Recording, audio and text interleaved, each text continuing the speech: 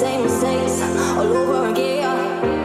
Joy should be free for all the people, but man, I'm not getting enough. All over again.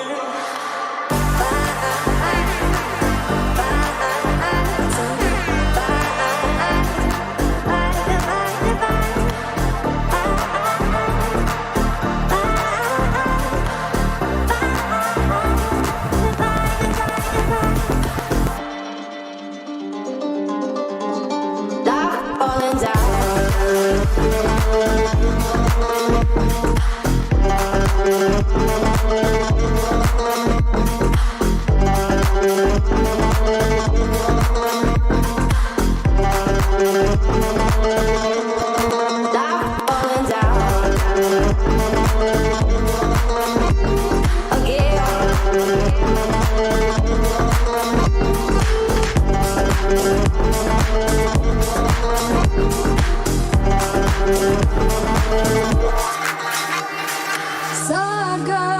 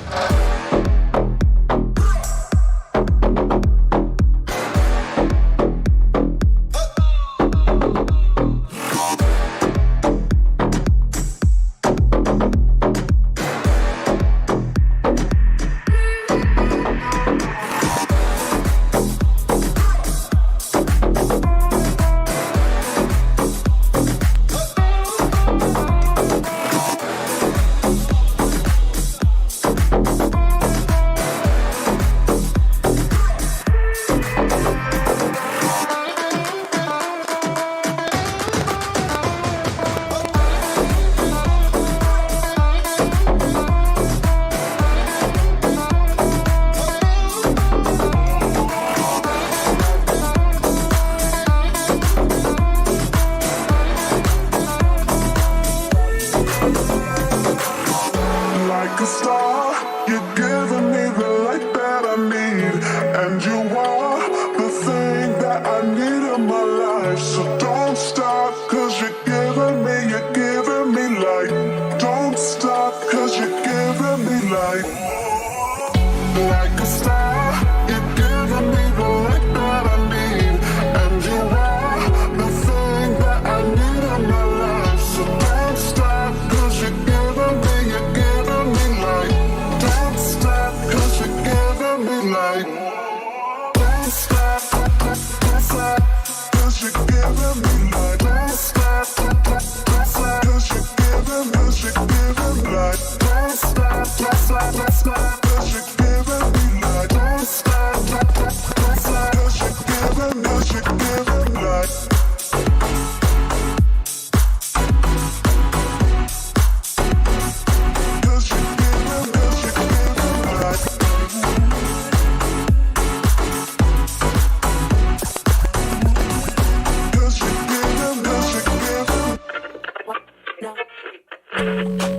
Why you tryna beg, friend? Nah, don't need none of them. Yo, why you tryna beg, friend? Nah, don't need none of them. Where you coming from your ends? Which ends? But I don't want beg friends. Like a star, you're giving me the light that I need, and you are the thing that I need in my life. So don't stop, cause you're giving me light. Don't stop, cause you're giving me light. Don't stop, don't stop, cause you're giving me light. Don't stop, cause you're giving light. Don't stop, cause you're giving me light. Don't stop.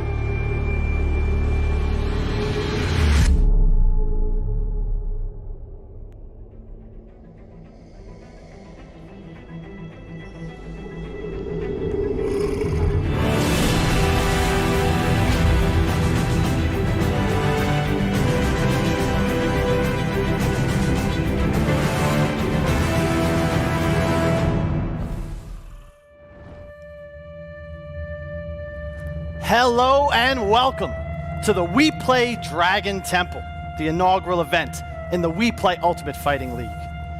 I'm so happy to greet all the members of the FGC at home. And I know you don't want to hear me speak. You want to see the players. We've got Group A, the Mortal Division, on stage.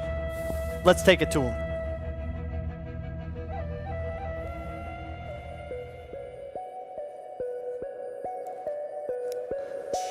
From the UK, tournament favorite, Foxy Grampa.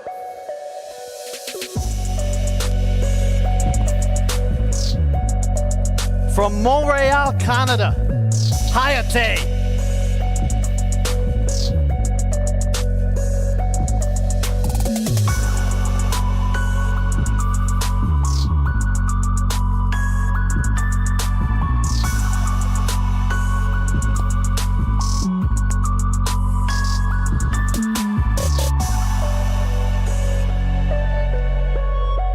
South American champion and Brazilian superstar, conqueror, Asodimazze from Sicily, Italy. AVirk.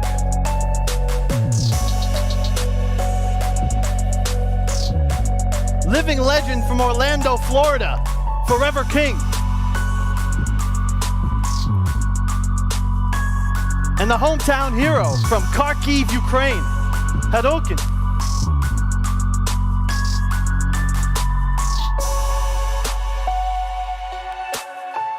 Let's give our combatants a chance to prepare. The matches will start momentarily. Do not go anywhere. Mortal Kombat is coming your way.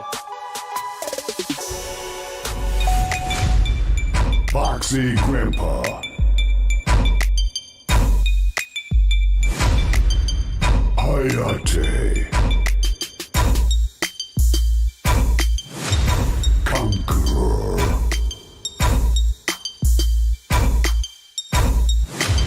Asodimazze.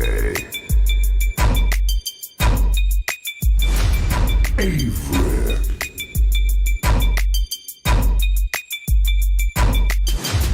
Forever King. Hadoken.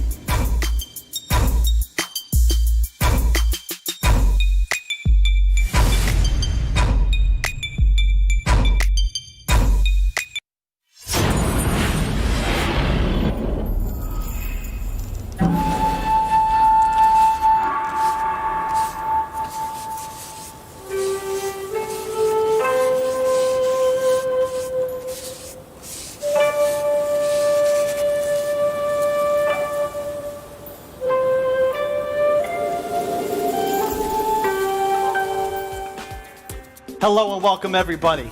Group A is about to get underway, but first, just want y'all to know, I'm Kyle.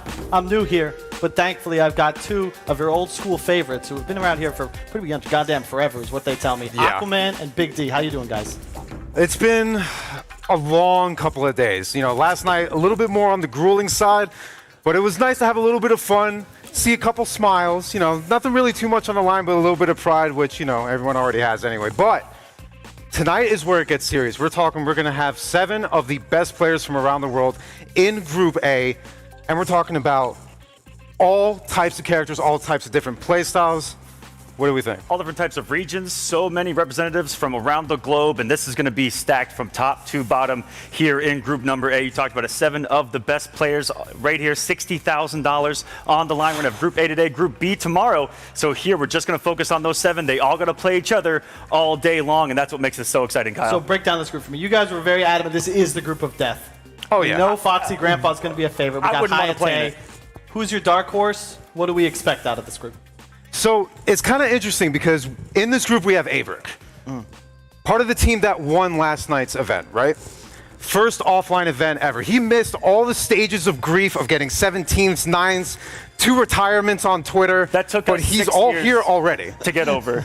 And he did it in less than 24 hours. And we still didn't see any nerves out of him. Exactly, last and night. that should speak volumes to what we're going to see today out of that young man, and that should be all eyes on AVirk to cause all of the upsets today. But can he do it when the pressure's on, and more importantly, when the money is on today? Yeah, and you know what? There's one other person that we have to keep an eye on, and that's Hadoken. He's more of like the regional hero. You know, doesn't really have a lot of the offline credentials that some of the other players have, but from what we've seen in the practice room, he can hold his own. And almost, you know, in retrospective, we're talking about AVirk and that all eyes are on him. No eyes are on Hadoken, and he could truly cause some upsets because no one, that's the least amount of knowledge that's out there, right? Yeah. And you know, I talked about it yesterday when we were in the player lounge, everyone playing him, getting to know him, incredibly solid. Everyone was impressed, and you guys saw some impressive gameplay from him just last night. Let's see how that translates here today. We did see maybe a little bit of nerves. Let's see if he overcame it, was able to get some, you know, get on stream, maybe get a little bit of nerves out, and hopefully performs well today. Yeah, I want to talk about how nerves are going to play a role in one of this, I think, first offline event in almost a year. We've got the group just thrown into ready. An arena, by the way. No pressure at all. No problem. First rounds matchups, Hayatei versus Hadoken, so we're going to see the young gun in our inaugural match on stage. Conqueror versus Forever King. And Asodimazze versus AVirk, as you can check out the schedule. I just love also seeing the variety of countries represented here. You know, I'm from Dota. Those of you watching, you've got no clue who I am. I understand, but it is just so nice to have truly international competition. That's right. The first match, I believe, is going to be that Hayatei going up against Hadoken. And talk about being thrown into the fire here for Hadoken, being thrown against someone who has, and I quote, never missed a world final for a multitude of games here in the Mortal Kombat community, and that just goes to show you the strength of Hayatei if we're going to speak about him for a second. And we check out Group B. We're not going to see any of these players today. That entire group will take place tomorrow, but it is equally stacked. Infinity, Too Easy, Gur, Dizzy Double T, Dubasic, MK, Azerbaijan, and of course, Mr. Tekken Master, got to be the top seed in that second group. That's just going to be Bloodbath Part 2. You were talking about how yesterday it was all smiles, having a good time. No, they're going to be looking to rip each other's throats out here today. And that's when you know that yesterday was all fun, right? Because you take a look at like someone like Foxy and Hayatei were on the same team. Yeah. They were all smiles, which is super out of character for them when it comes to tournament time. But I do want to talk a little bit more about Hayatei versus Hadoken. We saw he wears his heart on his sleeve. Hadoken, it was all fun yesterday, but he was still really trying to prove himself because he has that sense that he really wants to be able to hang with some of the best in the world. And that's why he's here, and he has his work cut out for him. Absolutely. Every loss, you saw the emotion come out of Hadoken. Every single drop, and that's why I talked about the nerves coming into play, because we saw some crucial dropped combos, and you saw the emotion just pour out of him, that he was so upset about dropping those, and you can't let those get to you. And as someone, this is your first big offline event, pressure's on you, pressure makes diamonds, or it crushes you, and that's what we're going to see today. Yeah. We also saw a patch drop yesterday. This is another. Oh, like, yeah. I thought only Valve did this, but apparently Warner Brothers does too. No, NRS decides to throw us a little curveball here and there. Definitely a little bit interesting. I don't really know what changed with the patch. I don't think anyone really knows what changed. Okay, so a couple of the changes, you know, those pre-patch jump kicks that were on some of those ultimate characters have been removed. Just a couple of minor balance changes. Rain doing a little bit less damage, and we might see some Rain tomorrow out of Azerbaijan, which gets me really excited. I love me some Rain. But also Scorpion's Fire Breath being nerfed on hit to not guarantee a throw. That's going to come into play here today. AVirk immediately looked at that and said, my game plan has completely changed, and overnight had to change his game plan coming into this, and AVirk might, you know, put a little asterisk next to his name because he had to change something overnight coming into today, and that's something crazy when $60,000 is on the line. And that's got to be done. First day here, we finally get to see what he looks like. Second day, he's going to have to completely revamp his play style. That's right. Good luck to the kid. I mean, especially in this group. Good luck, have fun. You know what? And it's crazy, too, because AVirk already had to go up this damn uphill battle from the beginning. First offline event and everything. And now they changed one minor detail with an ability that changed his complete character, and now he has to go for something different. So that kind of leaves him. It would make us even more impressed if he could make something happen with such a quick change overnight, literally overnight, leading into this for $60,000. And for AVirk, it's also a storyline kind of overall, and for everyone watching at home, the Mortal Kombat community really breeds champions online. Our netcode is incredible for fighting games. These guys have been competing online for a long time. They show up and they start beating legends in the community. That's history in Mortal Kombat. It's been happening since Mortal Kombat X, through Injustice 2, through Mortal Kombat 11 right now. Can AVirk do it again today against some of the world's best? Hey, I can't wait to see it, and perfect timing because we're ready to start. Hadoken versus Hayatei is going to come right up. Let's get into it. This is going to be so good. Thank you very much, gentlemen, and a very warm welcome and a very good evening. And welcome back to the WePlay Dragon Temple here in Kiev, Ukraine. No more jokes, no more laughs, no more gimmicks. The heat is on. These gentlemen, ladies and gentlemen, respectively, are fighting for a share fare of $60,000. I'm also joined today by History Behind the Warrior. Will be your commentators for the evening. I'm not going to ask, are you excited? How excited are you? You know, man, I was really hyped for yesterday, and although yesterday didn't count, it was incredible. You know, the first time we've had an offline event in an extremely long amount of time, these players were finally able to sink their teeth into each other, show what the current patch of the game is, even if we did get an update in the middle of it, mind you. But it was, nonetheless, it was fantastic. It was so incredibly refreshing to see it. Day one. Day one. Pocket clash, man. No mains, no secondaries. I mean, I can only imagine what happens with their mains. As we get into it, here's a little video of the boys behind the scenes prepared. Hayatei versus Hadoken.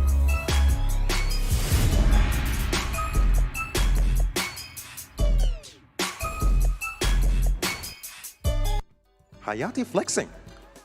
My man Already. likes the flex. My man loves the flex. But, you know, again, we have to talk. Big props to WePlay for one, putting this together. And honestly, like, doing that, that's so cool. We've seen it so many times, but it's cool almost every single goddamn time. Now, the interesting thing here is Hadoken up against Hayatei. And I'm pretty sure everyone watching this knows that this is quite an uphill battle. Hayatei having participated in multiple majors, having placed extremely well in a lot of them, whereas Hadoken himself is the hometown hero. He's representing Ukraine. And I can imagine that that's quite a bit of a weight on his shoulders. So I touched on that earlier, or yesterday I should say, that he does very well for himself locally. I think the worst place he's gotten is a second place finish, other than that just straight wins. And here's another thing, like obviously the matchup between themselves, it's Hayatei versus, you know, a no-name, if you will, right? Respectively, like internationally, I guess. But also when it comes to the matchup of the characters, seeing a DLC in Fujin versus, I kid you not, possibly a Noob Saibot. Yes, I actually had the pleasure of playing a Hadoken a few days ago, and he does have a very clean Noob Saibot. He also has a Sub-Zero, I'm well aware of that. So, you know, with the unorthodox nature of Sub-Zero, with his forward 2s and back 3s, and also his 1-2 checks, as we did see yesterday from AVirk, you know, the character is very strong. However, Noob Saibot, in this patch right now, as a custom character, he can obliterate your health bar in 2 touches. So you know, that's always the danger factor. But it's not like Hayatei will free himself up for the opportunity. As in, you know what? The variations that Hayatei does really use at the moment is really, really good. He loves going for the air cannon, constantly checking his opponent, you know, spending the meter if need be to stay safe. He has the Skywalker, so he gets those instant air running cancels if need be, and does have the Cyclone in order to extend combos. So I'm intrigued to see how this is all going to work out here, honestly, because this is the matchup I can't say I'm familiar with. Absolutely, especially pre-Ultimate. I mean, Noob Saibot in tournament, when was the last time we saw them? Maybe Honeybee, potentially? Possibly. Here we go, match 1, the Dragon Temple. Now, of course, when it comes to Hayatei, he will be explosive right out the gate. And one thing that you'll instantly notice with Hayatei is that this man has really mastered the wave dashing in the game. He will be so offensive. Dash in, dash out. Read grabs from a mile away and land that down to crushing blows. We did see last night, but no defensive meter. This is damage he has to hold. And against Noob Saibot, that is nearly 40%. Look how quickly the tides have changed. Yeah, 1 bar, 40%, extremely dangerous. Hadoken needs to be careful here. Don't overextend. Don't overextend. Choose your hits. You touched on that, man. Hayatei's movement is just something else. He was in training mode in the player's lounge, just like testing his movement and practicing his movement. It's ridiculous. It's impeccable. One thing Hadoken does have to be very careful for is throwing out those projectiles, because of course, you know, someone It's good. Back in it.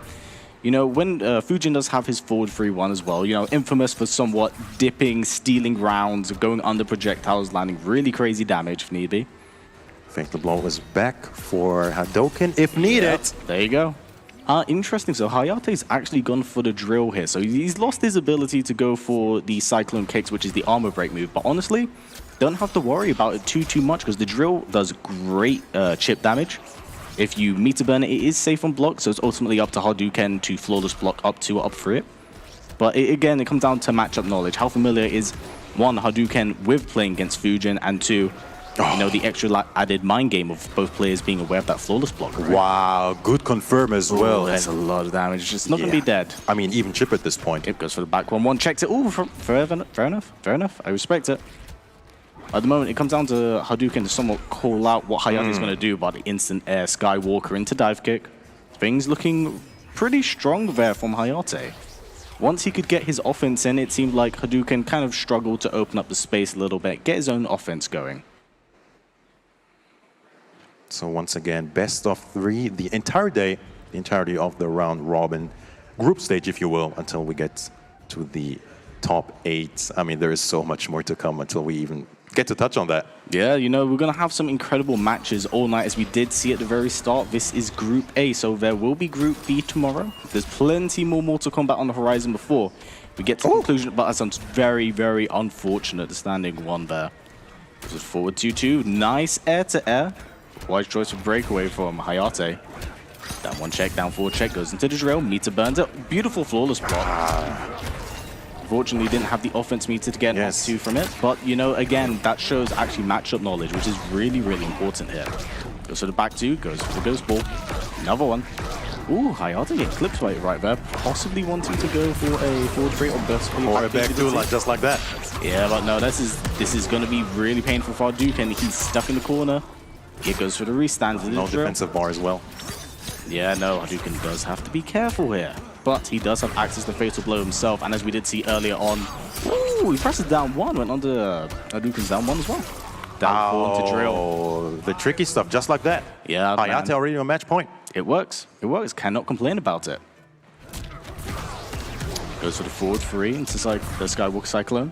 Beautiful cancel right there, but it just seems like Hayatei does not like the idea and concept of meter in this game, spending all of it in one go right out the gate.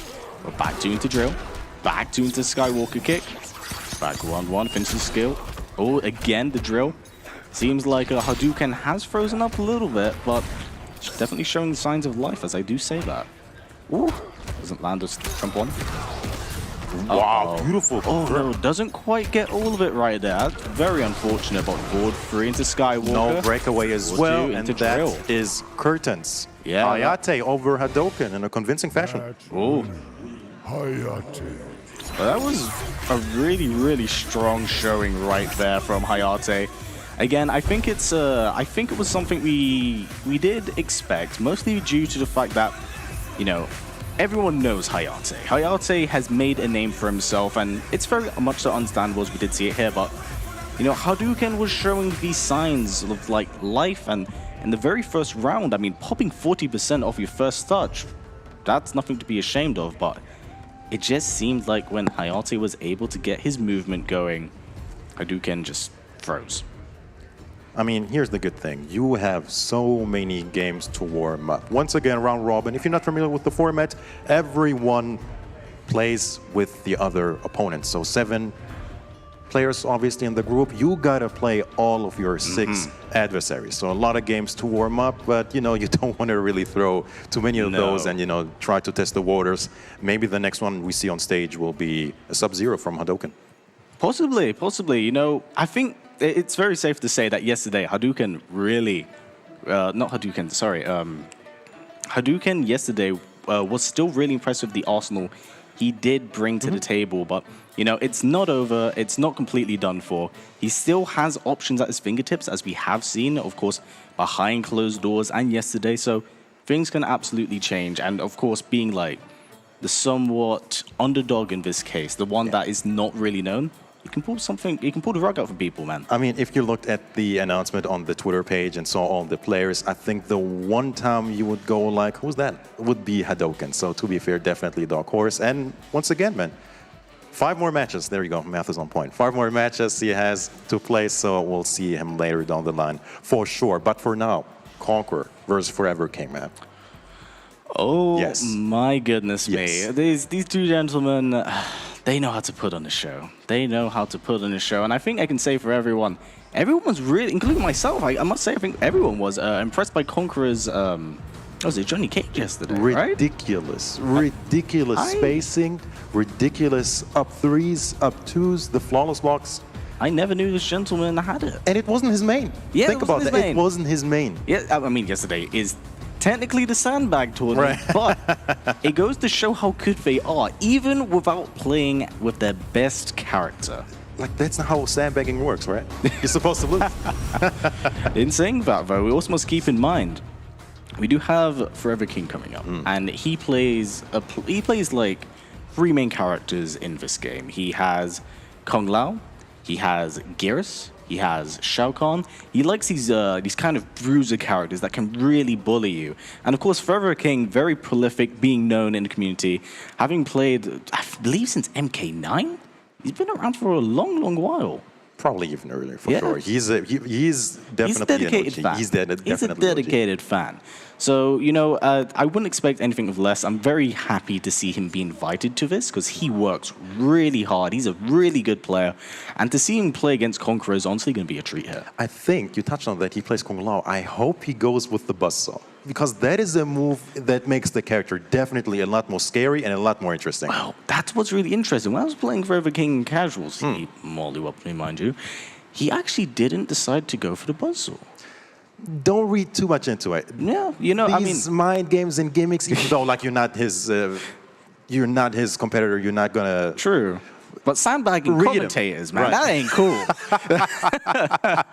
That's the scummy tech, man. But no, it's going to be a really interesting outcome because, again, let's not say he's going to pick Lao. You know, in this case and scenario, he could go for Geras. You know, I've seen him. He loves using the sand trap. He loves using the sand clone. The sand clone, extremely strong on Geras. A free teleport tool as well as a plus 12 tool when he explodes it. That's a lot of frames to work with. Looking forward to it, either Geras or Kung Lao. Let's see it after the stare down. Conqueror versus Forever King.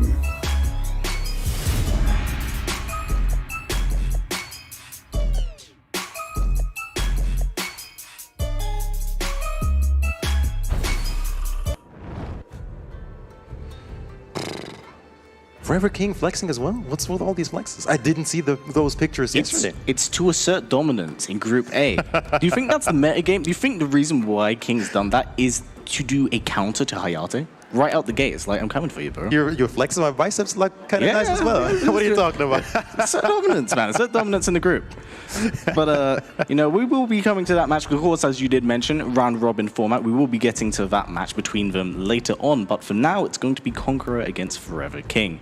And I'm super intrigued to see how this one's going to turn out. Let me put you on the spot. Who's winning this? Now, it's hard for me to say because both these players are really good, but I will say for the sake of Conqueror and his placements at Final Combat and how good we have seen him be in this game, it's hard to not deny that he may have the edge here. But with Forever King being a well-known player, having an arsenal of characters will really allow him to work around, you know, maybe some of Conqueror's options. But Conqueror plays a Johnny Cage too. You know, he doesn't have to necessarily go for Sub-Zero. Boy, oh boy. Here we go. Hovering over Geras already versus Sub-Zero. Hello, hello. Cripping Ice, yes, and the Deep Freeze. We've seen that from AVirk yesterday. Of course, I mean, it is a very good variation. You know, having a hit confirmable forward 2 overhead, really strong. And even then, on reaction, if you hit the forward 2 and your opponent blocks it, go for Creeping Ice. Keep yourself safe. Don't overextend. Don't commit to something that would otherwise get you killed. But yeah, let's see how this one's going to pan out with Forever King. Because, of course, we saw him hovering over Geras. You know, Geras is literally, as he does say, eternal. So I feel like this character, despite the nerfs he has received in the first year of the game, is always going to be strong regardless of whatever they do to him. They can slap him on the wrist, he's still going to sand trap you. He's still going to sand trap you. But to be fair, he has received a lot of slaps on the wrist, if you want to call it that. Yeah, but His wrist is bruised. he needed it, in all honesty, because remember how strong the character was right out the gate for a long amount of time. All of his crushing blows were originally based off counter hits. 3 crushing blows and see you next round. Yeah. Or next game. Like, GG's, thanks for playing. See you in MK20. Here we go. Sub-Zero versus Jerris. Conqueror versus Forever King. I have studied it for millennia. Then you know you can't win. Round one. Ooh, some smack talk from them right out the gate here, but let's see how this one goes. Forever King jumping right into the fray with a command grab, throwing out that sand trap. Ooh, 4-2-4. What a way to start things off. That's got to be a message to Forever King. Don't overextend. I'm watching you guys. For the plus range, challenges with a down one of his own. Nice. Puts him in the corner again. Down 4 into Sand Clone. Down 1 goes 1-2 ice ball. How much did you get here? That was, Okay, was worth it. really good. Was worth it. For 1-2, back 2, no one home. That's really good. Back 2 basically has little to no recovery unless you just like press a button afterwards. And here's the crazy thing about Conqueror. He doesn't usually mix. No, He doesn't need his 4-2. In all honesty, I think from watching AVirk yesterday and watching Conqueror play today, do you need to forward 2? Do you need to overextend? Do you need to put yourself in that unsafe position? Definitely not, especially with creeping ice, which is safe. Goes for the 1-2-4. Beautiful splash right there. Taking him to the corner. Do not move if you're Conqueror. Vacuum still in play. Oh, Another one. grab. The possibilities are almost Oh, down impossible to... Oh, that's dead. Wow. I mean, how could you not respect them? With Fatal Blow loaded and the command grab equipped, how can you not respect them? You do have to, man. It's either that or you go for the late wake up and you got to see how Forever King reacts to it. But right now, things looking good for King. Very, very confident start, but you know, Failed. the evening is still very, very young. And Conqueror made it to Final Combat for a reason. Oh, we're seeing a lot of jumps here, of course, wanting to get over the possibility that Sandtrap. Oh, what a hit confirm off a down 3. What a combo, man. Beautiful stuff. Back 2. Oh, nice. He might spin it here. No. Breakaway. Yeah, I guess that breakaway. Oh, Really he definitely jump in. expected it down 2. A lot of trades at the moment. Both players kind of feeling each other out, wanting to open each other. Didn't You know believe what's it. really good? We ain't seen forward 2. Outwait. You were saying? Shut up. I'll shut up. Oh, Hey. Dan, that was another down 2. Beautiful throw tech right there from Conqueror. Interesting trade from the air. Now, Can he get out of the corner? That's the question. Wow, That- smart stuff, Forever that King. is what Forever King was looking Oh, for. wait a because minute. He might get more here. No, Oh. wake up junk is gonna be good. That was smart. That was really, really smart because in the previous round, as we did see, you know, Forever King was able to really dominate Conqueror once he put him flat back in the corner. But, ooh, lands a crushing blow. Did you see that zoom out, man? That was disgusting. So jump 3, back 3-2 into slide. Jump 3. Ooh, ejects him with the back 3-2 into ice ball. Nice. Unbreakable. Ooh, was The dirty looking- stuff. Yeah. Honestly, this has been really impressive from Conqueror. Not quite a flawless, mind you. Oh, but yeah. Big overextends once again. Not That gonna is work. Big dead. Conqueror up 1-0 against Forever King. No, that's really, really good. But, you know, Forever King played really, really well for the most part. But once Conqueror was able to itch his way out of the corner, King kind of, he struggled to get his momentum back. So, struggled to get it going. Oh, hello, hello. Looks like we're going to see Liu Kang Light, as they do say. But, man, no disrespect to the Kung Lao. We love this boy in his hat. I don't think he went with the buzzsaw. I don't believe, like I said, I don't think he's actually utilizing Buzzsaw at the moment. King, you know, I feel like King's committed to the way how he's played, or how he's always played Lao. So there may not be a need or desire in order to change it, but right Which is at the gate, unfortunate. it is for the most part, but you know what? Stick to your guns and what you are comfortable with. What a call out, if there ever was one. Oh, the down 3, possibly expecting a grab. Of course, it was a gimmick made by Foxy Grampa very early on in MK11's lifespan. Down 3 into grab. Beautiful up 2 right Side there. switch. Oh no! Oh, get out of here, Conqueror. That was brilliant. That was unnecessarily flashy. But you know what's also really interesting to point out? Forever King is using that. Ooh! Oh, Yeah, boy, King oh, was boy. using the Kung Lao stance. Oh no, he's going for the Hail Mary fatal blow. Everything is working out. Yeah, that was very unfortunate for King. He's committing to stuff and he's getting caught by it, and Conqueror is now on match point. Forever King needs to make Nice. something happen here. Oh no, drops the combo. So unfortunate. Seems like King's Maybe a little bit shaken up at the moment. No, that's not gonna work That's against a Amplified tragic Ice Ball. tail. Goes for jump free, pull down free into the 1-1-2. Goes for the great Kung Lao lift. A move that we rarely actually do see. And of Good course, blocks. this now being customs, anything's viable, anything's possible. Let's show off the swag. Goes for double spin. No breakaway. Oh my goodness me. Goes for Z-Hat. Catches the wake up. Really good stuff from King right there. Ooh, Surely not. Oh Alan. Surely my. not. Oh my.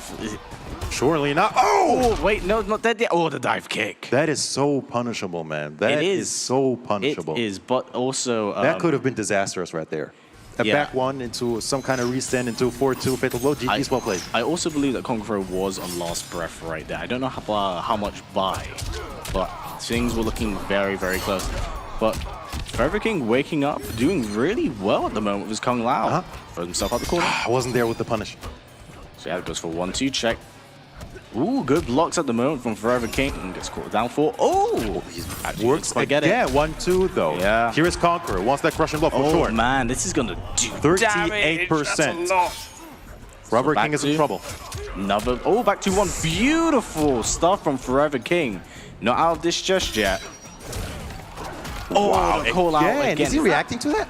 I definitely believe so. He has an eye out for it. I believe that's either 2 or 3 slides. Oh, goes for the 1-2. That button really good. Oh, this is so close, Callum. This is so close. Point blank Z. Flawless block, though. Okay.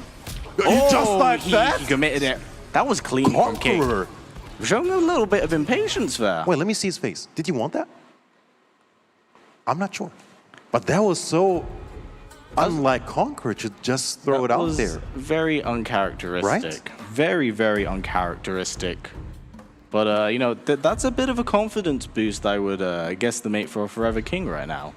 You know, he's like, maybe my Lao's frustrating this. Maybe he threw it out as a sign of desperation. But Conqueror, you know, still sealing in his variation. I think it's the same one, Deep Freeze, and the Ice Ball is Yeah. locked in as well, but he's thinking about this. One went wrong there. I mean, it was looking brilliantly. It was a was. match point. It was. I don't see the need to change variation, honestly, because he was playing really, really well for the most part. It was just certain things were just missing it, and Forever King was doing the damage, and I don't know. It was a weird one. It felt like Conqueror did let it slip out of his hands for the most part, but you know, things aren't over just yet. Lands a throw. I definitely like the stage switch because was making the most out of that interactable. Yeah, goes for the forward 4. Ooh, nice air to air for King. Point back Z-Hat again. Looks like Conqueror isn't quite reacting to it with the sliders we did see earlier on in the previous match. Nice neutral duck right there. Jumps over the ice ball.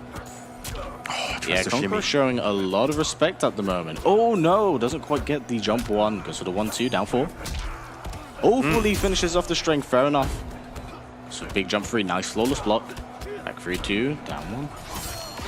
Forward 2, ooh, okay, still lands it, Really patient, man. This- Forever King, really patient.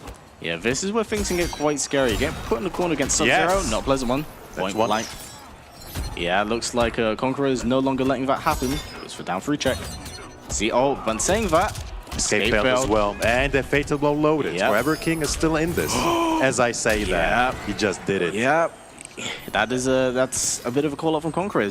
Forever King now must keep in mind that, you know, he is reacting to point blank Z-Hat. Oh, the double back to Ice Ball. That's something very, very rare. Are we going to see it again? Down 4. Forward 2 into creeping ice. No amplification. Down 4. Down 2. Oh. Surely he's Oh, gonna they're forward keeping- 2 at some point, surely. Yeah, no, Conqueror's still keeping in mind that Forever King does have that crushing blow locked in, so more than likely wants to go for it. Just going for raw standing freeze, the forbidden button. Is this a Sub-Zero. flawless so far? I think this is a flawless. This could, in saying that, remember, we are all on commentary, my friend. Do not jinx it. 12% Things looking left. good for Conqueror. Forever Looking King. really good. And that is Yeah, it looks like...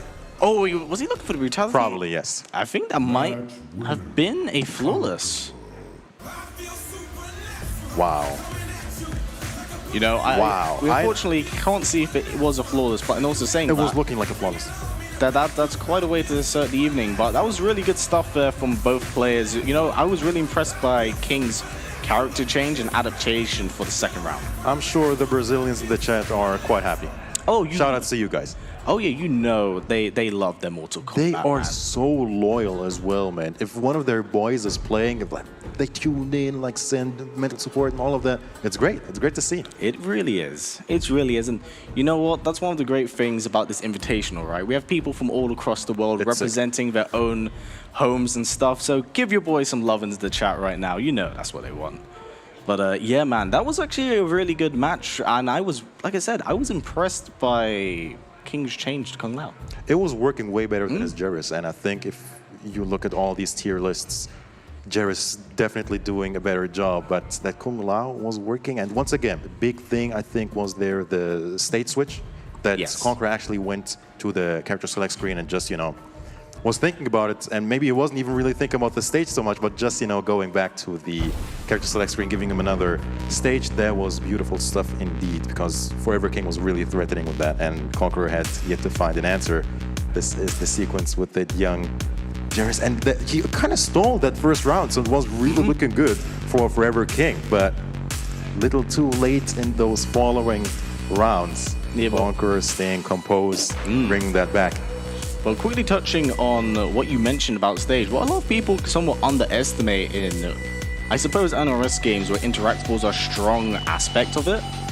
The stages are kind of characters in themselves. They can be extremely beneficial with how you wish to approach things and what interactables you can really use to benefit. For example, on this stage in the Black Dragon Fight Club, if you have a string that's alone, you're next to the hammer. You got, let's say, Scorpion's back 1, 4, 3, right? Second hit, low. But if you're next to the hammer, go for back 1, go stage interactable, land the overhead. It doesn't only give you like a mix or extended attack or armor, of course, but that escape. And I almost guarantee, like, let's say 80% of you don't know all the stage interactions. Like, there's so many of them. You can jump out of stuff, you can throw stuff, you can hit with stuff, and some of them are really, really good. They are really good. I mean, have we seen with the combo videos from throwing that little time capsule? Of course, in the left-hand side. That's one of those you know, obvious ones, right? That's of course. That's for YouTube and Twitter. Get those young retweets. But for now, we'll have the third match of the day: Asodimazze versus AVirk. AVirk making his face reveal in an offline tournament, and by the way, winning his tournament, the Pocket Flash. What a way to do it. And not only just doing that, defeating the likes of a Foxy Grampa and Tekken Master. And, you know, we were talking about that, like, does this day even matter, whatever. 100% everyone was thinking about it. This wasn't fun. Do you know what I mean? You know, even if AVirk, even if you don't want to say that tournament, AVirk can say many things that not many people can say. I beat Foxy Grandpa and Tekken Master on the same night. Yeah. Not many people get to say that. In your first offline tournament, by the way. Yeah, I mean, exactly. Who wins his first offline tournament match? It's crazy. Like crazy stuff indeed, and just goes to show what he has in store for us. Definitely not a fluke, definitely not a Comet League warrior, but however, on the other side, hailing from Italy. So Asodimazze definitely going to rock that Cetrion all day, that's for sure. And yeah, fair character, he still says. Yet again, I don't think anything happened really with the tiers. Didn't shift too much, especially with, what is it, Deadly Winds, right? Yeah. Deadly Winds. I mean, such a strong tool, man. What? I did not realize how strong that move was up until recently, when there was a UK-based tournament. Shout out to Nuji and Jack Sprite, you guys at home for Lockdown Throwdown 3.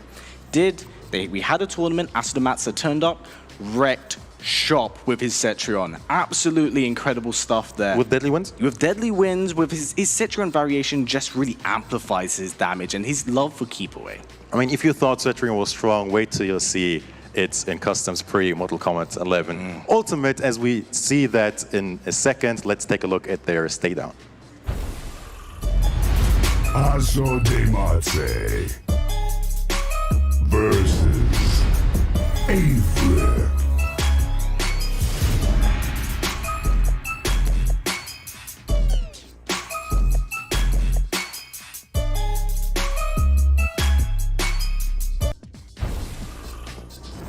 So Asodimazze, once again, hail from Italy. representing Esports Empire versus AVirk, representing that black shirt. Already looking at his notes probably. And is it indeed going to be a Scorpion pick? I mean, definitely having a superb Liu Kang, as he showed that yesterday. Exactly. And I'll put it like this. We saw an incredible Liu Kang yesterday, and he was able to really take it to Asodimazze. And I'll be honest with you, it was kind of disgusting with what he was able to do. He was able to land that instant air fireball into the flying dragon kick, which is a really rare crushing blow. We saw these explosive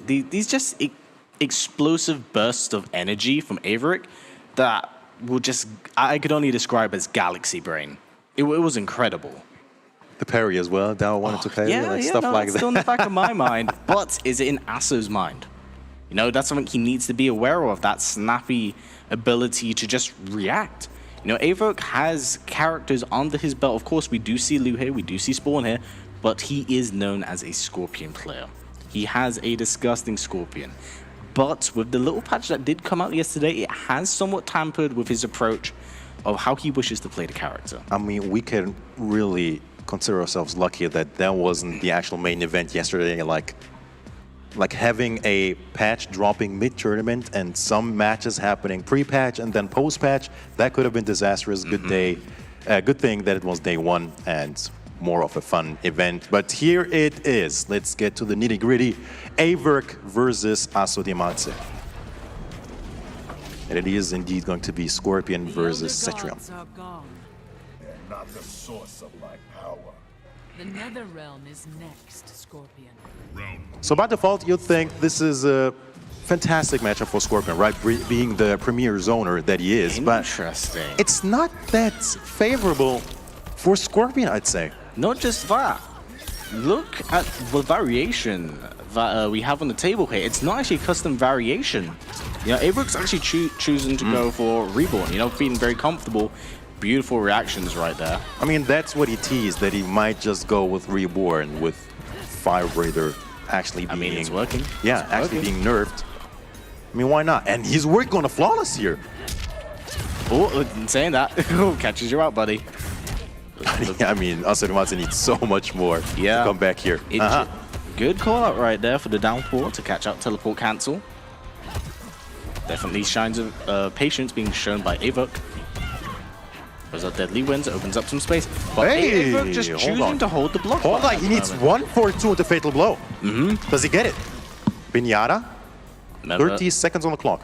AVirk just choosing to somewhat... I'm not entirely sure. Yeah, there you go. Ooh, down 4 under the standing 1-1. I will say, AVirk playing a little bit slow and patient there. Kind of felt like he was playing with his food a little. He did have the win in the bag if he chose to win in, but... You know, maybe it's a good sign to not overextend, especially against a character like Cetrion, which has deadly wins. And you have a player like Asodimazze, who really thrives in that keep away, people pressing buttons, overextending. I mean, even that chip, man, adds up quite a bit. Yep, saying that, it's all going to add up. And lean back to Asodimazze choosing to not go for any breakaway because he really, really does love using that H2O port, of course. A very, very strong move from Cetrion. Basically a full screen teleport. You need that. Keep away character. You need that if you play Cetrion. What is Cetrion without a teleport? Uh-oh, gets caught out of the back two. Forward 3-4. Does that deadly wins once again, but back to fully commit, and... Not this time. Is that going to be dead? Doesn't spend it, actually. Beautiful stuff from Asodimazze. Really good acknowledgement that he doesn't need to spend the 2-1-3, I think, crushing blow combo. Just kills him with the vines. Things on over just yet. Yeah, staying alive here, game 1. Ooh, goes for down 4 under it. Goes for the grab's going to open up the screen now, but... Ooh, instead Asodimazze choosing to challenge it. Oh, For sure a mistake. For sure a mistake. Or a super hard read. Yeah, I feel like that was a really hard attempt at a call out there, but I would not get to... I wouldn't overextend. Oh, good pickup. Oh no, doesn't quite go for a spare either. Down one check, forward 3, goes for a grab. Patience from Asodimazze. Now, one thing I will say I've noticed from playing against Asodimazze in casuals earlier today, this gentleman's actually kind of content with getting grabbed. Yeah, there's no tech attempt. But with the threats of, you know, a crushing blow on Scorpion, sometimes it's worth just taking the throw, not committing to the tech for the sake that you may give him a bleeding crushing blow or 30% backwards crushing blow. Especially going against those characters that have a two-way crushing blow, exactly. Always wise to be aware of this, but we're coming down to we're chipping away at Show. Fatal blows, the threats, and slowly time is becoming a factor as well. 20 seconds long clock. Honestly, from commentating, being very familiar with Asodimazze, he's perfectly fine with taking a timeout if needed. Forward one. No, the neutral deck into the 1-1. That is going to be death. Wow. With 9 seconds on the clock, the clutch from AVirk. That was really good from AVirk because it goes to show that even whilst Aso was trying to play the lame game, keeping him out all the time, just wanting to run the clock, AVirk was able to keep his cool, get around, not really overextend, overcommit, and play it just really level-headed. That's really, really good stuff from AVirk.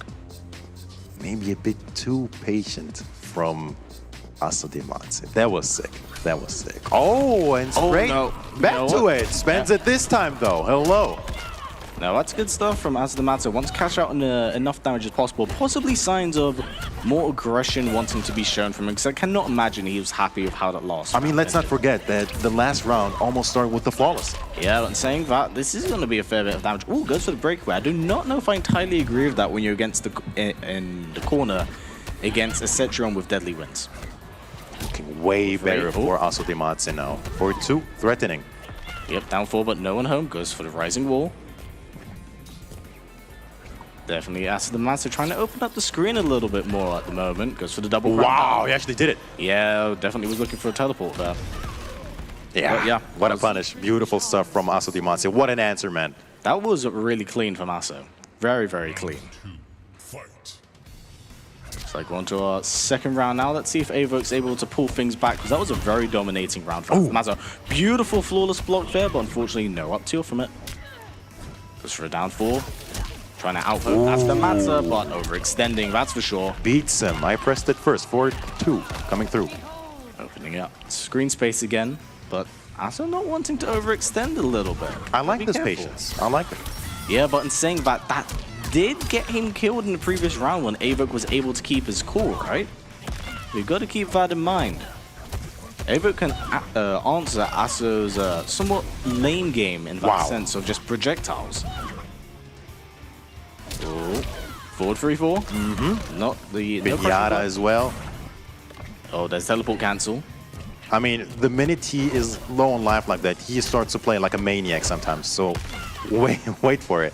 We do. We like at this point, Aso can play things very slow, but it is what got him killed last time. Oh, good jump recall out. That was good stuff from Asodimazze. That was super dangerous and super brave from Asodimazze. I mean, you were 1-4-2, 4-3-4, crushing blow to fatal blow away from stealing that round, I think. No, that was really good. Again, it shows Aso's ability to adapt on the fly. Everyone's here for a reason. No one was picked for the sake of, we needed someone to be here. Everyone's very, very good.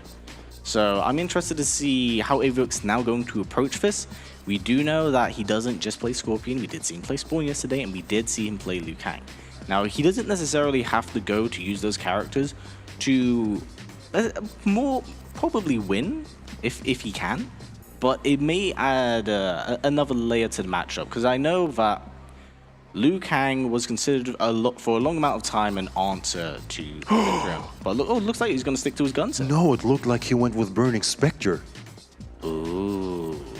If my eyes aren't deceiving me. Oh, both plays. Wait, have they... Aso says, for me it's okay, so I don't know what's going on. Maybe something wrong. Okay. Let's see how this one... Oh. Okay, maybe it's not okay. That's fair enough.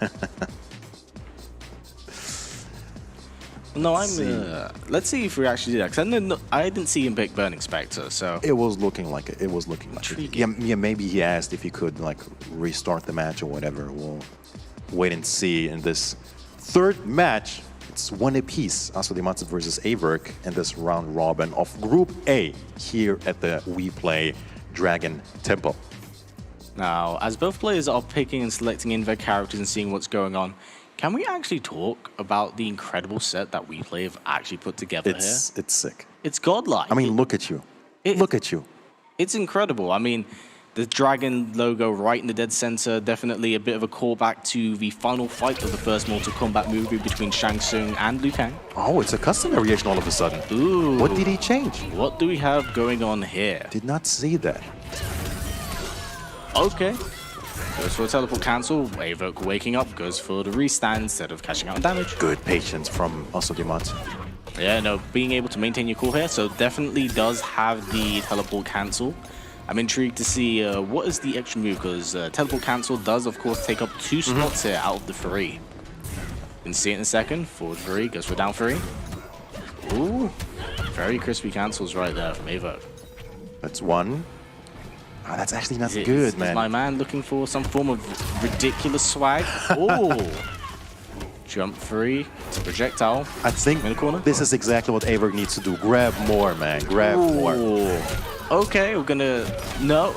And the back 3 finally with the unblockable. That is cheeky stuff right there from AVirk. And AVirk now on match point. Goes for the rising wall, splats him back. Nice teleport cancel. A lot of pokes going on at the moment, but AVirk has forced himself in the corner.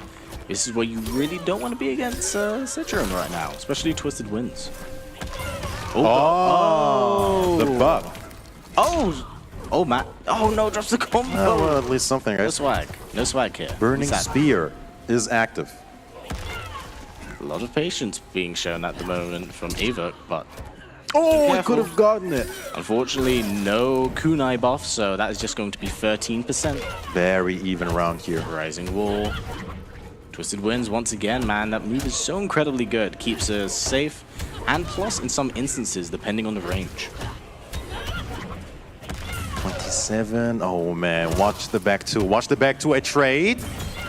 Yeah. Oh, wait a minute. What does he do with it? No, The armor is broken. That might be dead. I think it is because he got the breakaway, right? That resets the damage and the scaling. No, he's not going to get 2% here. He's not going to get it. Okay, not over Still just alive. yet. Asodimazze needs to make something happen here. What? Oh my goodness me, I could have gone either way. Just the down 1, but still is going to be good. AVirk over Asodimazze, man. Yeah, that absolutely could have gone either way at any point in time. Great stuff from both players there. I was, honestly, considering how AVirk played yesterday, I was surprised it was as close as it was, but Asodimazze continuing to impress on the global stage now. That was sick. That was really good. That was his first official tournament match, and still clutching it out with that Scorpion. I mean, the Burning Spear not making much of a difference, I'd say, but still, yeah, almost playing a handicapped Scorpion. I mean, in some instances, I feel like at this point with Scorpion, you just take the teleport cancel, and then depending on the matchup, you can essentially pick whatever you want. You can go for Demon Dash, although it may not be as good as it used to be. You could still pick it. Of course, you do have the Fire Breath. Again, that has taken a slight nerf from the recent patch. You could go for the kunai buff, as we have seen, does a little more damage with all things kunai related. You know, that it essentially comes down to the matchup. It's like when you pick Shang Tsung, right?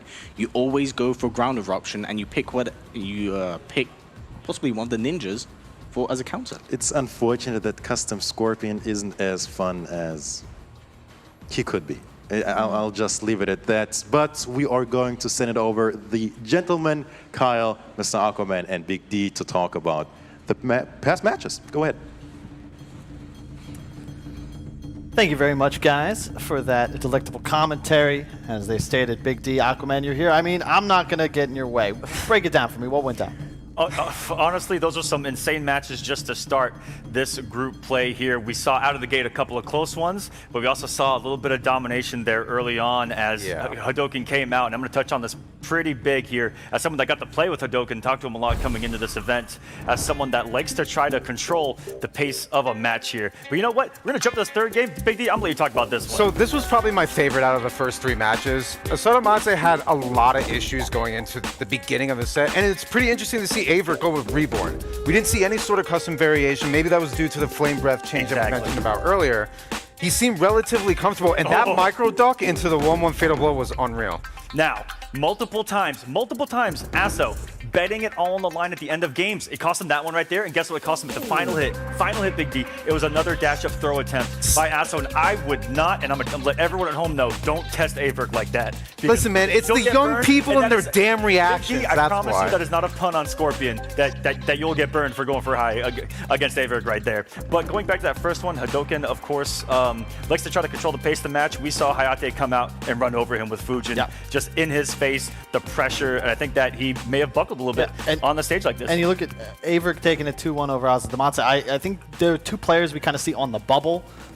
First round complete. Second round coming up. This will feature what I'd say is the premier matchup. We got Hayatei versus Foxy Grampa. But keep in mind, like, that bubble's important because only 4 players are going to actually make it to a bracket stage. Bottom 3 are eliminated, and we'll see how it all goes down by the end of the day. It's just Group A all damn day. Yes. And you talk about this group and just how ridiculously stacked it is. I mean, we even saw earlier Conqueror coming into it with Sub-Zero. Now that he gave Sub-Zero that safe overhead with the forward 2 and then that creeping ice, we saw him use it a little bit more. Yes, in the beginning, he was notorious for gate. never throwing it out. Yesterday, even here on the analyst desk, making us look like fools, thanks Conqueror, was that he never did forward 2. Round 1 fight, forward 2. First thing he did. Lands, and guess what? I think that was because money's on the line, changing things up.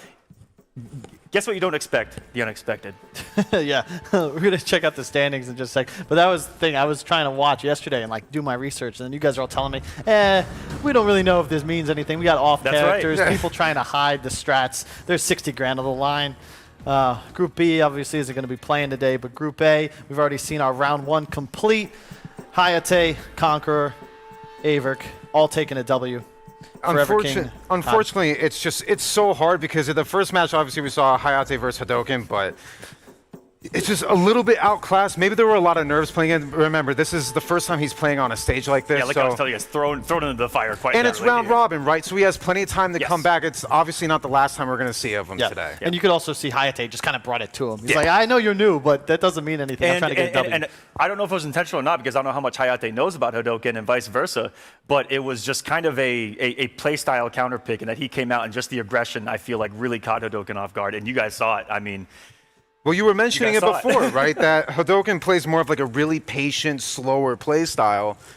Hayatei and Fujin together don't let you do that. Yes.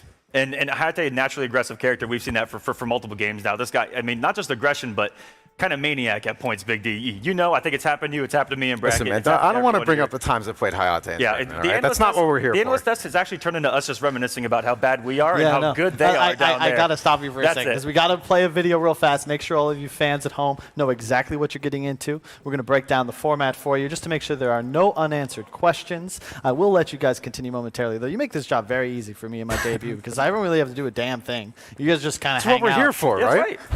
Yeah. So check out the clip.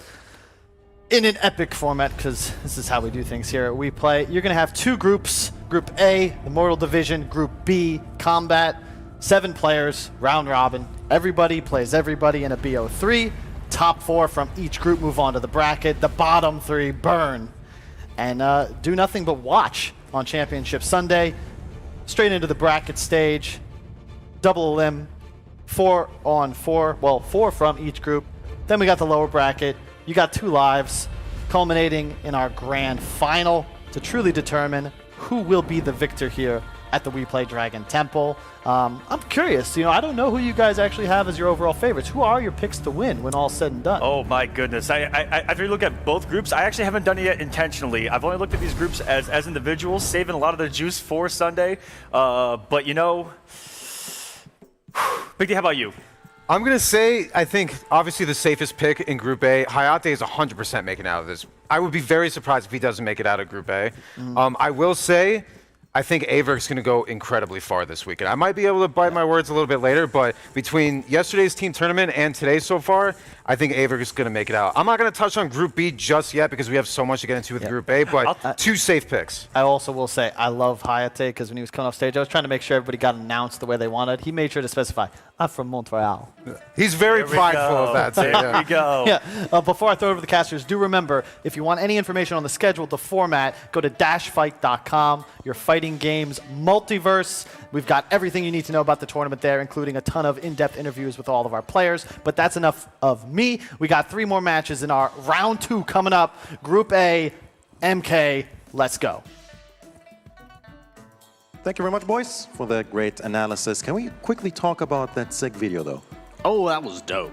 That was so cool. His Choose Your Destiny tower. There you go. Yeah. Choose your destiny, not test your luck. Anyway, we have the next set of matches ready to go. It's going to be Hadoken again.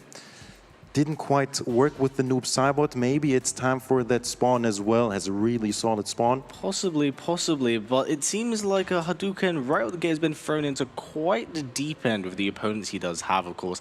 Hayatei right out the gate, you know, a person who has played and been a really strong player in the NRS team on a global scale. And I believe he's going up against Conqueror now. It's going to be a tough task for sure. But before we get into it, once again, here is their stare down.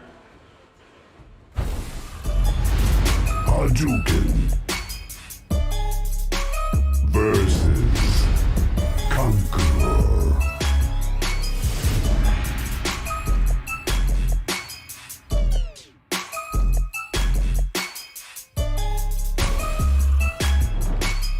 Boy, oh boy, what a day in the office. First against Hayatei, then against Conqueror, and it probably doesn't get easier. That is Group A of the Dragon Temple. Yeah, man, it's going to be very explosive. It's going to be an uphill battle for Hadoken right out the gate, man.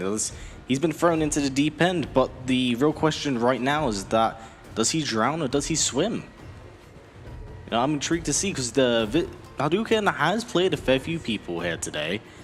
He's played a lot of them in casuals, but will that be enough time for him to kind of learn what's going on there? But looks like we got a lore battle going on between the two brothers. What did I always tell you? To never trust anyone. Least of all family. Round 1. God, he's so edgy. It's like a DC movie. Here we go. The Brothers Act, if you will. Hadoken versus Conqueror. Yeah, no, I'm really intrigued to see how this one goes, because, of course, Hadoken himself does play a Sub-Zero and does have a good one of that. At the moment, showing Noob Cybot some love. Very strong with his patch for the sheer damage he can land, but also got to be very careful to not overcommit. Goes for the forward 2-2 into the slide. That's the 318% on the board. Oh, goes for the forward check, but this is definitely where you want to be very careful playing against Sub-Zero. Wow. Oh my god! It was loaded. The forbidden crushing blow that we rarely do see. Goes for the back 2, goes for jump 1, back 3-2. Nice. Beautiful hit confirmed right there. Oh. It's alright, it's gonna be good. 29%. Yeah, you know, definitely expected to break away. Plus frames, goes for down 3. Gotta be careful. Oh man, this is gonna suck. That's 25%. We're seeing a lot of really interesting jumps from Conqueror at the moment. Wow, and what a punish. Definitely, I think Conqueror was assessing his abilities of... He was thinking about it, right? He was thinking about what he would do. What was his decision? I mean, that's really good, though, right? Being able to think about your options through the use of Ice Ball. Must be nice being that plus. Again, goes for that slide. That's good 20% on the board. Hadoken can land more of those. It will stack up over time, and of course, there is a crushing blow tied to it. A lot of damage on the board, but that's definitely not a trade that's in his favor. Pushed into the corner. Time to get bullied. 50-50 time. Oh, goes for a grab. You know what? Instead, Conqueror is now in the corner against Noob Cybot. Very scary situation. That's 20%. Flawless shimmy on the 1-2, man. Beautiful. Oh, no. hello! The uppercut getting his chin checked. Oh, this Side optimal switch. damage. This optimal Ouch. damage, 46%. I've never seen that before. Oh, He the blocked it. online special. He blocked it. Can you believe it? I mean, hey, man. It's been 9 months. Offline, baby. Yeah, you know, that Combat League stuff, that gets to you. It was back 3 fatal blow. This would be a different conversation. Forward 4 check, goes for the 1-2, goes for down 4, another down 4 check, jump 1, back 3, lands the grab. Hadoken frozen up a little bit, scared to put in some offense. Oh, Yes, he's doesn't wasn't capitalize on it. Can you believe it? That's unfortunate, but you know what? He's slowly itching his way out the corner, which is a really, really good thing because getting put in the corner against Sub-Zero, he does have incredible Oki off his forward throw, does have his back 3-2, does have his forward 2, and of course he does have the standing 2 off Ice Ball, where is, I believe, plus 22. Smart. Yeah, it spends the ball in order to stay safe. Good stuff from Hadoken. This is actually pretty. It's looking really even. good from him. Yeah. Nice air to air. Jump in as well. Breakaway coming Down through. 1 check, back 3, another back 3. Good blocks. Clean jumping doesn't though. quite confirm it. Yeah, both players being very, very aware. Ooh, back 3 check again, forward 2. So even, Interesting man. trades. Oh, It not actually dead. worked. Uh-oh. 13%? Gotta be skimming. This is Sub-Zero, man. 11 actually. This is Sub-Zero. Forward 4+ frames. Oh, is he gonna do it again? Both whipping, no one's home. Yeah, definitely Conqueror doesn't want to overextend. Down 4, back Caleb. 1. Oh He my didn't do it this god. time. He didn't do it this time. 10 seconds on clock. What's it gonna be? The jump in That into is the down so 2. tragic. Wow. He bet it all on the slide, Wow. and Conqueror knew it was coming. That is so, so unfortunate. But you know what? That's a lot closer than I think anyone was expecting. Wow, that is really unfortunate if you're Hadoken. But signs of life, man. That was looking way better against Conqueror than it was looking against Hayatei. You know the really crazy thing? If you didn't go for the slide and you went for the down back 4, which is the upwards clone, that's the anti-air, that actually would have been his round. Came down to 1 clone decision. Unfortunately, he picked the wrong one for instance. Really unfortunate stuff for Hadoken. That's not over. Absolutely without a shadow of a doubt. And I feel like if Hadoken's able to calm his nerves, pick his attacks a little bit more, because when he was landing damage, it was good damage. Even if it's only like 20% for the most part, if it's getting like 1-1-3 into the low slide, you know, that's still good stuff. I think he's really thinking about his choices here. Possibly. Maybe we're already in the match. See that in just a few seconds, but that was really looking good. So I'd be surprised if we didn't see Noob Saibot again. Exactly what we're seeing. Yeah, definitely no need to actually change things, because it was exceptionally close. Forward 2-2, but beautiful catch there from Conqueror. Back 3-2, goes for down 1. Oh, we're not going to see it again, are we? No. Back 3, goes for down 4 swipe. Forward 2-2 into low slide, forward 2-2 again. These will stack up over the course of time. The crushing flow does build up to it. But Hadoken getting pushed into the corner. Oh, empty jump right there. Down 1, back 2. Forward 2-2 in the slide. Doesn't choose to spend a meter. Wise choice. You know, does have the life lead against Conqueror right now, but if Hadoken stays in the corner, that life deficit will change. Could have been a trip guard there. Oh, back 3-2. Wake up jump. To finish it. It's gonna be good. Goes for a low. Wow. He's looking really good. I still got hit by. Wow. He's got to be careful. Hadoken. He believes. He believes. And I think that... Robbery in broad daylight. Yeah, he's getting... I think he might have that crushing blow locked in a second, actually. He's landed the low slide a fair bit. A fair bit. How many do you need again? I'm not entirely too sure. I believe it. Because it was quite a few. It was an absurd amount at the start of the game. I think the requirements for it have been either halved or strongly changed. It's been so long, man. And it's with been so long. the low clone, it hits twice, right? So it actually counts for 2 of them. But goes for the jump 3, back 3-2. Goes for the grab. Good Oki for Conqueror right now. Has a lot to work with. This is where Hadoken struggles, but pushing his way out. Of course, forward 2-2 with the EX slide does open up the screen. Very early jump in. Not sure what he was looking for. Maybe an air. Doesn't choose to spend the ball, which is actually a wise choice. It means that Conqueror always has the option at this rate to have the forward 2 ice ball be a hit confirmed. Stuff. A lot of patience being shown. Hadoken not wanting to overextend, being wise and aware. Yeah, goes for the creeping ice. Doesn't go for the flawless block, unfortunately. You can flawless block that. Yeah, a lot of patience, but this timer, it is climbing down. It is climbing down. Not in Hadoken's favor whatsoever. Needs to make something happen here to stay alive. Yeah, there's the flawless block, but no up 3. Yeah, it's just not happening. He can that's turtle here. definitely it. Yeah, he can turtle. No way. Just block. Yeah, he doesn't care about that grab whatsoever. There's no need to overextend. He can lame it out. Even look right there. Just Conqueror's like, cool, delayed wake up. Match point, Conqueror. I must say, I am quite impressed with how Hadoken has been playing this. He's been playing it really well, and I imagine probably at this point he has that crushing blow locked in, because we did see him go for a fair few raw shadow tackles. We're not seeing him getting those clean openings as I say that. That's 24%, man. This is good damage. They are small bursts, but they count when they do land. So of course, this game, meter does come back over the course of time, not from running, blocking, or taking damage. Throws it out once again, keeps himself safe. I really would like to see that back one being punished. Uh-oh, Been one whiffing time. quite a bit. Goes for 1-2. Uh-huh. Yep, goes for low slide again. Again. Creeping ice, nice flawless block. Yeah, Conqueror pressing a lot of buttons at the moment, just not wanting to get close via Hadoken. There you go. Doesn't want to get caught by that tackle. Oh no. Clean jumping kick, another one, kill him. Oh no. Oh no. Oh, Again, is he testing it? 4-2. Was that a reaction or just a fluke? Looking to space him out, but things aren't looking too great for Conqueror at the moment. Chip is a big issue. Yeah, Big Conqueror knows that he can't quite take the trade the shadow tackle on that. I mean, surely that's going to be three. it. Surely that's going to be it, the 4-2. Into the creeping ice, though. Oh, that's unfortunate. Hadoken staying composed. Conqueror not believing. He could have confirmed that 4-2 into a fatal blow. That is tragic. Wow, opted to go with the creeping ice instead.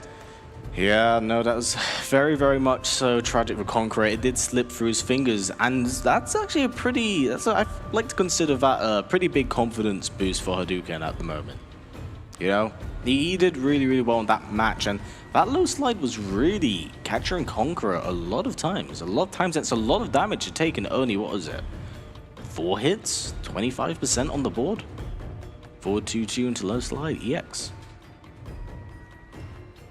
I think with some micro decisions off Conqueror's end, he can definitely bring things back, because it was neck and neck for the most part. And he was, how do I put it, a bit overzealous, if you will, was pressing quite a bit. I mean, his spacing was slightly off, I feel like. It definitely was, but that's the problem with a character like Noob Saibot, right? Has a crazy amount of range, can overextend, has the safe slide and the low, so you always have to keep an eye on it. Unlike Sub-Zero slide, which is completely unsafe, Noob Saibot basically has a portable one that he can make safe for himself, and he doesn't have to really commit. Oh, big damage time, 26% on the board. Doesn't get the anti-air, unfortunate. Big jump free, commits to the back one, goes to the full grab. Yoki looking really strong, back free, goes for the down one. Oh no, definitely some overextension we're seeing at the moment. Oh, what a drop though! That was not the drop he needed. But you know what? He still has quite the life lead at the moment, and definitely looking out for attempting to get that crushing blow locked in. And a down 4 afterwards. That was night and day to the Conqueror we saw in the previous round. Wow, what an answer. Yeah, see that? Conqueror's feeling himself. He's feeling himself. How could you not, man? You're playing for $60,000. Match point Conqueror. Oh, he's going for that beautiful crushing blow. Mid-screen, man. Mid-screen. Damage.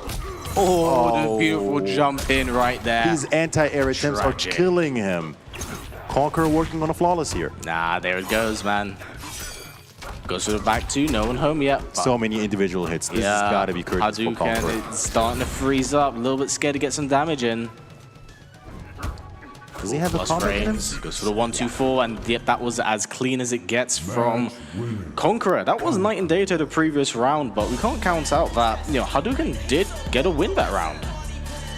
Got a game on the board. Hopefully that will build up his confidence levels a bit. But Conqueror just waking up, if you will. That was beautiful stuff. It was really good stuff from both players, honestly. I'm impressed by what I've seen from Hadoken the entire week, honestly. I mean, he's still well in the group. With, I think, only 2 matches played. Mind you, all the matches are being played on stream. Yeah. So it's a total of 21, I think. 21. 21 matches. That's don't quote me, though. Yes, up next we're going to see Asodimazze versus Forever King. No idea how to call that, but probably like a Jeris versus Cetrion, trying to contest her zoning with the low sand trap.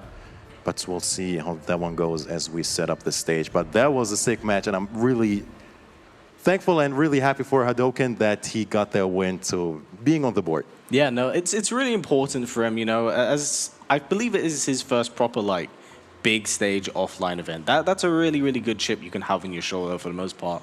But if he's able to keep his level-headedness for the rest of the tournament, I think he should be okay, because he is a bit of an emotional player, man. He really puts his heart into what he plays. He wears his heart on his sleeve. So he should definitely not take this loss, you know, too personally, but you know, the future's always bright, things can get better. You know, they say the best fights are personal, but it's too early as well to get personal or emotional, I should say. Yes. Because you're still in it once again, round robin. You're playing all of your adversaries in the Group A, so still good. Even with 2 losses, you're still in it. I mean, 4 of the 7 progressed to the playoffs, so Yes, it's very, very important. it's still doable for all of these players.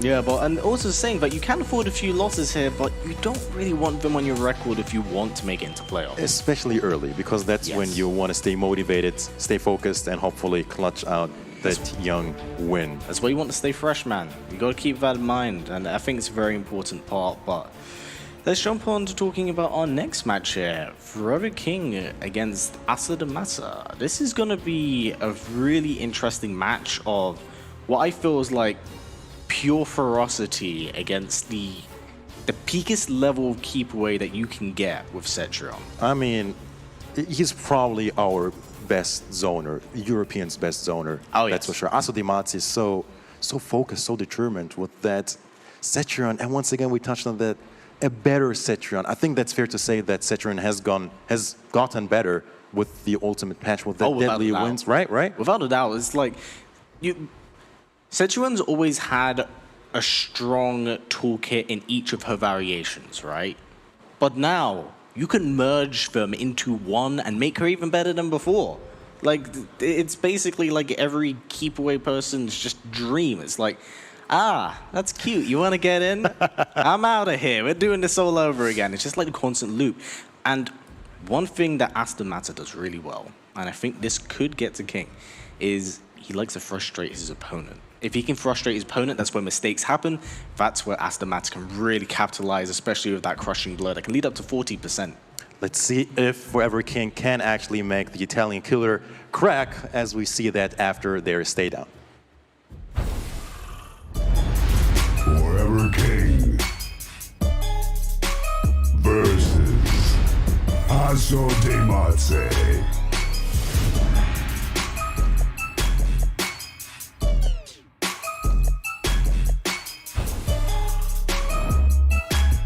How many poses did they record? Forever King doing the Shaolin? Yeah, you know, bringing out his inner Kung Lao, man. Bringing out his inner Kung Lao. It's fair to say. And also, can we talk about Forever King's t-shirt? It's a king. Do you get it? Do you get it? It's kind of brilliant. Well, I mean, if it works out really well, I mean, even NRS has a really nice homage to Forever King, of course, with the Forever King mode that does exist in the game. I'd really like to know if that is actually because of it. Of course. Do you know there's a bunch of Easter eggs? Yeah. There's a bunch of Easter eggs. Ketchup and mustard? Ketchup and mustard. I know, of course, fellow YouTuber Uncaged Games does have a nice callback to one himself. Look at that knee. Yeah.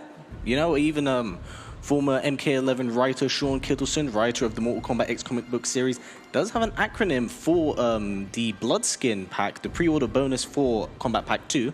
The acronym for, what was it? Scarlet's Vial? It's actually his name. Really, really cool homage. See, like on a certain level, I can follow you, but then you get like all cryptic and stuff. That's when you lose me. Hey, man. Hey, man. I've been doing this for 5 years. I respect it, man. I respect it. I respect it. I respect the love.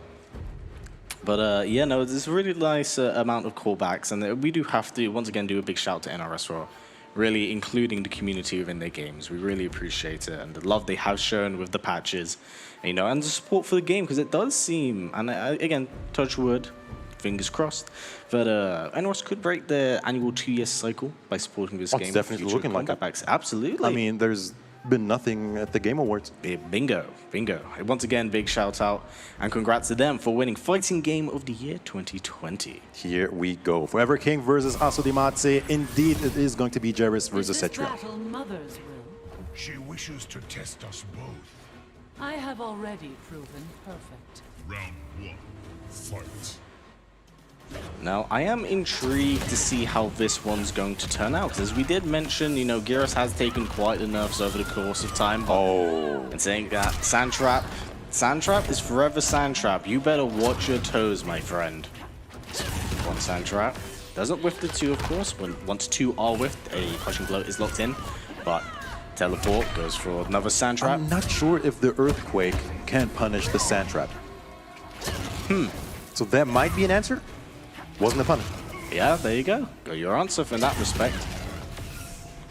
Throws out the Sand Clone once again. Goes for the Interact Ball. Very bold choice. Probably just a few frames off from getting actually touched by that. But again, another Sand Trap. That's 3 Sand Traps we've had here. And look how much damage that's done. Goes for a down 4. Goes for the Rising Wall. This is where Asodimazze does thrive. But Sand Trap and Portable Sand Clone, both extremely strong tools for Gyros. Does he get in? Can do. It's ultimately, who knows? Only Forever King knows. All this chip adding up, especially with 20 seconds on the clock. Yeah, I mean, ooh, doesn't go for the Sand Trap Yeah. explosion. That would have been really, really cool. I think that's like 20%, but I do not know how I feel about He needs to Forever teleport King. in. Nah, Yeah. He needs to teleport in. He knows. He knows. Oh, and I think that's GG's. Yeah, that's 5 seconds. Keep it simple. It's not going to be enough. Not Delayed gonna be wake enough. up. Yeah. Yeah, 110%. Very, very smart stuff from Asodimazze. Very patient. Bit too late from Forever King. Should have, I think, at least tried to teleport in. Round 2. Absolutely. It definitely seemed like he was making things unnecessarily hard for himself, because Asodimazze, as we saw in the previous round against AVirk, perfectly content with playing the lane game, keeping things simple, but plus 12 goes for 4-2-1-2. Rising Wall, Forever King has to work his way back in again, man. Oh, wow. It's Asodimazze who's now using the teleport, getting in on Jarvis. Yeah, like I said, it's just such a strong tool, right? So play the lane game, play it simple. Forever King is a little bit too respectful and doesn't want to work his way in. Hey! That beautiful conversion right there. Oh, speaking of. Let's see some swag. Goes for the crushing blow. Wow. Wants to make every hit he can get count, man. Throws out Sand Clone. Teleports around, goes for down 1 check. To the vines. Might be a restand. Yeah. Rising Wall. Oh. Sand. With the maniac stuff. Wait, Reback, boys. wait. Does he have it? Yeah, he does. That's not dead. That's not dead. 3%. Wake up roll. The double dash and into a throw. What's it gonna be? Down 1 checks. Loves. Okay, Forever King. Asodimazze knows. He approves. Signs of adaptation. This is good stuff from King right now. 1 Sand Trap. Oh, that's 1 whiff. He's confronting up. Well, actually, saying that he's ready use Crush Blow. What are we talking about? Crazy talk. And saying that Asodimazze does open up the screen a little bit. Beautiful jump right there from King, actually. Just the gauntlet. Fully Finishes the string. Hey! Big crushing blow. Yeah, this is damage he has to hold. No He does defensive not- bar. He has to hold this. Restand? Yep, Wow, that's 39%. That's really good damage. Can stage a Counter Restand City. Uh-oh. Pinata. This way can get bullied in. Ooh, no home on that gauntlet. I mean, even Chip. I'm not believing. I am not down. believing, Callum. Oh, goes for down 1. Standing 1. That's Still not believing. you can never count him out. Oh no! Freaking 1 layer too deep with a tech throw. He's gotten hit. The worst enemy of any grappler. Yes, you know, expecting your opponent to block, and they do in some cases up until they don't. And you're like,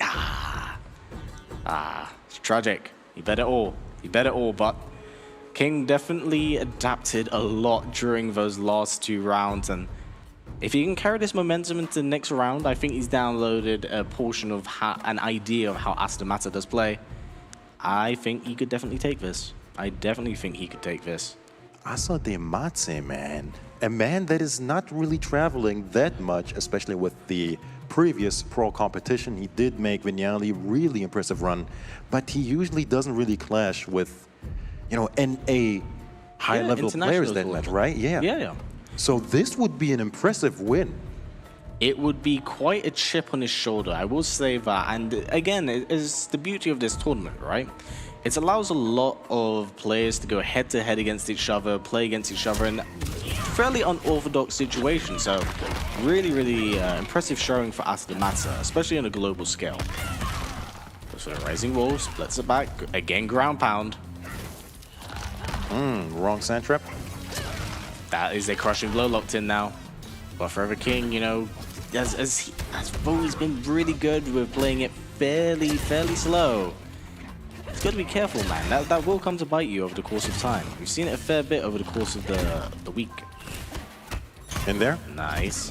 One thing I'm surprised is that he hasn't been going for the sand clone teleport into a raw grab.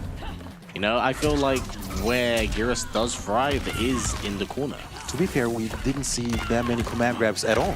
Yeah, we only saw the probably, I'd say about three at max. Not that much anyway. It's going to be match point Asodimazze. Yeah, no, things looking really good for Aso at the moment. Forever King definitely has quite the catch-up game to play at the moment. Beautiful flawless block. Goes for the down four, the teleport. Uh-oh. Goes for the vine and snare. Standing forward to Rising Wall. Beautiful throw tech. Yeah. Throws out the clone once again. Into what though? Well, teleports in, but Aso keeping an eye out for it. Definitely, as I mentioned, he doesn't need to overextend. He's keeping it very simple. You know, that's that dry Asodimazze style that has made everyone kind of know him. Like, don't get me wrong, we love about it, but you cannot argue with results. You can't argue how effective it is. To be fair, like, I'm loving this. I'm a fan of zoning, so I'm not even bothered. But I get what you're saying. Yeah, no, without a doubt. But right now, things not looking too great for Forever King, and it looks like this might be pushing up. But you know, the vacuum cleaner though resets the momentum, but man, against Cetrion, she just blows you away. Remember, he punches her back, so he has the screen to work with all over again. I don't know, man. This is that is. Tried a little something, but yeah, too little, too late. Asodimazze taking it over. Forever King. Yeah, that was impressive. That was really impressive. Unfortunate for Forever King right there, but that was incredible showing between both players in their own right. But that's really good stuff. I think it's a really good showing for Asodimazze. You know, showing that he's able to contend with some OGs in the scene and do really well against them. I mean, that is an impressive task, if you ask me. Defeating Forever King, and once again, like I said, doesn't usually play a lot of online matches, especially against like high caliber international players. Beasts. Yeah. That's another way of putting it. So really well done for Asodimazze. Yeah, no, it's a really good showing from him. And once again, a big shout out to WePlay for making this all possible and having some incredible players come in from all across the world. And we just get to see them get stacked against each other. And it's something I've missed for so long. 9 months, baby. 9 months. 9 months. Too long. But, man, it's good to have this back. And this is just Group A. We have Group B tomorrow, and then we have the top 8 the day afterwards. Now let's quickly go over this young set once again. This was an absolute nail-biter. Too little, too late for Forever King with that command grab, and yeah, like you said earlier, made it a bit too tough on himself, really, if you think about it. It is a shame because it felt like Asodimazze definitely, you know, as I said, we've said it before, we've said it again, the analysts have also said it. He will play the lane game, keep things simple, and it does work in his favor. And Forever King wanted to contest that, believing that it would work in his favor, waiting for Asodimazze to possibly make a mistake. But this is the book that Aso has written in this side of the world. You know, he's perfectly content with just keeping things simple, wanting to frustrate you, and just keep you out at all times. I love how you're putting it, like dry and then keeping it simple, and the whole chat is probably like going spammer. Yeah. But again, I'm a fan of it. I'm loving it. If it works, it's effective, man. But in saying that, we are going to come away from only projectiles to the connoisseur of what I would like to call Grab City in the form of a Foxy Grampa. And we will see him be going up against one Hayatei. It's the only player we haven't seen in the group so far, a Foxy Grampa versus Hayatei. Yesterday they were the what was it? They were teammates. Not the Deadly Alliance. What did I call them? Scummy Alliance. Scummy Alliance. There you go. The Scummy Alliance today. They're just adversaries as usual, and I'm not sure how this one will go. This is the Vignali run back, of course. All right. Do you want me to be honest? Go ahead. It's going to be pure memeage. You think so? Absolutely. 60,000. This man has been playing behind the scenes, forward-toing people into oblivion. Into oblivion. Even Gerda, the most positive man on the planet. You know, he can make anyone smile. Foxy got this man to say, maybe Sub-Zero might be a bit too good. he might be troublesome, which is saying something. But you know, it's up to Foxy at the end of the day. You know, he plays a plethora of different characters. This man does not have a main. He will jump on stream and harvest the tears of the innocent on the Combat League. I mean, he said it himself. It's not about winning. It's about denying victory. Let's see if he can do exactly that against Hayatei. Let's check out their stare down. Foxy Grampa, Hayatei.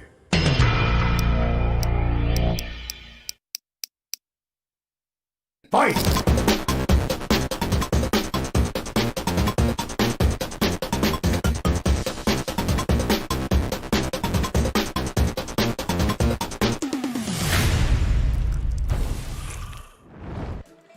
What the heck? We are peak esports now. I said stare down, not minigame / Easter egg.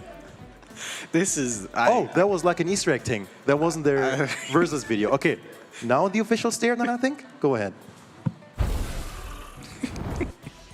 See Grampa versus Hayatei.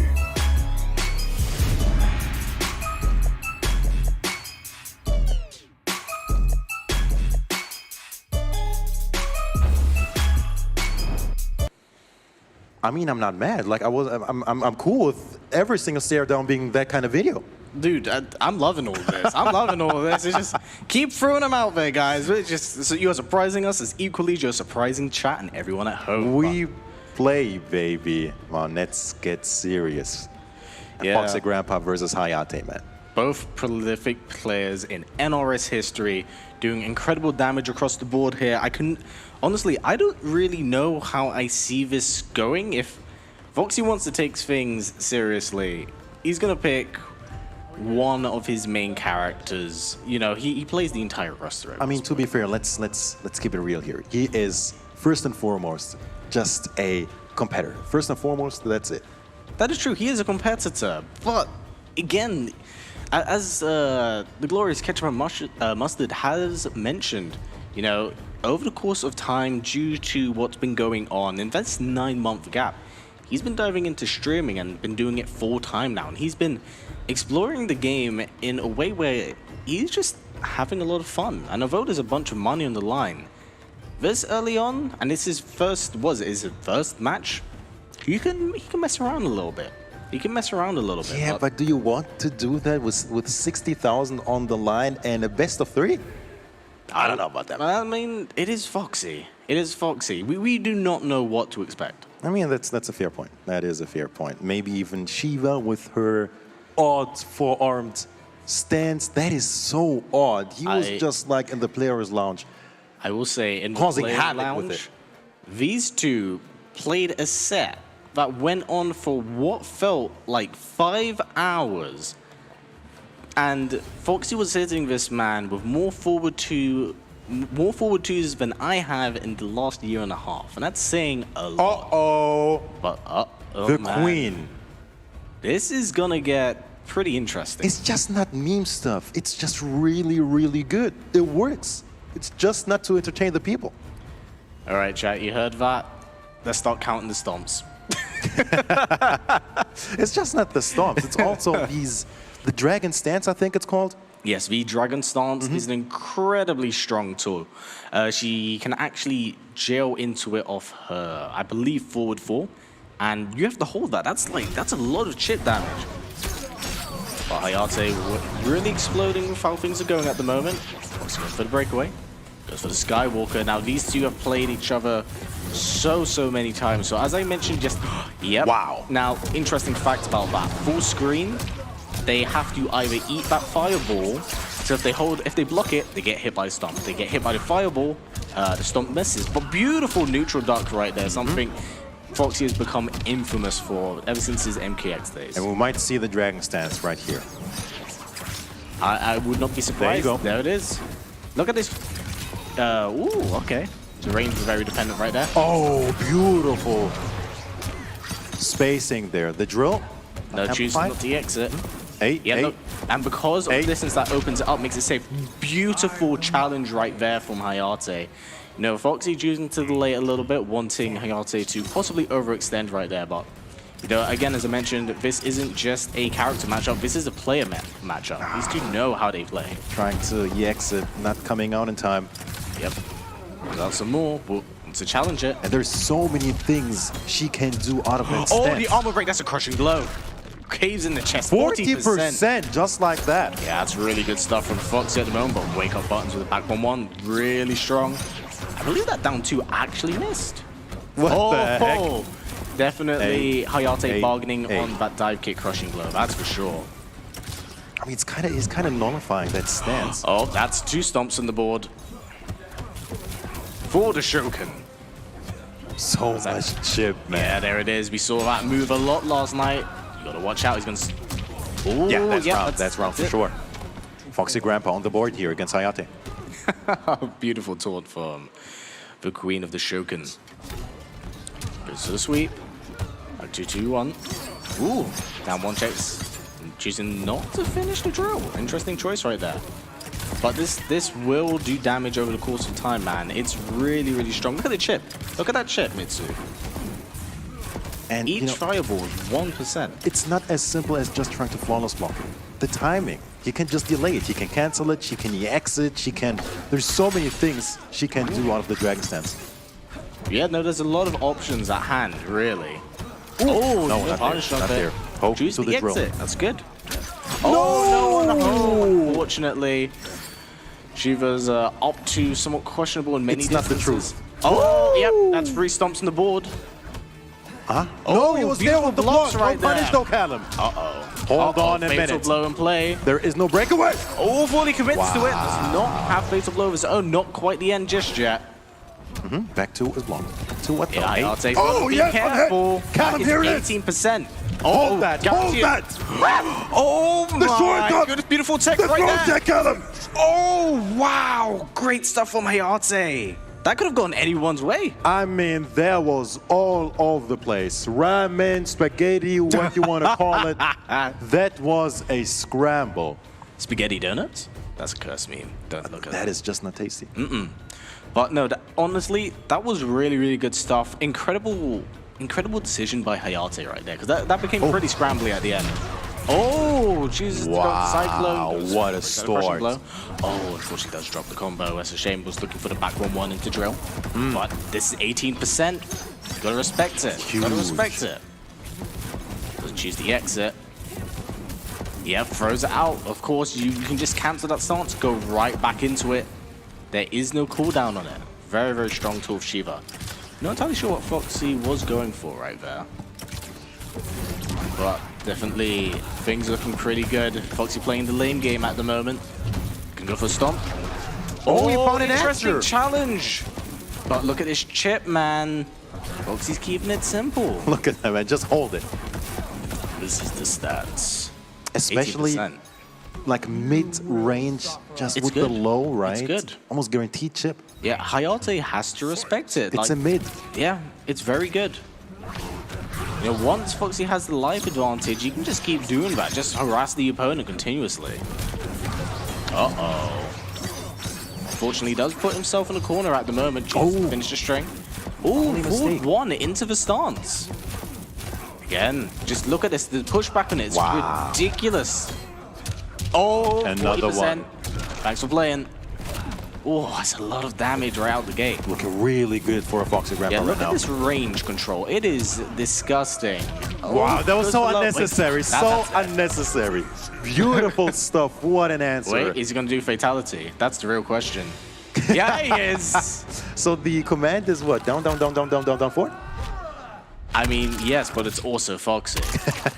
So, it either is, and even if it isn't, We know he's done a few extra down downs. Man, it wouldn't be Foxy if it didn't fatality right out the gate, or at every opportunity possible. I mean, especially against Hayatei. I mean, this is how we christen this arena. It's Mortal Kombat, baby. You gotta christen it in blood. Oh, as you say that, right back at it. The final match here between Foxy Grampa versus Hayatei, one apiece.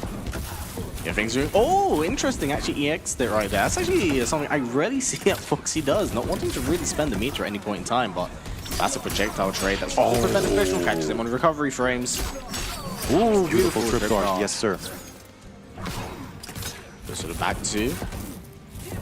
Things looking pretty good for Hayatei. We've definitely made some adjustments from the previous round. What a quick neutral dog right there from Foxy. Uh-oh. Oh, no, goes for the stomp this time. Chooses to walk him down. Goes down one, back 1-1, goes into the Skywalker Cyclone. Good trade for Foxy Grampa. Hold on a minute, there is no breakaway. Yeah. Oh, no. So down one. To what, though? Oh. Yeah, look, Foxy just walking up, throwing out the stomps once this again. Is super doable for a Foxy Grampa. Good block on the back So door. it is for Hayatei. Wow. People forget the range of, what is it, is forward 3, going low profile of many projectiles, is back to really, really good, strong normal mid-screen. Foxy Grampa needing to defend the match point here. Hayatei on the offensive. Yeah, no, this will be a really big W for Hayatei, honestly. This is a big one. This is a big one. You need this point.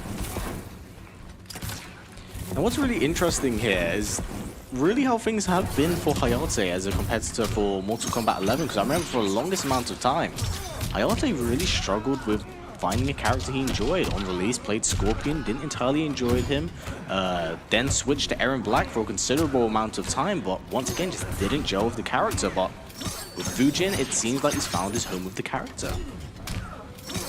Goes for the downfall. Chooses to go for drill. Very even round, man. Very even. Foxy Grampa Absolutely with the life advantage. Breakaway! Surely that must not have been unintentional. what he was looking for. Was that the stance once again? Hey, Gotta be careful. Hey. No, no, hey. Oh, there it is. Scoop. Conditioning. Is he gonna go for the stomp? Oh no, goes for the buttons. Yeah, can chip him out. That is guaranteed. Final round here between the Foxy Grampa and Hayatei. Let's see how it goes. Nice neutral ducks right there. Foxy choosing to be a little bit patient. Oh but no, gets did caught come up. out. Yeah, Foxy just choosing to cancel it at the moment. Willing to spend the meter, last round, last life. Might as well make the most of it. Beautiful protect right there. Oh, the back two though. Always expecting the breakaway, that's for sure. Was that the stance right again?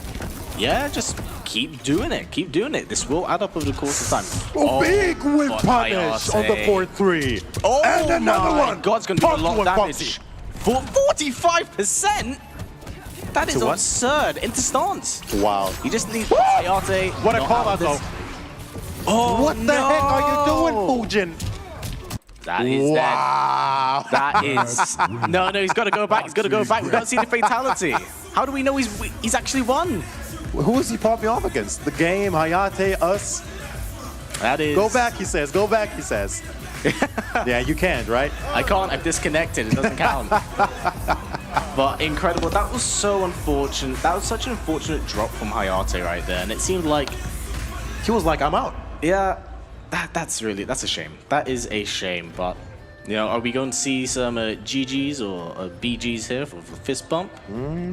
Hey, wow, not even a fist bump. It's the classic handshake. Yeah, Good don't stuff. worry. Don't worry. They'll get upset behind closed doors. But really good stuff there from Foxy. Always impressed with what he can pull out of his hat. 'Cause this man, he plays the entire roster much like Tekken Master at this point. Just there's so many characters he just indulges and has fun with. Fun with. That is the key word, I think. Stepping into the world of entertaining and content creation, doing very well for himself. I think this whole situation really bringing the creative side out of him, I think. It goes to show one of the benefits of this is just it's showed that there's a lot more personality with the players than what you just see on camera. Goes to show what you can do if you have more time. But for the time being, we've seen all 7 players of the tournament, of the Group A, I should say. So let's kick it over once again to the host of the day, which is Kyle, standing by. Thank you very much, Mitsu and HOTW. Excellent casting as always. Well, let's just get into it. We saw what we figured to be the premier match of Group A. We got Katana on the desk with us this time. Help me break it down. You know, makeup, cameras. All right. We're not the ones who are supposed to be sweating, and that match did everything it was supposed to do on the deliverance front.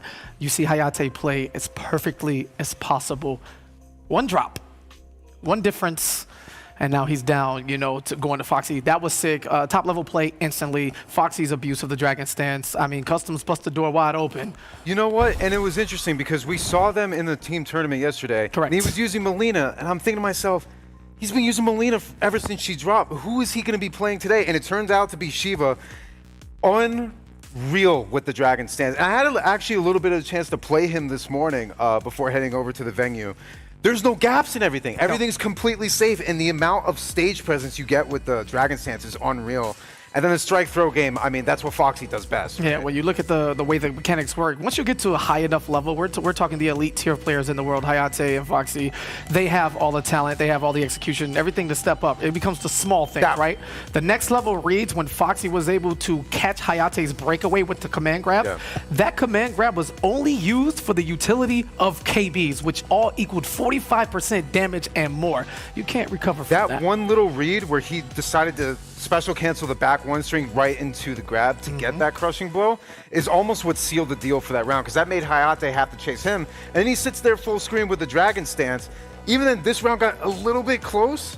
Hayatei managed to close it out, and then this is where it got really scary because the bleed damage if you move, right? Yeah, right here, you have no choices, you know, basically death, right? You literally just have to take and that Dragon stance, you connect one fireball, it's the easiest of confirms for anybody of decent skill, and, you know, one move, no resources, 18%, that combos into itself anywhere on the screen. It's a pretty good move. And then just into all that shit, but that was the drop that sealed the deal. That was the last nail in the coffin for Hayatei, and then just the disappointment. I would say it's the only one. Other than that, they just played. It was perfectly evenly matched back and forth. You make the one mistake, Foxy does not, and he begs to let me get my fatality. For like, bring it back in game. I was about to style on this, man. I mean, you got to shout out to Foxy. He's just, I think now, not the only undefeated player remaining, but you got to figure that if he can take down Hayatei, he's going to be the one that wins this group, right? Especially in that fight. They're both in such a masterclass of their own. You know, it's almost evenly matched. But the thing is, with everybody, if someone catches fire, only 4 people are going to make it out, and each round counts. You know, you don't want to fall into a tiebreaker situation, end up at 3-3, and you didn't get some rounds. Luckily for Hayatei, it was a 2-1 set, and it was ultra competitive, so that will help in the long run. But the strategy moving forward, you know, just win, forehead. Yeah, just press buttons in the right order, right? Win, Isn't that how fighting games work? Just win. Yeah. I hate what you guys have done to me, though, because every time I hear you say it, we're like combatants, competitive, in my head, I'm seeing it with a K now. Yeah. And listen, that's the inaugural way to get into the scene. Congratulations. This is not a bad thing by any stretch of the imagination. Just don't get too crazy with it. Only at the beginning of words. Other than that, you'll be just fine. Okay, I'll keep that in mind. We're going to break, well, I don't know if we need the standings. Let's be real. We've only had 6 matches so far. Right. But our next round coming up, round 3, we got Conqueror versus Foxy. We got Asodimazze versus Hadoken. We got AVirk versus Forever King, which I think is probably going to be the one to watch just because they're both going to be on the bubble based on how we've just seen Hayatei and Foxy come out. And you know, talking about Forever King for a second, you know, we had a chance to see him play. I liked what I saw from his Garrus. It seemed like he's kind of missing something, you know. Prior to what we've seen in the past, we know Forever King's been around. Absolutely. Dawn of time 10 years now that we've been in the scene collectively. Multiple top 8s, multiple medals, even a championship sprinkled in between here and there. And then we were seeing here, he had a lot of drops that I wasn't used to him seeing. And then a lot of unnecessary risks he was taking. I'm hoping he cleans that up. But he's going against AVirk, who ever since yesterday has just been playing on fire. Yeah, in my opinion, these are the single most important matches now. This is where the leaderboards get shaken up. You're either going to end up 1-2 or 2-1. Do you want to be someone who controls your own destiny, or do you want to be someone who has to win out and hope that someone else loses for you? You never want to be on that end of the stick. And yeah, not even the first match. These middle of the packs are the most important. And then speaking on that, Hadoken's really in there. He's had a little bit of a rough start. He's not out of it just yet, but he's going to have to tighten up. This has got to be a must-win for both combatants. Yeah. With the K, of course. Yeah. They're There you 0-2. go. You got to get this W. You're pretty much in a must-win scenario for the rest of your matches. It's still early in the evening, but there's a lot of pressure. Do you think it maybe weighs on some of these new guys, the fact that you have absolutely. one day to play if you want to make it out of here? I think they understand, and so does the crowd looking at that with an almost 70% vote in favor of Asodimazze here. They know. Also, shout out to Honeybee. You know the players, you know the scene. I see you, baby. It's just, it's, you're coming in never being in a position like this, right? This stage, the viewership, everything just amplified times 20. That weighs on you. That's a part of the offline experience. You know, you can see your opponent right there across the table, the heart breathing, the lights, the sound. It's like, if I lose, I'm done, and then I'm here in spectator mode for the rest of the evening and the weekend. It's really tough on you. Asodimazze seems more cool, calm. He's been here before. He's qualified for different finals, and that was an online surface. But Hadoken, being the pride, he has whole Ukraine on his back. Yeah. It's a lot to ask for. Real quick, who's going to take it? Asodimazze or Hadoken? Quick. I got Aso. I like what I'm seeing out of Hadoken. He really has an understanding of the game, but I'm seeing a lot of drops, and I'm not seeing enough space control in that neutral range. And Cetrion, not even the players, but Cetrion herself is just going to run over. Yeah, I'm going to go with the same. I just think matchup-wise, Cetrion has the tools to kind of slow Noob in his zoning approach while approaching himself down.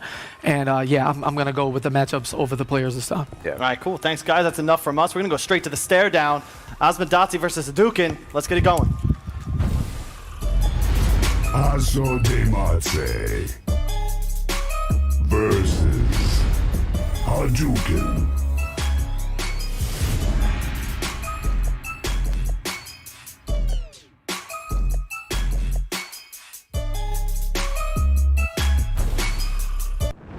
Very good stuff, gentlemen. Thank you very much. Asodimazze, indeed, excuse me. And I think KP touched on that very well.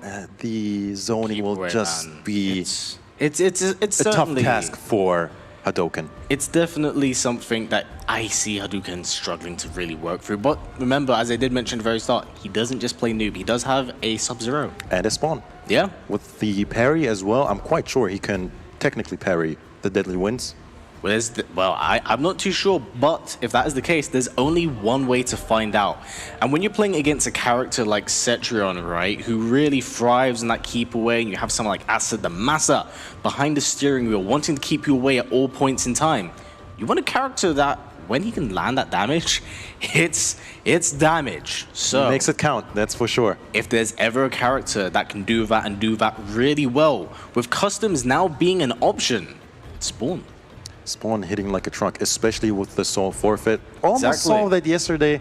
AVirk not opting to go with it just yet. Maybe we'll see that from Hadoken, as they're both standing by Asodimazze versus Hadoken. Ukraine versus Italy, the clash of the Europeans. Not sure how this one goes. But yeah, at this point, Hadoken really needs to solidify himself in the group, needs to be on the board with a point here. Definitely needs it more than Asodimazze at this point. Honestly, it's been pretty difficult for Hadoken right out the gate because all games he's had has been against world-level players. You know, he played against Hayatei. He's just Conqueror. Yeah, Conqueror, man. Right out the gate, that's a really hard opponent to get put up against with. And now, whilst Asodimazze, maybe smaller scale, sticking to his side of the world and his region, we just saw him beat Forever King.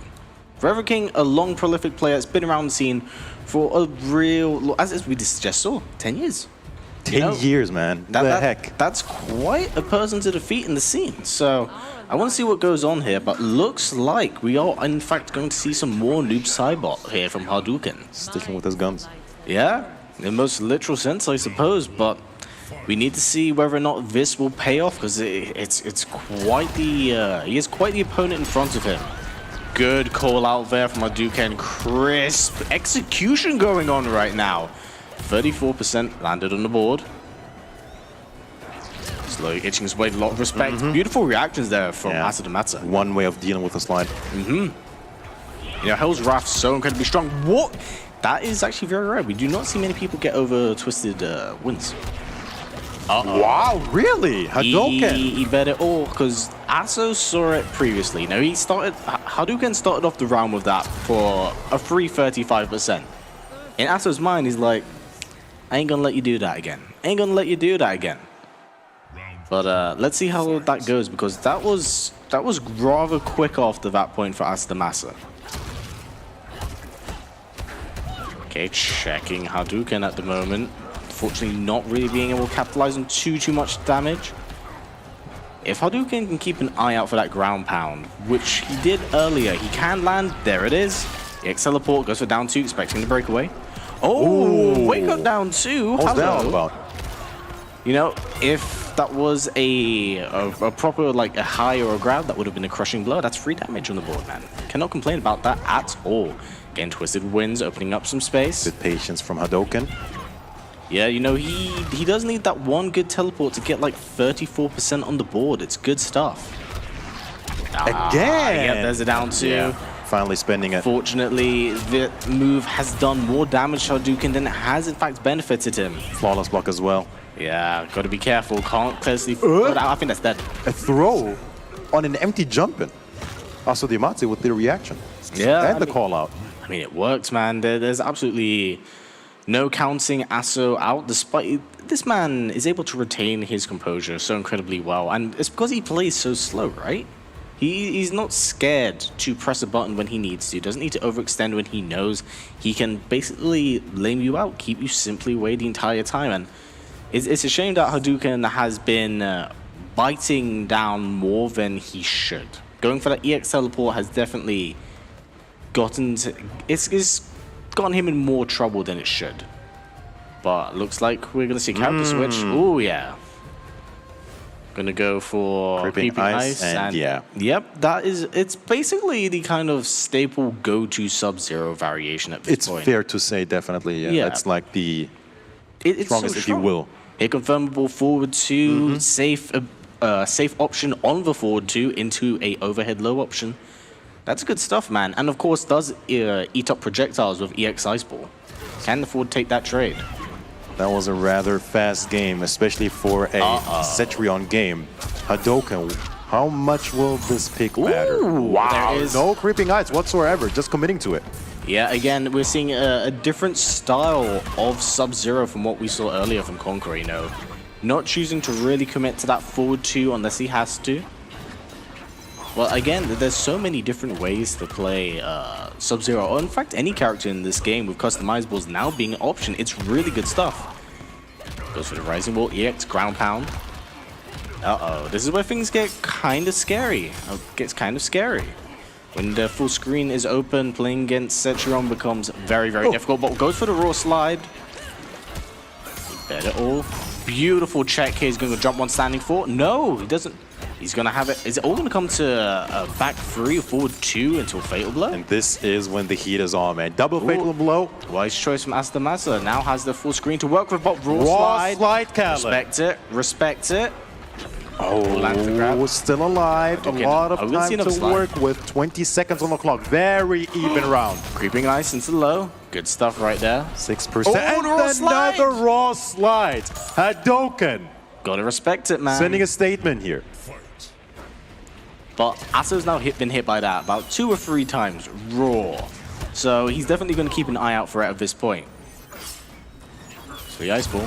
Another Ice Ball. Really, really good timing from Asodimazze, able to react to it and go for the Hell's Wrath. Goes for down 4, back 3-2, and gets caught by the Rising Wall. Restand. Oh, another slide. So this is got to keep an eye out for it. These will add up. Oh no, did not believe. Already dialed it in. Yeah. Dialed it in. Oh, goes for the standing 1. Things looking really good for Asodimazze. Ah, there it is. There it is. Hadoken getting a little bit overzealous, knowing that was a bit too much, wasn't it? Oh, beautiful cancel right there from Asodimazze, but oh man, that the comeback is definitely possible. I say that. I say that. You were saying? Nothing. Asodimazze on match point here against Hadoken, but definitely that Sub-Zero pick making a big difference in this matchup. Yeah, I mean, being able to have a character that can basically trade with the fireball game of any character is really good. Crushing Blow. Hey. That's a lot of damage. That's 38% on the board. But, you know, I feel like at this point, knowing that His back's up to the wall. Hadoken needs to cash out on as much damage as possible. Everything he possibly can right out the gate. Ooh, that was a really good time. If that was normal EX Ice Ball, that would have been eaten up by the wall. And that would have been a crushing blow for Asodimazze. That actually would have been a crushing blow in itself, actually, for 2-4. Oh, he bet it. Oh. Good punish, but didn't hurt that much. Yeah, well, Roughly remember, 50%. But remember, that's just the setup game. Oh, no, doesn't confirm into the fatal blow. It's one more. Hadoken has got to be patient here, Callum. No. I think he was looking for a back free fatal blow. And I think that is definitely it. One that's straight dead. into fatal blow. See ya later. That And is all he wrote. slowly but surely, Hadoken being in big trouble when it comes to the standing in this Group A. Last winner. But really, really good stuff there from both players.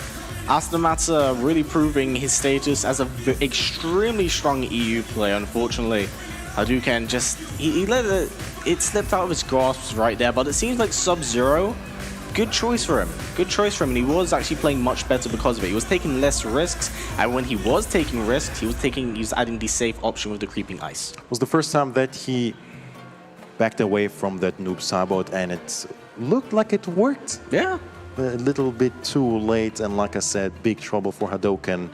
Was that the third match we've seen on stream? I Third believe or so fourth, for I believe. Hadoken. So that is 3 losses, and still has 3 more matches to go. And at this point, he needs to you win all definitely them. need a win. He needs to win every single one of them. But you know, the players in Group A are really strong. I think it's even fair to say that this is the most stacked out of the two. I can't say. I can't say because tomorrow's group is so good as well. They're both ridiculous. Good, Dizzy Tekken Master, and more of Too Easy and Infinity. Yeah. Come on, man. I'm sure I'm missing out someone, and I apologize who I am missing out, but Azerbaijan. How could we forget Azerbaijan? I'm a fool. True. We saw what he did yesterday with the comebacks. Like, it was insane. So, especially his story being a special one, but we'll talk about that tomorrow, hopefully. But for now, boy, oh boy, this is going to be juicy. It's going to be Conqueror versus a Foxy Grampa. Yeah. Do we see a Sub-Zero mirror? I doubt it. I doubt it, especially having that Shiva. But as I say that, man, I'm not sure how much of a different Sub-Zero slide would be against the Dragon stance, especially since the... Just a low one. Yeah, the mid one, if you will. Oh, okay, just the highlights of the previous rounds. We're gonna say, What, did you think like a straight into? I was like, wow, how did that start off? Calm down, man. Calm down. Calm down. Not just yet. Both of them preparing for this match as we check out the highlights of the previous set.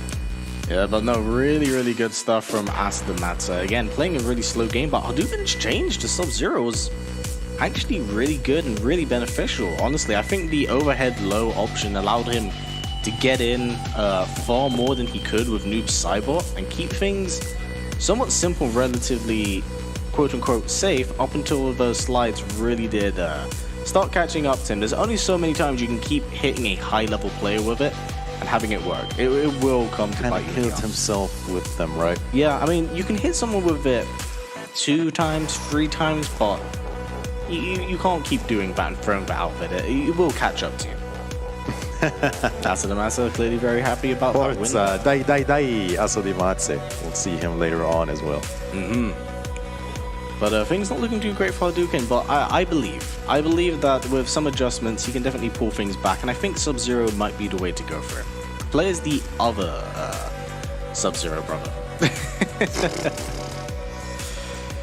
But yes, now we are on to our next match, as you just said, Conqueror against a Foxy Grampa. Once again, putting you on the spot. What do you think?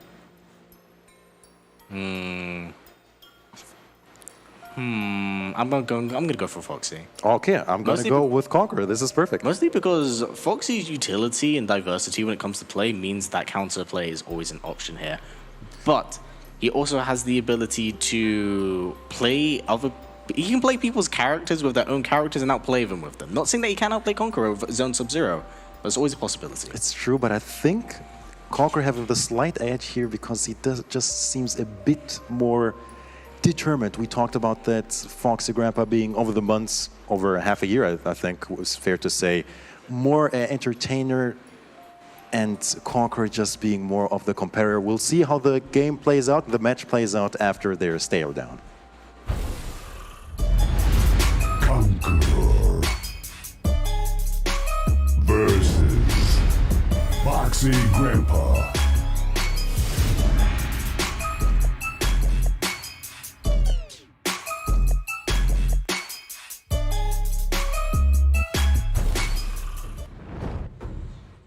still not getting enough of that young robbery pose. You know, that's how he actually announced his participation at the Dragon Temple. You know, it's time to do what must be done, I think was the caption. I wouldn't expect anything less from Foxy. Again, like he's become pure memeage in the 9-month absence of offlines, but he's really been enjoying his time. He's been playing a lot of characters because of it, you know? Like, being unable to do offlines has made online presence so much stronger. And we've seen the competition for it become far stronger because of it. But I want to see what he can bring to the table. Of course, since with the decline of offline events, since then we've had multiple different patches. We've had Mortal Kombat Aftermath with the inclusion of the story, as well as Robocop, Fujin, and Shiva. And now we have Combat Pack 2 with the inclusion of the son of Argus, Rain, the gorilla fighter Rambo, and of course the returning highly demanded character Melina. Why did you describe her like that, though? You had like nicknames for all of them, her just like highly because requested character. If I don't mention it, I'm gonna get blown up. But give her like a nickname as well. The Teddy Bear Connoisseur. Big words. What can from I say? The Brits. I'm okay with that. Yeah, man, it's been like, ever since then, we got a story mode, we got 6 characters. Yeah, it's been a lot of stuff, honestly. I didn't expect as many characters for somewhat a year 2 version of Mortal Kombat 11. I thought that we'd probably get Aftermath, and then that may have been it. But let's see how this one goes. But looks like we're going to see more Shiva. Wow. So he's actually serious with this pick, huh? I'm intrigued to see how Conqueror can kind of challenge stance with Ice Ball. It's not just for the memes. What can the Ling Hui teach the Shokan? The art of stealth and surprise. Enemies should be met head on. Here we go. Conqueror versus a Foxy Grampa. Brazil versus the UK. Yeah, goes right for a sweep and then goes right into the stance once again. Oh, beautiful spacing of Conqueror with the 1-2. Fortunately, does drop the combo. Foxy gonna make him pay for it. Uh-oh, 40%. He's been basically like 3 for 3. Well, as our analyst Big D has mentioned, Foxy purposely takes this move for breakaway attempts. It's a free 40% basically, just got to respect it. And saying that Conqueror is respecting the stance, and it will catch him out. I mean, how can you not? There's so many things she can do out of it. It jails into it, right? So you got to be careful with what you do. 1-2, big jump 3. Oh, lands the overhead. Since when is Foxy jumping? Since you play Shiva. What did online do to him? A lot of respect being shown by Conqueror, and he has been using that back 1 to really space out his opponents and challenge, but that will not work here when you're having a plethora of moves thrown your way. That is so sick that it actually combos full screen as well. It's that is so crazy, sick. And there's the first stomp. Oh, the overhead, it's going to be crispy damage. Clean opening. Yeah, oh, that's so much damage. 24. Again, throwing out the projectiles. Waiting the slide, there you go. Oh, doesn't quite get the, you know, it doesn't matter, that's 18%. That is 18%. That move is so good. That was way faster than I anticipated, to be fair. It's because no one really expects how strong this stance has been since customs have been viable. I know Dragon, at first, when he saw this move and started using it, I found it hilarious because it's very silly. It looks very silly. Goes into a big giant stance, starts throwing fireballs at you, but no one realized how strong it was up until they started playing around with it a little bit more. And even Dragon himself is well aware of it. And Foxy was like, "Yeah, let's upset people online." That's exactly what he's trying to do. Once again, denying victory, looking to spoil the party for Conqueror. Who has the Brazilian support, once again, from his people back home. 100% staying up even very late. Oh, yeah. To watch their homie. But stance right out the gate was attempted down 4. More. Is that that is the trade that he's been looking for. Nice. This is good stuff. He needs to work his way in, but gets outspaced. Definitely keep an eye out for that breakaway. That's incredible. 45% on the board. It's so good, isn't it? He always gets it. Yeah, goes and starts interrupt. That was smart. I didn't know you could do that. But, you know, Sub-Zero does have a 6-frame down one of the fastest ones in the game, along with Geras. Oh, goes for the sweep. Ooh, meaty, and back into stance. Back into stance. Yeah, again, free time, just keep looping it. Keep looping it. Keep looping it. Match point, Foxy Grampa. I can only imagine that's probably frustrated Conqueror a bit. Probably. Like, remember, this is a move you can just cancel in and out of. This is like a one-slot move. It's really good. So back 3, down 1, 1, 2, into creeping ice, back 2, down 1, check. Oh, great challenge there from Conqueror, but broke away from Foxy. Things looking really good with Conqueror now controlling the corner, but again, here is the stance. Throws it out. Ooh. Good movement. Yeah. Plus frames. Oh, Gets caught. back Pressing movement buttons. Breakaway. Oh, was it crushing blow? Maybe gone, but that's still 23% on the board. Oh, we got 1-2 into ice ball. It's Jump gonna be 3. good. Oh, nice stuff there. Oh, stomp. No one home. No punish, unfortunately. But Foxy Grampa now does have access to that fatal blow, but this is going to be dead. very good punish on that back 4. Yeah, Conqueror playing really clean that round. And Yeah, Sons of Life. you know, had the corner to work with as well was super beneficial. When Foxy has the space and he can actually put you in the corner, he can just harass with stance, but incredible spacing right there. Conqueror choosing just to hold it, which is fair enough, fair enough. You know, he's been caught twice for it. Once for a crushing blow, once for an armor break. Beautiful interruption Another right interruption. Very good stuff from Conqueror. there. Yeah, no interruption this time for Conqueror. Maybe taking us to a final game here. So Possibly. that's to work for it. Yeah, throws it out once again. Conqueror not interrupting it this time. Oh, that was a punish. Oh no, drops the combo. Very rare from Foxy Bot. Not sure what Back that into was the all stance about. again. If he goes into it, he's just going to open up more space. Unreal. The chip is unreal. Not just the chip, it's the pushback of it that makes it so incredibly good. It's just constant harassment. Wow, a Foxy Grandpa. Callum, you were indeed right with your prediction. Uh-oh, and look, we're also getting a fatality. He is, in true Foxy fashion. Everyone has to eat one of these. Friend, foe, you're all getting stopped on. And Yeah, not entirely. Denied. but no, excellent stuff from both players right there. It just seemed like Conqueror had the right idea, but that stance is so good, man. The chip, the pushback on it, the harassment, the armor breaking capability that we've seen, was it 3 times alone today in only 2 matches? At least 4. At Yeah. least 4, I think.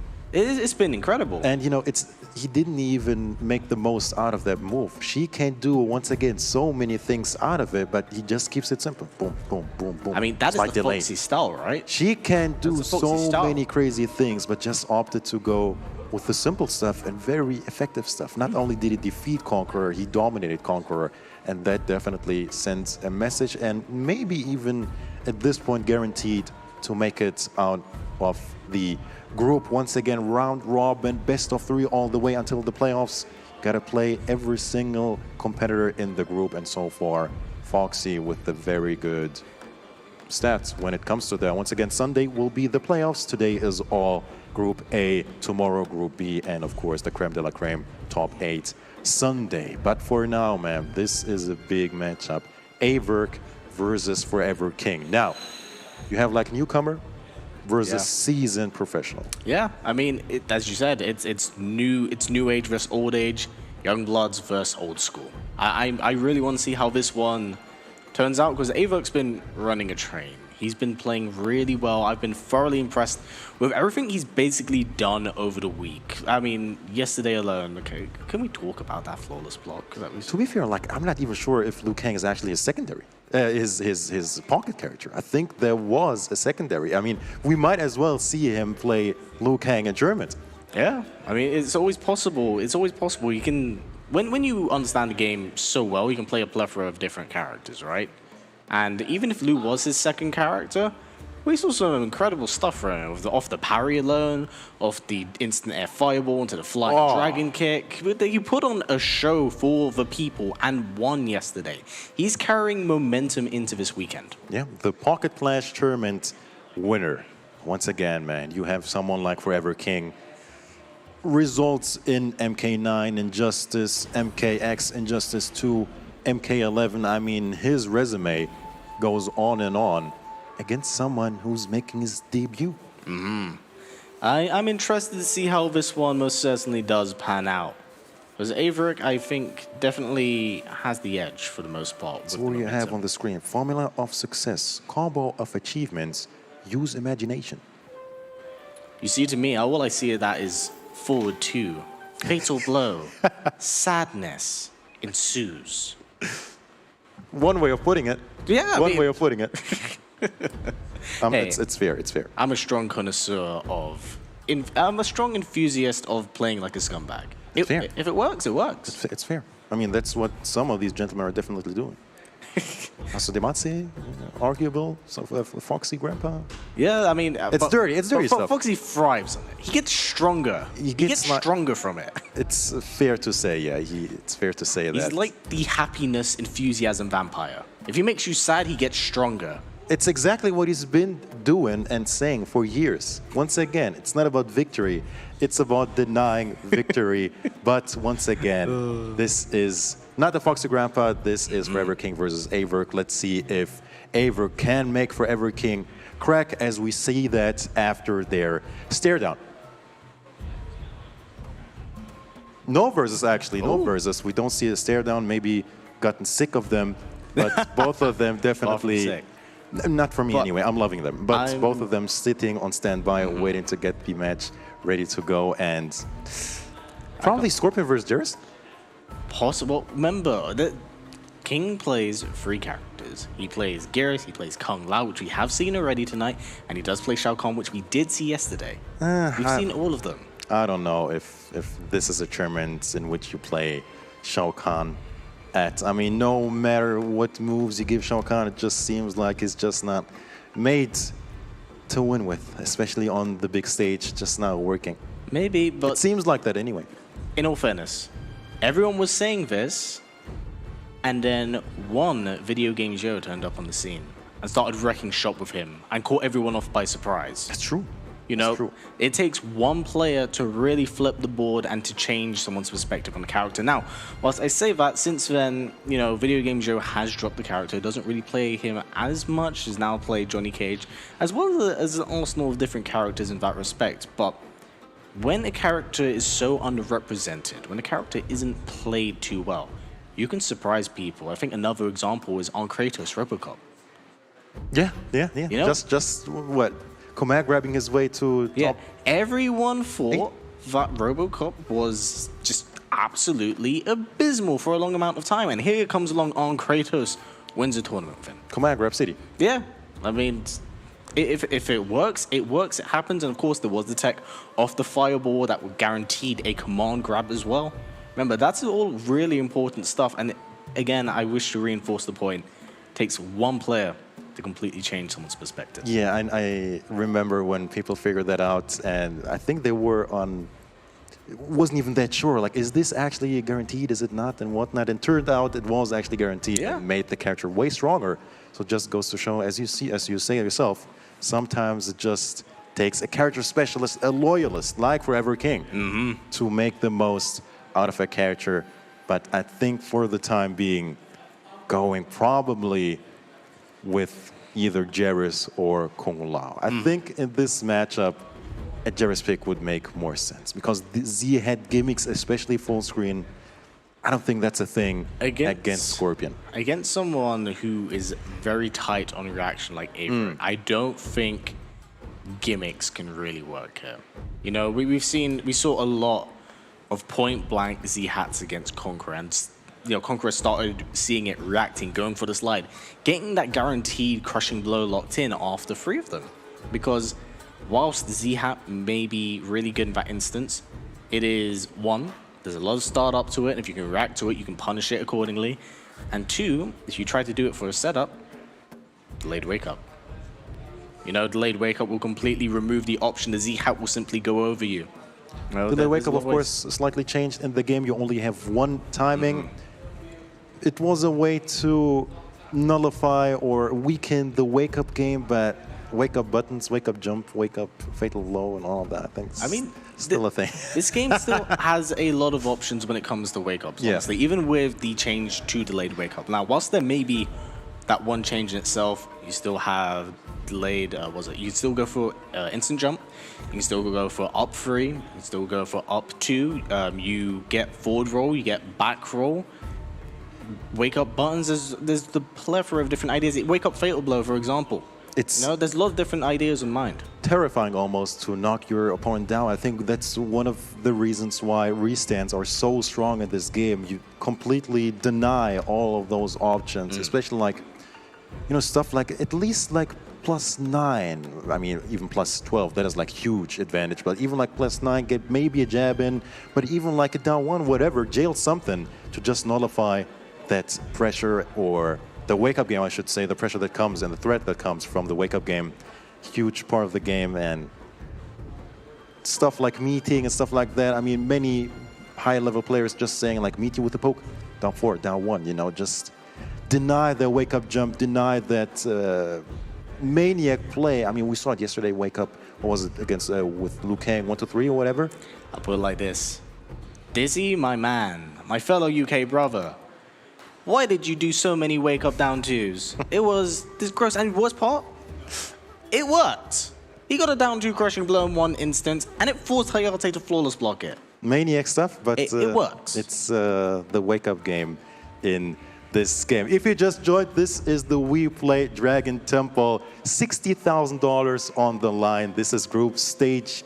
Still Group A once again, all the way to the top 4. 4 of the players will qualify for the playoffs. 7 we have, 4 will qualify. Tomorrow we'll have Group B all the way until Sunday, when we'll have the nitty-gritty creme de la creme top 8. Tomorrow, on Sunday as well, it will be all best of 5, old school fashion. Here we want to speed things up a little bit in a best of 3 fashion. And boy, oh boy, so far the games have been nothing short of spectacular. They've been great ever since yesterday, and yesterday was the sandbag tournament. Everyone was feeling each other out, adjusting to offline, having a good time for the most part, but now is where things are for realsies. Winning does matter, losing is super, super bad. In this instance, of course, it's a round robin, so everyone does go up against everyone. But as we talked about yesterday, AVirk's coming off a really, really important win. Huge win, Tekken Master and a Foxy Grampa, and there is no way people are saying like, that doesn't count or whatever. It does count. No. 100% it does count, especially like even that factor of being offline. Like, it feels different for you if you really never played offline. Those few frames of delay, those are different. You really could all of a sudden drop your combos, drop your execution. It's slightly different, but he's making the most out of it. Very few drops. That was one of the reasons why it was so good to have a fun tournament on day -1, if you say so, or day 0, if you will, just to get situated, acclimatized to the situation, to the setup, and just to the feel that comes with offline play. On a major stage here at the Dragon Temple, what a setup we have. Yeah, honestly, it's we have to talk about the actual set we're on, man. It's so good. It's so good. So once again, thank you WePlay for making this all possible. But now, it looks like we're finally getting onto our match, which will be Geras against Scorpion. Now, as a Scorpion player yourself, how do you feel about this matchup? If he isn't overzealous and doesn't get caught by too many sand traps, he's gonna be do alright. He's gonna do it. He's gonna be alright. Now, of course, you do always have the ability to short hop these sand traps as well, but is this, yes, Reborn Scorpion as well. Oh, no punish there from King. Could have gone for a standing 1-1 into Temporal Shift, but will take whatever he can with what he has. Goes for the standing 2-tick throw. We're going to see another one back-to-back. It's quite popular to see. There it is, but AVirk definitely scoping it out. Oh, it's going What is going on with Forever King? So many missed inputs. I don't think that was misinput. I think that was an attempt to pull out. Yes, Forever King has done that a fair few times. I mean, it is the swaggy stuff, right? It's a really, really cool thing to do. And honestly, in this instance, in that corner, if he could actually go around, that's a jump 3, that's a double down 2, which can go into the forward 1 shoulder check for 3 crushing blow. So do keep that in mind. Possibly, maybe you're right. But so for AVirk, all over Forever King here.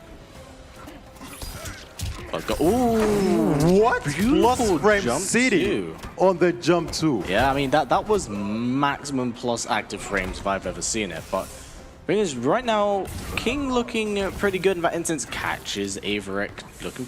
I think that was an attempt at a teleport. Catches him once again. Missing the sand trap there. Yeah, I think Forever King purposely picked this to somewhat mix things up with the idea of sand trap, because you can short hop it or jump over it. Hey, what a beautiful call out pull from out. AVirk. Oh, this is gonna hurt. Expensive sequence, 35% though. But it's going for the standing 1-1-1, possibly looking for that crushing blow. He had So the standing read, 2-4-2. Forever King. Down one, Throw beautiful counter. grab. Oh, I didn't even realize that. Yeah, no, that was quick. That was quick. New Blood that takes first round. That was really good from AVirk at the moment. It definitely wasn't one-sided on King's part, but he was losing. It seems like he's a little bit flustered at the moment. He's been dropping combos a little bit all over the evening. It's like with some, been strange. Yeah, maybe he's a little bit flustered. With buttons. Hey, same time. uppercuts. Checking his jaw. AVirk is Down hurt two. here. Beautiful stuff. Ooh, that's 40. Yeah, 415. That's really good stuff. Oh my god. Let's see the swag. Wow, He's pre-patch just cashing Jarrus. out and all the damage possible. Beautiful up two right there from AVirk. Seeing that pretty consistent from him. Oh, nice stuff. Trying to get a bit too nice, I think, Forever King. Beautiful throw tech right there. Goes for down four. Doesn't go for standing one jab, but that's a round on the board for Forever King. That was a really good but expensive round for King. Looking like a total different player. Yes, but the problem is, like, that's what down two crushing blow gone. He's lost like 2 crushing blow options, which are super important and big comeback factors in Mortal Kombat 11. Beautiful throw right there from AVirk. Opens up some space for himself. Stuff like that, right? So strange, so unlike Forever King. It's the problem right now. He's doing a lot of unsafe stuff and committing to it, which really what you don't want to get We're hit talking by. about the wake up buttons. Yeah, but honestly, for one bar, 25%, that's really strong stuff. Very drop, odd AVirk. drop as well. What is going on here? Signs of maybe nerves? Maybe nerves, but remember, AVirk's riding a lot of momentum from yesterday, so I would not expect that. But this is good stuff from King. This is what we should have been seeing from him from the previous round. But beautiful matchup from AVirk, knowing that that was a possibility. He goes for the 2-1-2 crushing blow. Finally cashing out on it. The damage over time. Ooh, interesting. Ooh, Raw down two. Why not back to Another back down two into 1-1? This is what we need to be seeing. This is from a King. dogfight. Goes for the splash. Oh, goes for the setup. Woo! The that's dirty it, bro. stuff from Forever King. That's so cool. That is Momentum so on the cool. side here. The gauntlet. Goes for the throw. This is still possible for AVirk right now. If he lands forward 3-4 crushing blow, can go right into that fatal blow, close things out. The patience from much Forever King. respect, The but still failed. patience. Oh, this is dangerous. This is too close. But then again, the succubus. The vacuum Down cleaner. one. That That's it down. No, No, less than a percent, no. Callum. What's it gonna be? Up three. Goes for the first beautiful For front the tech. throw escape. How did he know? Challenger. No, that's not dead. That's not one. dead. Not another one. Less than a percent, Callum. What's it gonna be? The wake up down roll one. into the down one.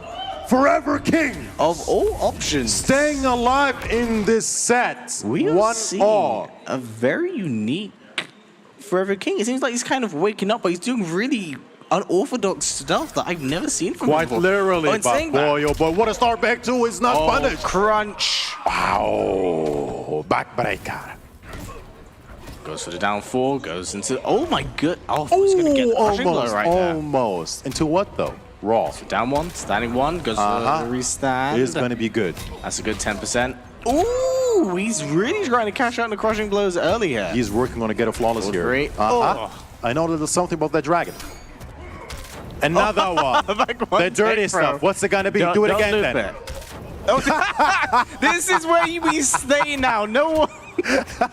Get this, guys. Get out of here. Get out of here. This is free. The back to back. MVP of the match. The Oh statue. my goodness, mate. This is silly. I respect it. But So patient. No yeah, more but defensive bar. defensive bar's gone now. Oh, that was so dangerous, man. He can't let it rip. He can't let it rip. Oh, 4 there and it 3 is. is going to be good. Forever King now with the match point against AVirk. This is really important for King. This would be a really, really big win for him. And honestly, we are seeing a little bit of a... This is like the Forever King we are familiar with, you know? Oh, definitely was looking for that down two. That was very unfortunate he didn't land. Another grab. AVirk is not looking flustered whatsoever. So down 4, forward 3, goes for a down 1. Oh, doesn't no get a hit pickup confirm on off that. it. Finishes the string, goes for the big body splash. Good blocks right there from AVirk. Not choosing to bite here, but no temporal shift. He is missing out so much damage here. He's getting those individual hits, but to confirm. Oh, good spacing there from AVirk, but doesn't bite. Forward 3. Ooh, okay. It's something. I like it. I like it. And I think not out of this yet. Okay, so gonna maximize super the damage. smart. Not just the damage, but the side switch. Final round here. AVirk versus Forever King. Let's see how this one goes. This is really good stuff. Oh, Another one. that's 4. Oh man. Oh, the memes. Oh, this jump is kick really this good. time into the temporal Oh, no, advantage. double. Forever King on the offensive Flash. here. Goes for the setup. The clone.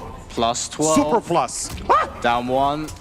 That was so fortunate for AVirk to 1 though. Standing 4, down 1. We're gonna get no restand this time. Ah, the statue is ready to go. It's glowing. It is. Oh man, I don't know how I feel about this one, but gets the throw. Doesn't have it anymore. Already used it. No more Sand throws trap. for you. Ooh, down 4 for 3. Clean back 1 though. So the breakaway. Early flash choice. breakaway. Oh, doesn't get some. No, back to the corner Does it we get it? go. No. No. Goes for a down 4. Oh, beautiful one into the challenge. phantom blow. This gonna. Yeah. That's. I think that is death. That's dead. That is death. So it is written. AVirk clutching it out over Forever King in a nail biter. That was really good, and it's really unfortunate in the sense that it seemed like Forever King only kind of woke up after the first game. I think if King had maintained his composure from the second round of what we saw, I think he could have taken that. He was playing better and better, but not hit confirming the forward 2-1s and the temporal shift. That was 3 damage he was missing out on, which was honestly a shame. He has gotten so many individual hits. 4-3 here, down 1 anti-air there. He just didn't confirm them. It's a shame. It's a shame. And especially, like you said, woken up later. That first game was just... He was out of it. Yeah. Completely out of it. It wasn't just the first game. King earlier in the evening, and I did see a tweet that he said that he was playing a little bit off key. He was dropping some stuff with Kung Lao, and I think we saw it again a little bit in this match. But he woke up, which is good because the night isn't over. This could be where he can change things and still be in the game. But in saying that, he does need to win every single match from this point onwards. Slowly but surely, we are approaching the half of the night, and it's definitely do or die at this point. You really got to get those points to make it to the playoffs this Sunday with $60,000 on the line. But for the time being, hold that thought. We're going to check once again with Kyle, who is on standby with Mr. Aquaman and Kitana Prime. Take it away. Thank you guys very, very much. We're going to get right into it. We had a couple of 2-0s, and I think the match you want to talk about is AVirk versus Forever King. That came down to the wire. I think that's what everyone wants to talk about right now was what just transpired down there. Forever King, slowly coming to life the more matches he plays, but dug himself deeper into a hole. That was a much needed win, a must-need win for Forever King in order to stay alive. Now he has the 0-3 deficit. Only 6 matches you're going to play today, right? And so, got to win out in order to even have a shot here. Gonna be tough for King, but like I said, to touch on that, he was warming up as we went. And here we go. AVirk showing why he's here, showing the godhood early on, KP. King with his signature ability to detect throws, time and time again throughout the years. AVirk keeping his crushing blow throws, using them at the perfect time back in the, breaking that back right there as King went down 1-0. But what could have been the pivotal changing point, King taking out AVirk, he fought back valiantly, used that momentum in the third game to continue on top.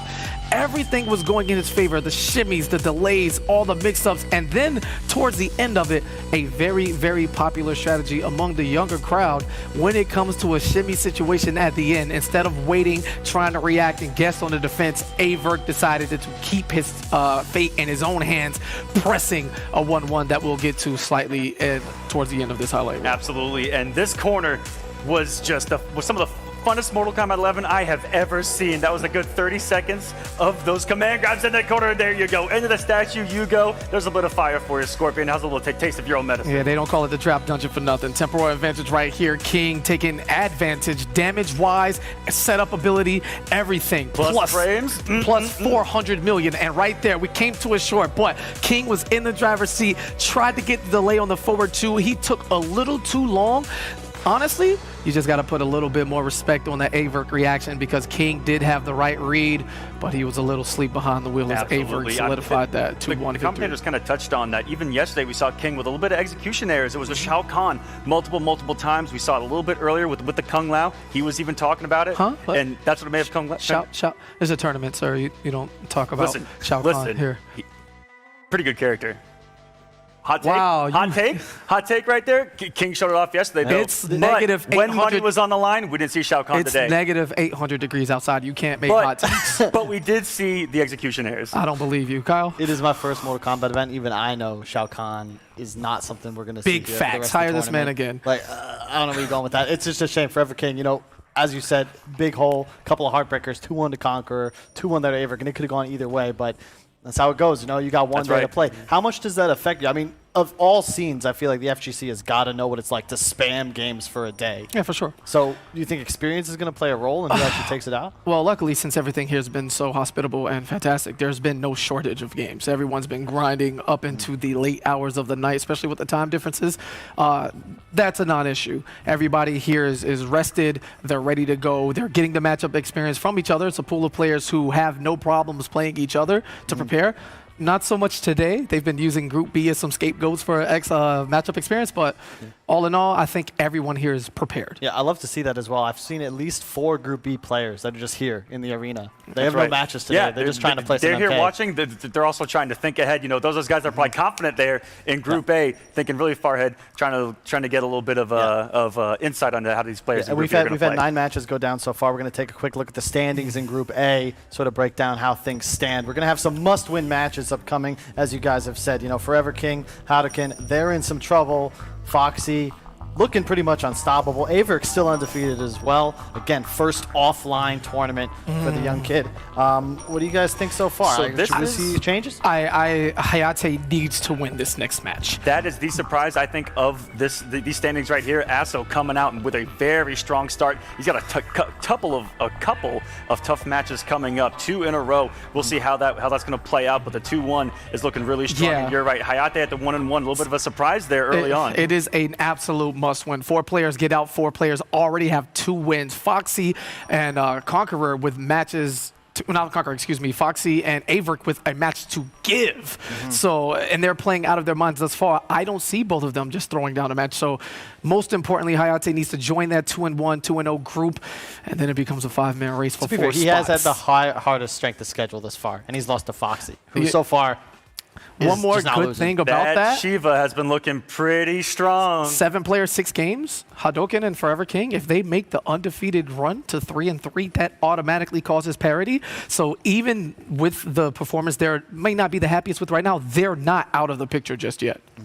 That's right. I was about to say the same exact thing, but just to touch on a couple more of those matches. You know, you're speaking about experience. That last match was probably the most experienced player here, Forever King, going up against someone that's in their very first tournament. AVirk getting the win. I think that goes to show you that experience might not matter here today. Yeah. I just love the storyline from that. It brings me back to the old days. Like, you didn't know who you were playing up against until you actually saw them at land. 10 years of experience versus less than 24 hours of experience going head-to-head. And we just saw what happened. Yeah, not to touch over the other match that happened. Foxy, Grampa, and Conqueror also super impressive to me. Conqueror, who's shown himself as the neutral god, flawless block, everything. Foxy made quick work of him, so much so that we didn't even need to see the highlights. You know what I'm saying? I don't know what the currency is here, but it cost the same thing it cost wherever Conqueror was from. That was a big zero, and it was we pretty didn't even free. record the highlights. Didn't need to. There's nothing to see here. Just saw Yeah, Foxy the crush seeing it. an opportunity to mix. There was no conditioning. There was no flawless block reversals. Foxy and that wall. That is the dragon That's stance. right. Yeah. At the Dragon Temple. Y'all might be on to something. Hold those thoughts for me yeah. real quick, guys. We got to take a 1-minute break, but then we'll be right back with more Mortal Kombat. Too easy. Hadouken.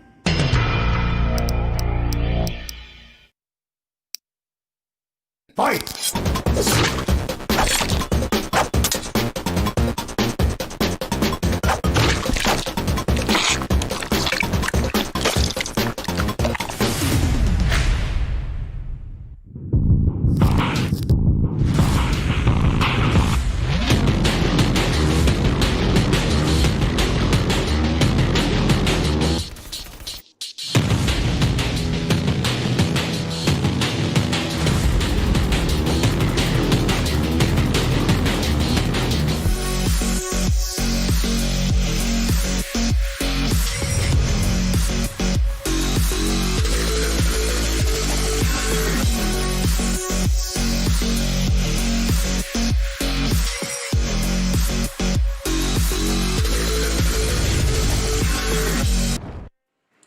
And welcome back. I thought it was ads, but apparently we had content too. I never know what the hell to expect. We don't have much time, so let's break down round 4. We got Foxy versus Azo, we got Hadoken versus AVirk, and we got Hayatei versus Conqueror. What's the match to watch? Ooh, out of those three, Hayatei versus Conqueror, no questions. yeah, that's going to be huge. No questions. Yeah, Hayatei with a loss right there is going to be insane for this entire group. It's going to affect everyone, and it's going to give Aso a massive shot, who also has a huge match in that same exact block against, who is it, Foxy, 2-0 versus 2-1, and anything can happen. This entire block is going to be what I think defines the entire thing. Yeah, I agree, because with the 2-0s going against each other, they don't affect too much on the bottom, which leaves a smaller window for someone who needs to rise up to slide in with only 4 spots. Yep. This is where it gets tough, so I think Hayatei is in a must-win situation right now. Will he win? Yes. You're asking me if Hayatei will win. I'm calling a little bit of biasry right there. Excuse me? If you guys know who KP is right there. What you're But I talking also about. agree. For the first time, I'm going to go with Hayatei. Must-win situation at 1-1. All right, I appreciate it, guys. We're going to get right into it. We got Azo versus Foxy coming right up. Let's get into the stare down.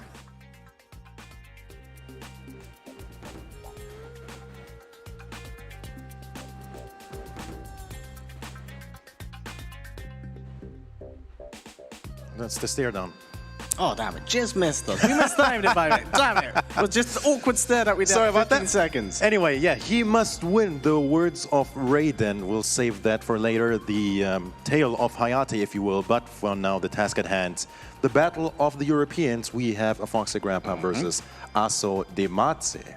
Yeah, I'm interested to see how this one's gonna go, because Foxy's actually been sticking with Shiva all evening, but he does play a plethora of other characters. Now, I don't know if he's going to stick with his guns here and deal with the ferocity of Sejuani's Keep Away through the power of the Stomps and the Dragon Stance, or if we'll go for someone else. To be fair, on a high level, I did not see this matchup before. I'm not sure how well Shiva deals with zoners, especially now with the deadly winds.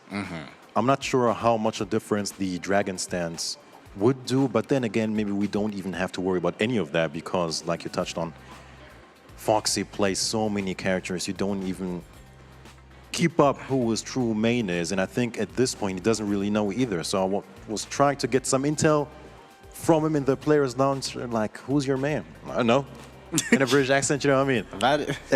That is the most Foxy I believe answer him. you can get. I believe him. He doesn't know at this point. Yeah, I mean, with Foxy, he can play whoever he feels like he wants to on the day and honestly make them work in that respect. So if he just feels like, yeah, I feel like I'll play Shiva today. I don't know. We'll have to wait and see. It kind of sounds like Foxy, but now for the actual stare down, here it is. Foxy Grampa versus Asodimazze.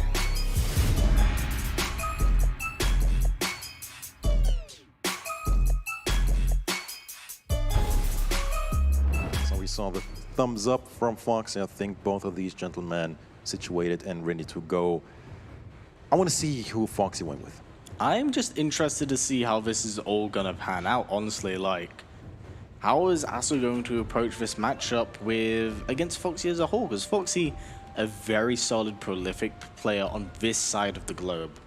Playing against someone like that, regardless of how many times, it has to put some worry in your mind of, that experience and what he can do. Look at those characters, the Matoka. Not even sure if we will see him throughout the weekend.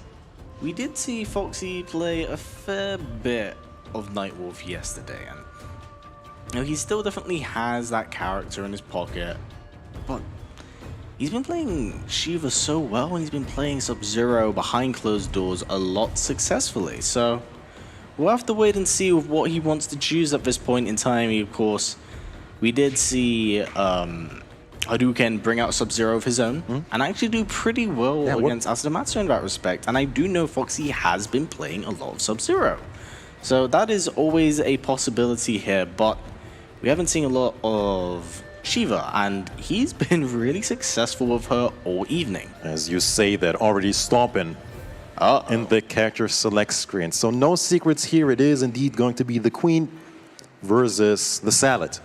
The Salad. Yes. The Salad, not the Elder Goddess. No. The Salad. Yes. So here it is. We have Earthquake, the Port, and the Deadly Wind. So no surprises there as well. Of course, I feel like this is going to be the Cetrion variation from now on. I mean, at this point, I'm not sure how you would even play, or why you would play Cetrion without the Deadly Winds. Okay, less damage, yeah. But you get a restand. You get immensely amount of chip. And I think at this point, this should be the go-to option. You basically make her keep away game even better than what it already was, which was incredible as it is. Let's see what this stands out. The kind willing to die for her people. So be it, Queen of the Shokan. She knows. She knows. Maybe she's a big fan herself, but you're right out the gate. A pretty interesting interaction showing that Hell's Wrath can in fact go over some of that, but that's one stomp on the board. You know that Foxy subs right now going crazy about it. Here's the stance, throws out two, goes for the low. Tricky stuff, the scoop. Good stuff. Nice, catches him with wake up buttons. Definitely looking for breakaway right there. Surely there'll be a teleport. But that's still really good damage all the same, and that stance, that chip away. Oh my, interesting. Very interesting. So, may have a way of contesting with that now. The pinata? Now. Oh, wow. That's really good stuff. Honestly, one of the incredible aspects about Shiva is that Fireball in itself does a lot of damage. Wow, beautiful conversion from Asodimazze. Incredible. 24%. Technically, one hit away of stealing this. Yeah, but gotta be careful. Gotta be careful. Oh, wow, that could have been a clean jump in. Yeah, I thought Foxy overextended there for a second, but Asodimazze getting caught for it. That's one round to Foxy. We're going to see another fatality if he wins. I'm just saying. Throws out the stance once again, cancels stance, goes back into it, just going to loop it back and forth. And once again, no breakaway this time around. Fair enough, Asodimazze has been doing his homework. But this so far looking like a flawless from Foxy. Quite literally. Uh-oh, there it goes. Okay, we found two ways of dealing with it, depending on the range. Pinata or the Hell's Wrath. Saying that... And that is death. See ya, that's 40% on the board. And, okay, no fatality yet. Yeah, Asodimazze is just too nice of a guy, I think, even for a Foxy Grampa, that would have been a bit too much. Don't lie to our viewers. Especially in match one, right? Don't lie to our viewers. But, that was a really, really strong showing from Foxy's Shiva, right out the gate. Seems like he has an answer to how Cetrion is definitely going to do keep away game. She's going to go for Hell's Wrath. That stomp, it comes into play. Foxy gets in. We're going to see more of that stance, of course. Oh, wow. Pick your poison. All over the place. Stuff right there. Oh, goes for the down one check. Finishes the string this time. Pinata is going to be good. The Earthquake. dead. We're gonna see a stomp. Oh Yes. my god, that is the tech right there. I'm not sure about that breakaway after eating 29%, which is almost like max damage for Earthrealm. That was incredible. Sorry, I'm still a little bit starstruck by that because I've never seen that before. Oh, we're gonna walk across the full screen. Nice rising wall from Asodimazze. Gets caught with the ground pound. Way better Different round. Asodimazze from previous game. Way better round for Asodimazze. All right, let's see how Foxy is able to adjust his own game plan.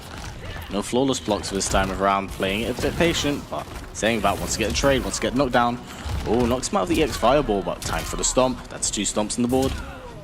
Oh, up 3. So I'm actually really see from Asodimazze as he usually savors his defensive meter for that kind of get out of jail free teleport.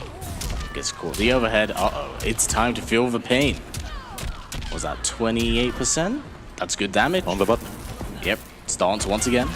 Oh, good challenge from Asodimazze, knowing that Foxy has been cancelling a fair bit. Oh, close teleport this time. Goes for the sweep. Interesting jump free there from Aso. Empty jump in. Gets right in there, goes back to the stance. Oh, no, that could have been a crushing blow. No, the projectile trade right there must have cancelled it out. Almost could have gotten a crushing blow. Most unfortunate for Asodimazze, still with 7%. The sweep is whiffed. Aso's got to be careful, doesn't want to overextend here. The Dragon unfortunate. Stance shenanigans. Match point. A Foxy Grampa. No, that was really good stuff there from Foxy. Pulling things back, showing some signs of adaptation. Oh, that was really good reactions from He was waiting for Asodimazze. that, I think. The Foxy Grampa was waiting for that. Yeah, we're going to see it again. No, goes for teleport. But Foxy knew it was coming. Unfortunately, execution not quite tight there, unable to get the big boot, but ooh, Just wants none of that. empty stomp. Beautiful blocks right there. Too patient. Ooh, gets caught with the wall. Foxy too patient. I think Asodimazze needs to grab a bit here. Condition him. You have to eat that. Oh my god, that was works in unison. So unfortunate. That was a 20% flyable stomp combo. I Right. got nothing. I got nothing. Oh, catches him. A scoop? No, gonna go into fireball. Beautiful Lame start. cancel. Raw scoop! Okay, you've been conditioned, my friend. Blocking the overheads. Uh-oh. Foxy's gotta be careful. Asodimazze. Raw fatal blow is Yep. gonna be good though. Oh, gets for the stomp. Time to get grabbed. Wait, and in the name of Foxy Grandpa. Wait, and now I fatality. We can't hear it from him. I have to do it for this man. Did you? Yeah, look, you see, seal of approval, seal of approval. As for you homeboys who are enjoying the show, and thank you very much for tuning in for the WePlay Dragon Tournament. This, of course, being day 1, Group A, meaning that there's tons of Mortal Kombat on the horizon. Definitely. I mean, only technically day 1 of the official thing. Once again, Group A all the way. Tomorrow there'll be Group B action, and finally Sunday, the playoffs, including the top 8 qualifiers. Once again, only 4 of these 7 fine gentlemen will be qualifying for the playoffs, and slowly but surely the places will be solidified. The Foxy Grandpa definitely looking kind of nice. The fine gentleman over at the desk will get into the standings a bit more later on, but for now we have Hadoken once again, who definitely desperately needs a win to even stand a chance at this point, I think, Yes, of course. survival. Yeah, he's the hometown hero. He's representing not only his local scene, which I think is called Kharkiv, but he's also representing Ukraine in his hometown. It's going to be really important for him here, as he needs this win to really stay in on the tournament. But let's quickly talk about the clips that we do have at hand here, and appreciate like the beautiful conversions that Asodimazze did have at hand. I mean, game 2 was definitely looking better, but game 1 was so fast. Yeah, no, it was as clean as it gets with Foxy. That was absolutely a Foxy round. Things, when you think you're safe, you get Foxy Grandpa. That's just how it is. And that stance, honestly, it's so good. Like, well, what can you do? And even when Asodimazze was challenging it, he wasn't quite getting the full leverage out of it. When he was going for that rising wall to absorb the projectile crushing blow, Another fireball right afterwards, interrupted it, got rid of the crushing blow. It doesn't look like there's a one-size-fit-all answer to the move just yet. Maybe, you know, Give it just time. for the time being. Give Right, it time. right. Maybe We shall there see. is gonna be like hidden tech how to beat that move, but now. There you go, there you go. This is that's absolutely a shout out to you, Aziz, on Twitter. Find out the tech. And yeah, that was the story of the European clash. Yeah, no, honestly, I wouldn't say I didn't expect the outcome, but Asodimazze has been playing really well tonight himself. And he did put up a good fight for the most part, but Foxy Grampa showing why he is one of the best that there ever has been in this scene alone. And why he's definitely a favor to take the tournament. I think fair to say that talk about myself now, personally, him, Tekken Master, and probably Hayatei are the top 3 guys who possibly could take it. What about you? Right now, I can't deny all the devastation that Foxy has caused.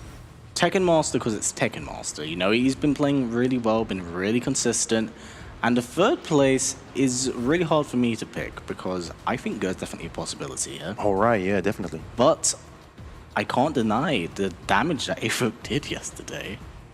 AVirk really put in the work, and he was really impressive. There's no denying that. And remember, even if it was a sandbag tournament, right? He was playing Liu Kang.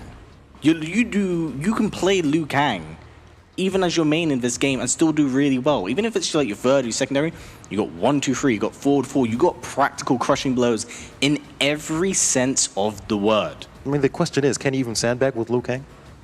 I mean, can you even have fun with Liu Kang? Not if you play against him, I think. No, definitely not. That's not a thing. But I put it like this. When this man can do an instant air fireball into a flying dragon kick and get a crushing blow, and not only that, read for the first time someone doing an up 2 with a parry into the crushing blow, into 47%. You know, it's hard to deny that. It was different. He was trying a bit too hard for a sandbagging tournament, if you will. But for now, we have Hadoken ready to go. Here is the stare down. Hadouken versus AVirk.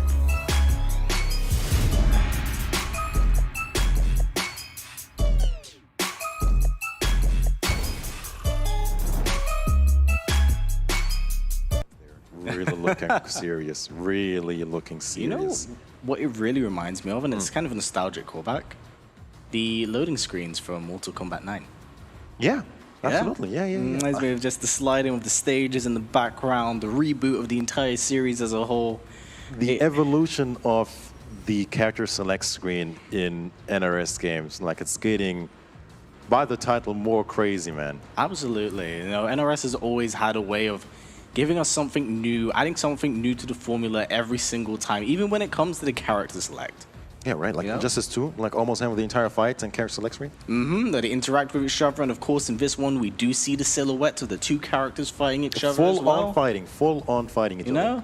You know, NRS always brings new ideas and concepts to the table, and we love them for that. Hey, Keep man, doing it. There is Keep a doing reason why MK11 won Game of the Year. Fighting Game of the Year, I should say.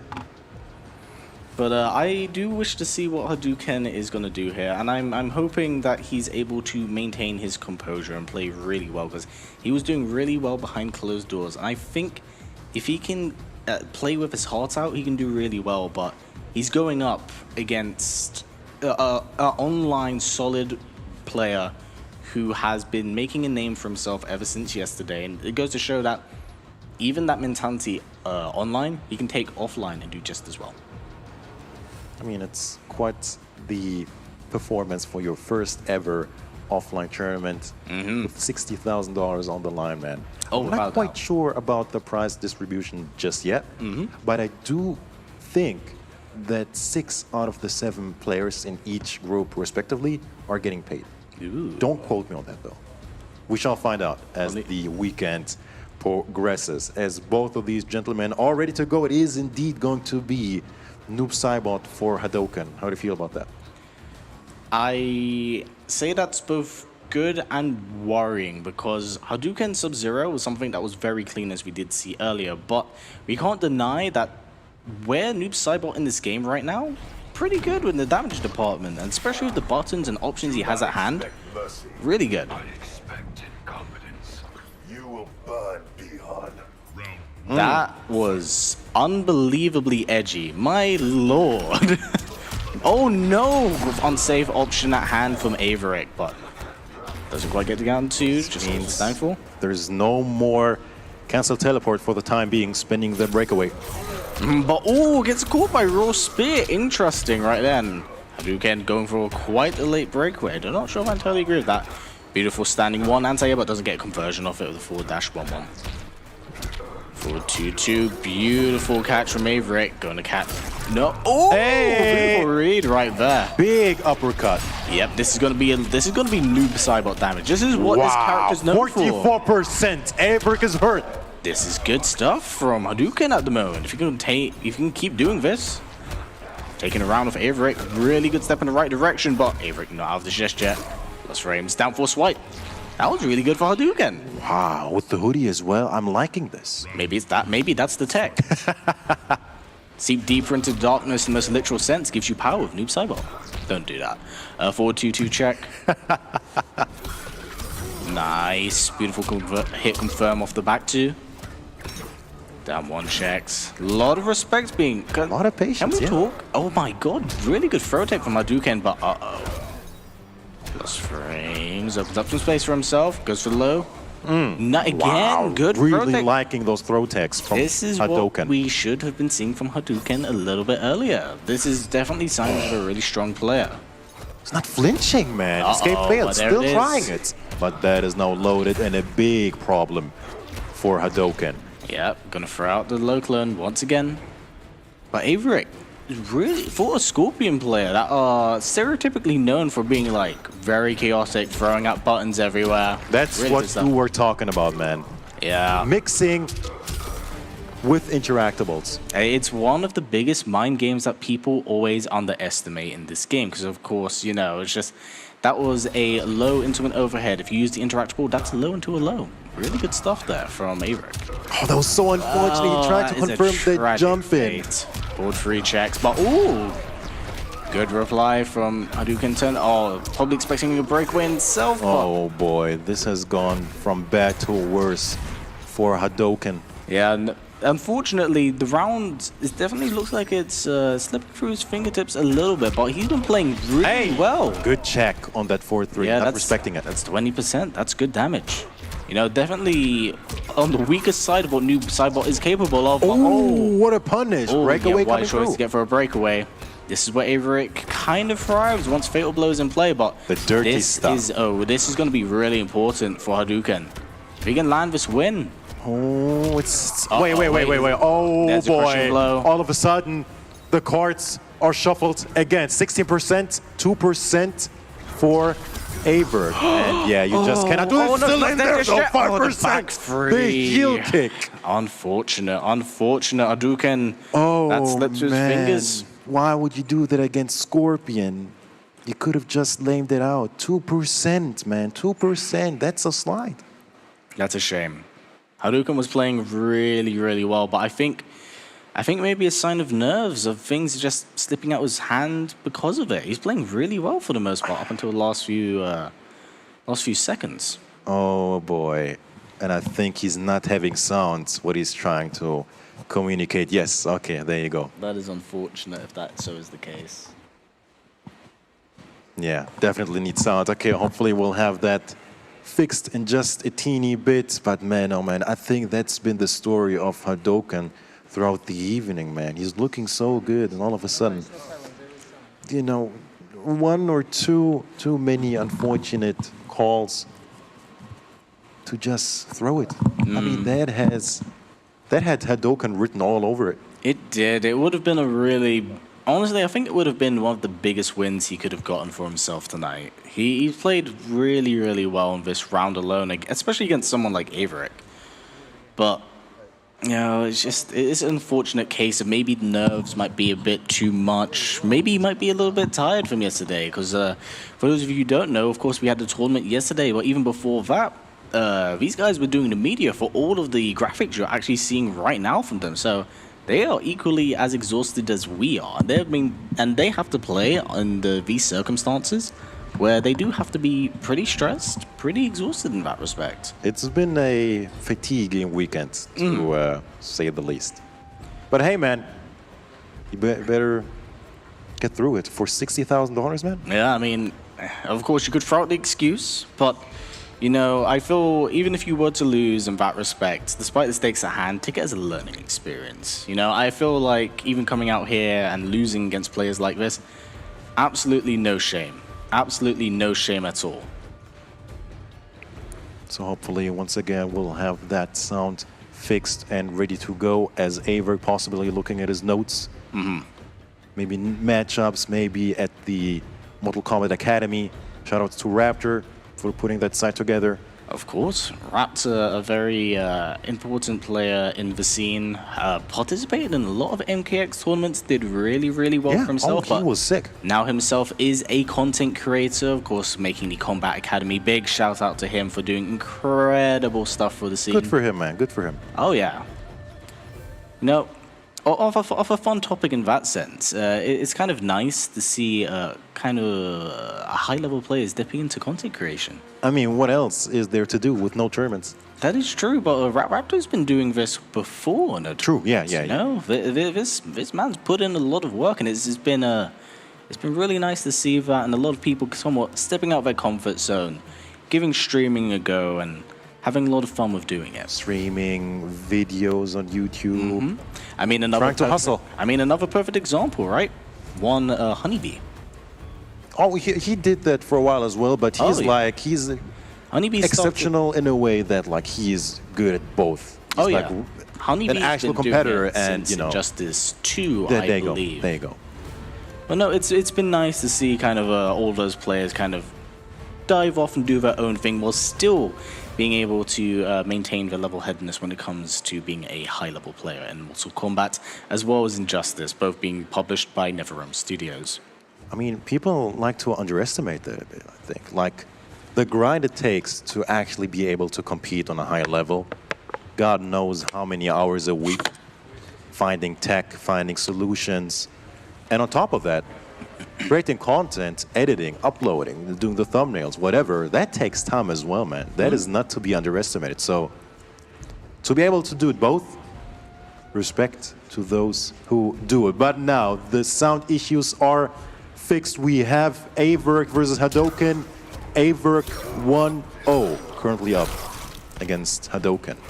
Now, I will say it has been a few minutes since the last match, and we are possibly seeing it being shown a little bit here. You see, as you saw in the previous round, Hadoken was basically teching a lot, but right at the start here, AVirk able to land 2 throws back-to-back, but can't count out a character like Noob Saibot. One touch, all it takes to deplete about 40%. Safe low. Oh, he's going for a throw himself. Goes for the overhead. 1-1-2, 4-3-4. Ooh, back one slide, I respect it. Another backward slide. Remember, these will stack up to a crushing blow. Looking very even. Yeah, and of course, you know, not having the meter cannot actually enhance it, but AVirk just not punishing it. Up 3, I do not know if I entirely agree with using that. It's going to be good. Fatal Blow is ready, and man, oh man, AVirk is not shy to pull the trigger. Yeah, I mean, he has Fatal Blow at his fingertips at the moment. And he's creeping with it interactable, look at that. Yeah. Look at that, he's creeping with it. Staying in range. He's threatening. Hold on, you might do it. No. Oh, escape failed. Escape 15 failed. seconds And this on the clock. is super dangerous. No flawless block. Yep. 10 seconds on the clock. What's it gonna be? Down 4. Into what though? MT. 1-1. To the overhead. What an anti-air! No confirm though. Beautiful. That's okay, that's fine. good. It's good. That's fine. Yeah, That's good. That's good for Hadoken. He was playing it smart, keeping it simple, going to run down the clock. Shake it off, Hadoken. Shake it off. Looking better here on this second match. Yeah, we're definitely seeing signs of a very strong player at the moment, but it's just like the nerves, I feel like, is what's getting to Hadoken. But, you know, right now, things looking pretty good, 29%. Definitely was expecting a breakaway in that sense, but never being aware of it. This could hurt big time. No, wants none of it. Goes for it. Nice throw tech right there. Good anti-air, Of course, very does early. get rid of that crushing blow that AVirk's possibly been looking for. Goes for the low. Oh, nice. That forward three, so good. And been catching out Hadoken a fair bit from the air. Damage over time. Forward three to the teleport. What a confirm from AVirk. Ooh, get back in the corner right there. 31% on the board. Going for the back one check, but forward 3-4. 1-1. Really good punish. Short hop into back three. Accidentally kind of puts himself in the corner. It doesn't matter. You're Scorpion. You're Scorpion. Oh, call out. Match point AVirk. Yeah, but AVirk spent all of his defensive meter. He has to like commit to either a very unsafe teleport or stay in that corner. Yeah, goes for the overhead. Keeps it safe. Almost there with the punish. Forward three, goes for the 1-1. Oh, beautiful Time to stuff. get Make punished. this count. There is no breakaway available. Doesn't have the meter to work with, but...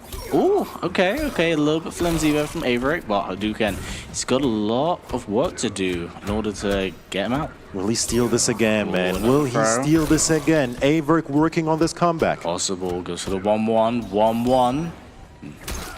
Oh, Yeah, good Hadoken. patience. Yeah, Back but- to this could be the start of the end. Good breakaway available. Oh! Down two. That is... Ooh, okay, a changing of the tide. Hadoken. Not out of it just yet. Not out of it just yet. That's really good stuff from Hadoken. On the board, 1-all against AVirk. With the Noob Cybot, man. Yeah. Staying true to it. Maybe... I don't blame Noob Cybot myself, but I don't know his frame data, I don't know his buttons, but his spacing seems to be what's making AVirk kind of second guess his options of walking in. Because forward 2-2, as we are seeing, controls a fair bit of space. We have that back one check, of course, and then the low clone makes things safe. Oh, nice. Lancer Crab. Looks like AVirk's waking up at the moment. Throws the Portar carton. No one is safe. Forward free check. Beautiful reply from Hadoken. Oh, this is going to hurt big time. Oh my big goodness. 40% and like that. And it's even. Things have been changed. Oh, the dirty my stuff. God. 1-1 stagger into the neutral duck and the crushing blow. No, it's pressing a button. So unfortunate. That's not going to be dead. That's going to be a lot of damage, though. Oh! Wake up, fatal blow. Oh my goodness, I respect it. Oh, the back one punish, though. Oh, wait, no, he get it back one into fatal blow. No! Ay. He saw the breakaway coming. Not biting is AVirk. Match point. Going preemptive is unfortunately his undoing, and things looking very, very good for AVirk. Down 4, goes for the forward 2-2. Seeing a lot of jumps at the moment. Down 1, love spacing, commits, is making things safe for the back 2. Very, very good move if you're able to have that teleport cancel, keeping it safe. Goes for the back 3 at the moment. Hadoken getting a little spaced out, but this is where the damage surfaces. Oh, the late breakaway from AVirk, definitely not what he was wanting at that point. What a punish on that dog for. Wow. Oh, the Hail Mary fatal blow and known home, the micro And the these 1-1, neutral and ducks, that man. will be it. These neutral ducks have been a pain in the neck for Hadoken. AVirk prevailing. Yeah, no, very, very good stuff from him right there. Honestly, both players work extremely well, and Hadoken, as we've mentioned throughout the entire evening, showing the signs of a very strong player, but maybe the nerves just getting to him at the end of the day, and it's understandable. 110% understandable. Of course, especially if you're not used to the big stage, only ever playing in his locals when it comes to offline play. But then again, man, same could be said about AVirk, who was, I think, not even entered a local. Once again, this was his big face reveal. Yeah, I mean, what a way to do it. But you also keep in mind that not only is it the whole aspect of, playing against high-level players, it's having all you people at home watch him as well, knowing in the back of your mind that there are people watching you play outside of the people that are here in this facility. And they definitely know that thousands of people are watching them, their families, probably their fans, so that definitely adds to the pressure, and it doesn't get any easier because, the heat is on in the group. We are approaching not the final games, but definitely well into the group. Once again, only the top 4 will prevail and will be qualified to the playoffs happening this Sunday. The other 3, unfortunately, eliminated from the tournament. Yeah, this goes for both groups, man. You know, at this point in time, with how deep we are with Group A, everyone needs to be winning their matches. Anyone who does get a loss, who hasn't got a win at this point, not looking great. Not looking great at all. Once again, the analysts will go over the standing in just a teeny bit, but here, a glimpses of what has transpired in the past set. Yeah, but as we've seen with Hadoken, doing really good stuff here, but I believe it's here where he actually ended up winning that one. But yeah, no, as the entire evening, Hadoken's shown signs of a really strong player. Fundamentally, being aware, we saw some incredible throw techs earlier against someone as strong as AVirk, but you know, the nerves at the end of the day just seem to be what allow things to be slipping through his fingers, just making these small decisions that are getting to him. Oh man, that first game, such a heartbreaker, man. Broad daylight robbery from AVirk, and in the final match, especially all those neutral ducks into the 1-1, the Scorpion special, if you will. Definitely getting another mileage out of that. Yeah, well, one thing I also do want to mention that it's quite a treat for, I think, many of us here. It's seeing kind of Noob Saibot be used in a high competitive level tournament. For sure. Because for the longest amount of time, I know that Noob Saibot players have been somewhat unhappy with how the character is, in the sense that his good moves are spread out across the board. People really like the low safe option with the slide. People also like the combo extension. But now, with customs being a thing, you're able to mish, mash, and blend whatever you wish, and just throw out 40 or 50% casually. We saw that. We saw that a lot. Ultimate Noob Saibot can definitely hurt. Oh, without a doubt. Definitely hurt big time. But now, this match I'm really looking forward to. It's gonna be Hayatei versus Conqueror. Talk to him. Talk to him. This is going to be good. Talk to him. So, without a doubt, we are going to be getting Fujin against Sub-Zero. And both players always continue to impress. Every single time we see them, they're able to pull something out of their hat that we aren't really expecting. You know, Hayatei has been nothing short of incredible. And a big shout out to him for finally finding a character that really plays the way he wants. Because as I mentioned earlier, he's played Scorpion, he's played Aaron Black, but none really have stuck with him. Now he's picked up Fujin. His wave dashing, his movement, extremely good. His cancels off the Skywalker, really, really good. But also saying that, Conqueror has been nothing short of impressive, even since last night. You know, showing us all off like his incredible Johnny Cage, and now he's been playing for Sub-Zero. And he hasn't, despite the memes of the Sub-Zeros like Hoder for a 2-back 3, he hasn't really been relying on that very much. He's been checking with back 1, he's been going in with 1-2 conditioning, with 1-2-4s. It's been really good. So back at Final Combat, he didn't commit, or even before that, he didn't really commit to the 4-2. Yeah. Because, you know, he didn't really believe in it. He didn't need it, really. Back 1, back 3, stuff like that, just confirming, keep it very simple, 1-2 even. But now, you have a safe option. Yes. You don't have to commit to the ice ball, having that creeping ice. So I think that's why we saw more of it as well. I mean, it definitely makes sense, and why would you not threaten even more with that 4-2? Is it unblockable? Is it blockable? Can you react to it offline? Let's see after the stare down. Hayatei versus Conqueror.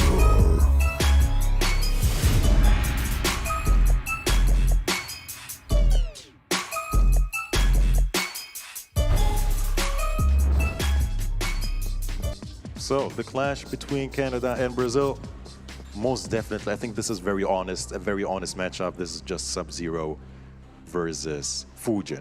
What do you reckon? Honestly, I'm not entirely too sure. I'm curious of how this matchup is going to turn out. For the sole fact that, you know, Hayatei is very good with using that Skywalker, throwing out of neutral, getting in and out of his opponent's way.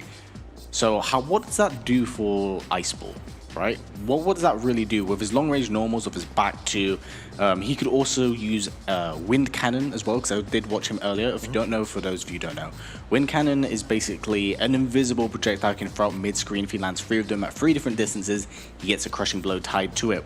And with his back two and how much space it does control, you can really harass your opponent. And when Ice Ball is so strong, you can just stop that start every time.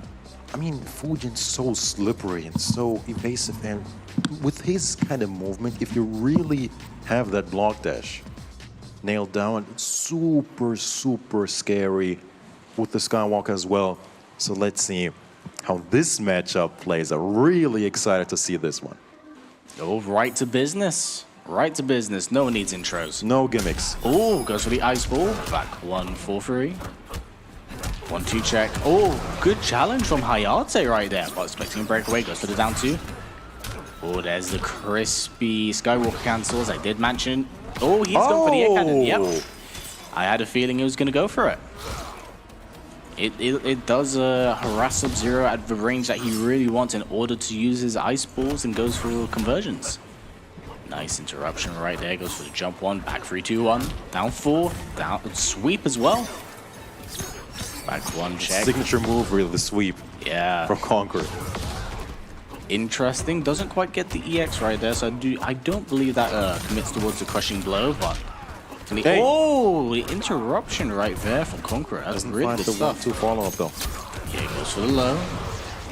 Beautiful conversion right there, but unfortunately really tragic from Hayatei. We've actually been seeing him drop a few combos tonight, which is quite uncharacteristic for him.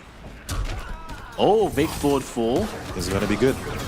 Uh-oh. Oh, anything goes at this point. 20 seconds on the clock, both loaded with the fatal blow. Honestly, one of the craziest things I've noticed about Hayatei is even when he's in fatal blow territory, he just turns things up. He's like, oh, that's cool. Time, Callum, time. Yeah, a few more seconds on the block. Board for Fujin, man. Oh, look at this. Oh, what a flawless block on the punish as well. Wow. The patience from Conqueror. Really good composure kept together by Conqueror, and Hayatei getting a little bit desperate right there. Back 3-2. Now, I will also say that I've seen Hayatei playing a lot against Sub-Zero and coming in through the form of Foxy Grampa, so maybe he can react to that forward too. Not that it would really matter at this point, because we haven't been seeing Conqueror use it too much over the course of the last 2 days. But he is getting bullied in this corner. Beautiful. Confirm as well. Oh, a bit too greedy, I think, with the crushing blow. Oh, down 4 into creeping ice. What is this tech right now? Everything was working out for Conqueror there. Look at him. Still not happy. Yeah, still not happy, but you know what? A game's a game. And in the instance of 60 grand on the line, we take those here. We take those here. Straight into it. No secrets here between those two. Straight Fujin. It is going to be no variation change as well. And yes, the EX hurting indeed. Punish as well, calling that out. Oh. No, not overcommitting. Smart stuff. No, very, really good stuff from Conqueror. Definitely shouldn't in this instance. And he's out.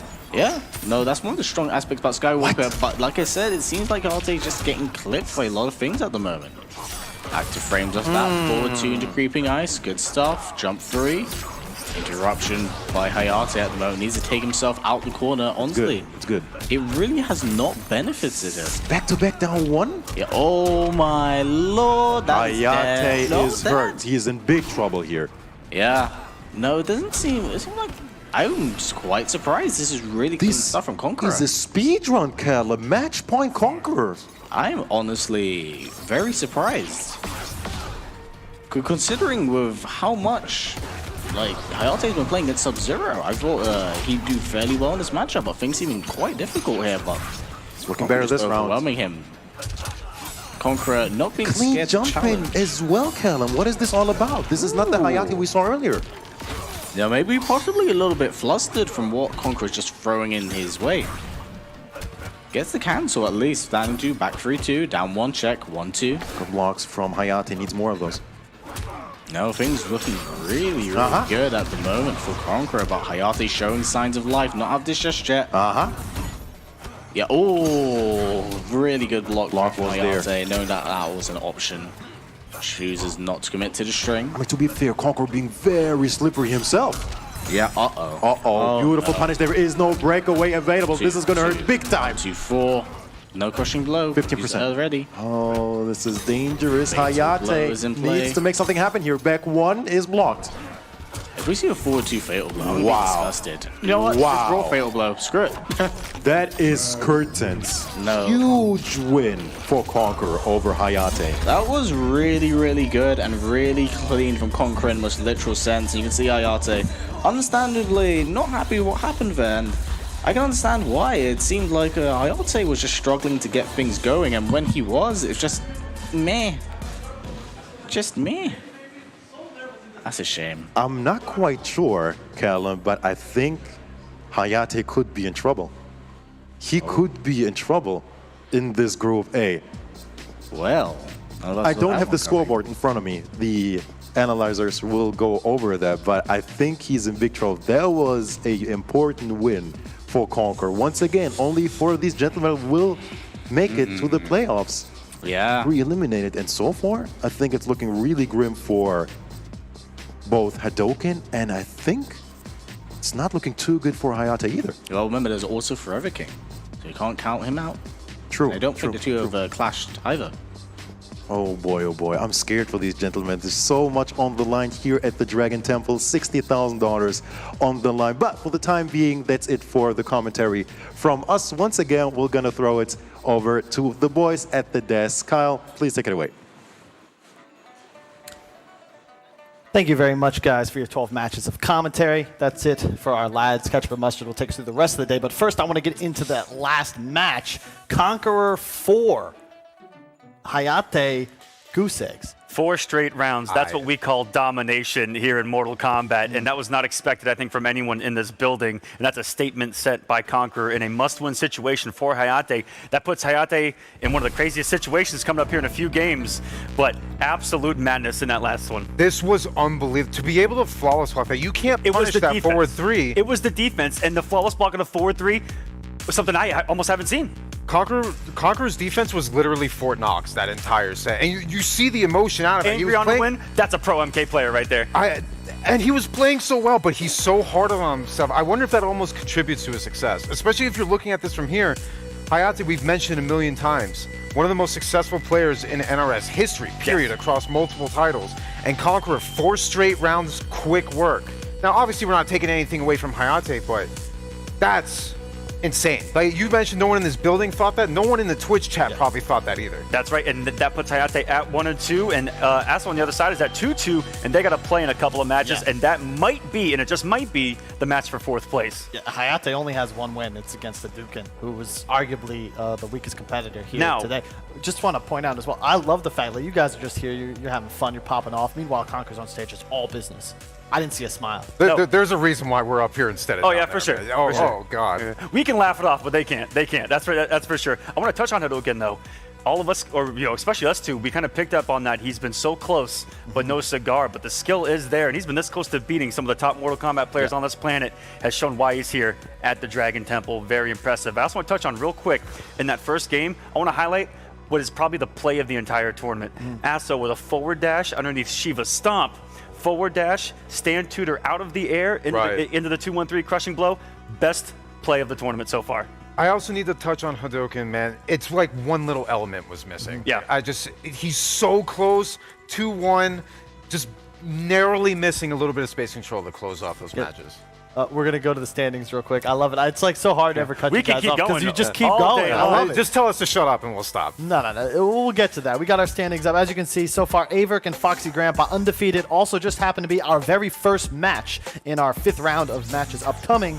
But as you said, it's top 4 that counts. You can see the cutoff. Hayatei, as it stands, would be out. And he's already beaten the man at the bottom at 0-4, Hadoken, who at this point must win every match to even have a shot at advancing. Actually, here, it would take a miracle. It would take Aso losing out and Hayatei losing out, but they got to play each other. Yeah. So no matter what, I think that he has been eliminated just mathematically, which I've been told math is taboo here, so I'm just going to go ahead and stop right there. No, it's 100%. I think Hadoken has unfortunately seen the end of his tournament run. 2-1, 2-1 with two of the best players in this.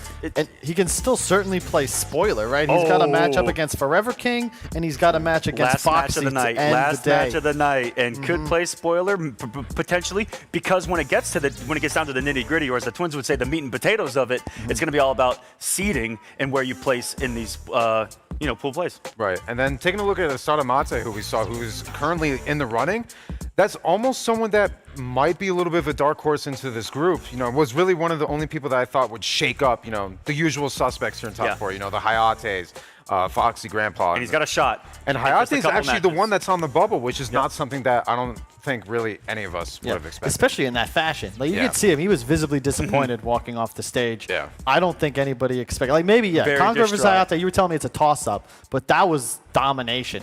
And I'm also been told that Hayatei is someone who will not miss the finals. That's right. We'll see him in the top two. Look at Foxy, who's undefeated. His match with Hayatei went down to the last hit. It came down to one drop from Hayatei at the end, and that's all that separated them. But what if that drop is what cost Hayatei the entire finals? That's literally a nightmare. Yeah, that's actually a nightmare scenario right there. But Hayatei's got to have that, short-term memory loss going that next game against Aso, must-win situation again. But for both of them, I think that the winner of that, predicting, is going to be our fourth placer. Well, do keep in mind, by the way, those of you watching the stream, we've got a whole line of WePlay plushies and other assorted merchandise. Just click the link insane. below. It's pretty insane. It's insane. I've got the Scorpion one. That's so cool. And I looked at the tag. You guys made it. Yes. What? Wait, I actually didn't even know. You guys made those WePlay does plushies? it all, baby. Yeah. But it's only day 2, so save some of the praise. We've got a lot more stuff coming up your way. Yeah, you guys have been teasing us for days. Real quick, before we get into it, we got AVirk versus Foxy, the last two undefeated members of the group. Who's going to take it? You got 10 seconds each. Oh, coin flip. Foxy. It's just no one's lapping that dragon stance move.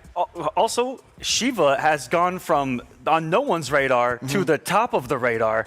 Just here tonight, looking how Foxy's playing right now, because he is doing some dirty and crazy stuff with that character. Gotta go with Foxy. Well, I mean, I'm going to go with my boy AVirk making his offline debut, just because that way I'd be right as well.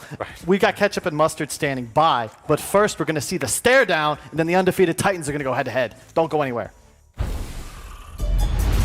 AVirk versus Foxy Grampa.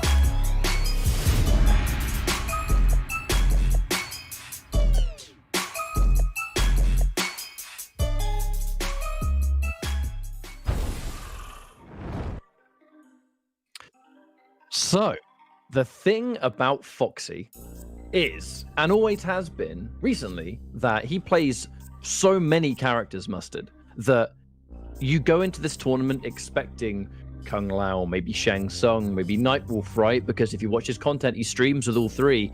But he's playing so many characters recently that amongst his kind of online trolling, in the Combat League that we're all used to seeing at this point, there have been some discoveries. Sub-Zero is one of those discoveries. Shiva, clearly one of those discoveries. Bit of a secret. We knew he was going to pick Shiva, but no one was telling no one. That was a secret weapon right there, and I'm not interested in spoiling that. You either learn this matchup or you suffer. It's as good as that. And it's 100% not the usual style that Foxy has played in MK11. But as we do wait for this match to start, I do want to take a couple of seconds to say it's good to be back. Thank you so much for having us on again today as we make our kind of entrance onto day 2 of the day's tournament. We are looking forward to commentating the rest of the games today as we really get into the meat and potatoes of the need to win games. This match right here, Foxy and AVirk, they're both undefeated currently. One of them is about to lose that accolade, but the one that wins has pretty much guaranteed their way into the Sunday Championship Sunday. But presuming it's going to be Scorpion versus Shiva. Shiva is the character of the day that Foxy's been running with. Now, the real question, Dragon Stars. I think I know the move that AVirk might have taken. Now, I might have just misseen it in the menu. It's a little bit far away from us. However, I kind of see the thought process. This Dragon Stance is a move that no one has really gone into today ready for. And as we now go in and we start things off, AVirk, what really helps him out is those insane clutch decisions when he really needs to, right? The micro ducks. That has been what's been setting him apart. And can you even do that against Shiva? Foxy hasn't really been grabbing much. No, but that really is the big difference, right? Like, Foxy is playing this character completely unlike anything we've seen, but, I mean, just barely of us have really known what the Dragon Stance can do. Oh, he knows. Instantly, he knows AVirk's going to be looking for that break, and he takes it almost immediately. However, you know, that crushing blow, it's gone for the rest of the game, so we'll see if he's going to need it a little bit later. Now, here comes the stance, but also the immediate cancel Mustard. But we're going to see as well, everything about the way Foxy's been playing this character, it all feeds back into that same game style, right? Always sends you far enough away that, you know, you have to deal with, you know, getting in on her again and the chip damage that comes with it, armor break. Like, and even if you don't break, it still does good damage. And there it is, get hit by the low, and now Foxy has enough advantage. Does he go in? Does he back off more Dragon Stance? Mix up again, good block from AVirk. Every single time she does that little hammer arm normal, the second hit is overhead, and with the equipped low, it is going to be a true 50-50 every time. Grab AVirk, looking okay so far, sweep. Oh, don't try to whiff punish, but a good block again, AVirk. Yeah, he's getting that mix up every single time, but and yep, spending the fatal blow. I respect it. Get that damage out of there, keep it unbreakable, and Foxy manages to clutch out that first round of the set in true fashion. Fatal blow. That's a taste of your own medicine, AVirk. I mean, both of these players are so heavily built around those insane throw games, either on offense or defense. However, that forward three immediately staggered into a teleport, and that's going to be a full combo here for AVirk. Now, as we have this corner positioning, those 1-1 staggers doing a good job of just pushing him to safety. Foxy, the patient, I mean, just refusing to press a button. No, but you can afford to be. We're already noticing that Foxy is using much less Dragon Stance in the neutral because, I mean, you're against Scorpion, right? He goes into that stance, he'll get teleported. This is AVirk we're talking about. Yeah, Foxy hasn't pressed a button in, like, 20 seconds. What's going on? Wait, has something actually happened in the middle of this match? Oh. I wonder, has a monitor turned off or something? I am going to assume that something is interrupted because both players, unless there are these like absolute next level mind games going on right now, which would be an absolute first that we've seen of this caliber, I am imagining that there is some kind of player issue right now. So let's talk a little bit more about the round that we've already seen, right? So, yep, this is the Shiva, but we're seeing the different styles, right? This is I would say this is the most kind of original custom variation that we've seen in the Dragon Temple so far today. Because think about it, we've seen a tremendous amount of players, really rock with their kind of familiar variations, right? The tournament moves in different orders, maybe up one move here or there, swapped around. Whereas this variation is built around the Dragon Stance and what else really makes up for it. And I do believe we have just been told, unfortunately, it looks like Foxy Grampa has had a bit of a controller malfunction. I think his pad has kind of had some issues. So while we do get that sorted out and see where we're going to move forward, because you have to remember, there's a lot of money on the line, and this is what the admins and breaks are for. So I imagine at the very least it will be a round, if not a game loss for Foxy, should that be what has happened. But that's not our decision to make. We are just waiting for the admins to decide. I'm not 100% it was a controller malfunction. I think that I'd heard the term crash, which I believe could have been related to something else.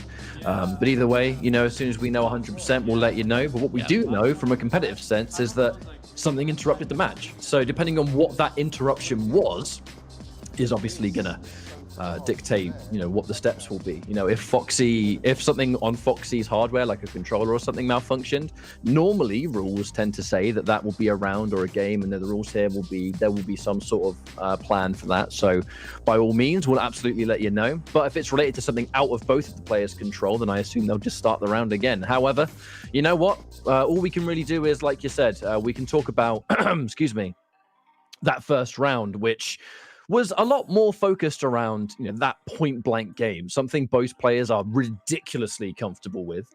The end of that round being the clutch micro duck, Foxy getting the confirm at the end, losing the fatal blow to seal the deal. Now, what we didn't do, Mustard, was see that second move that has basically been taken by AVirk.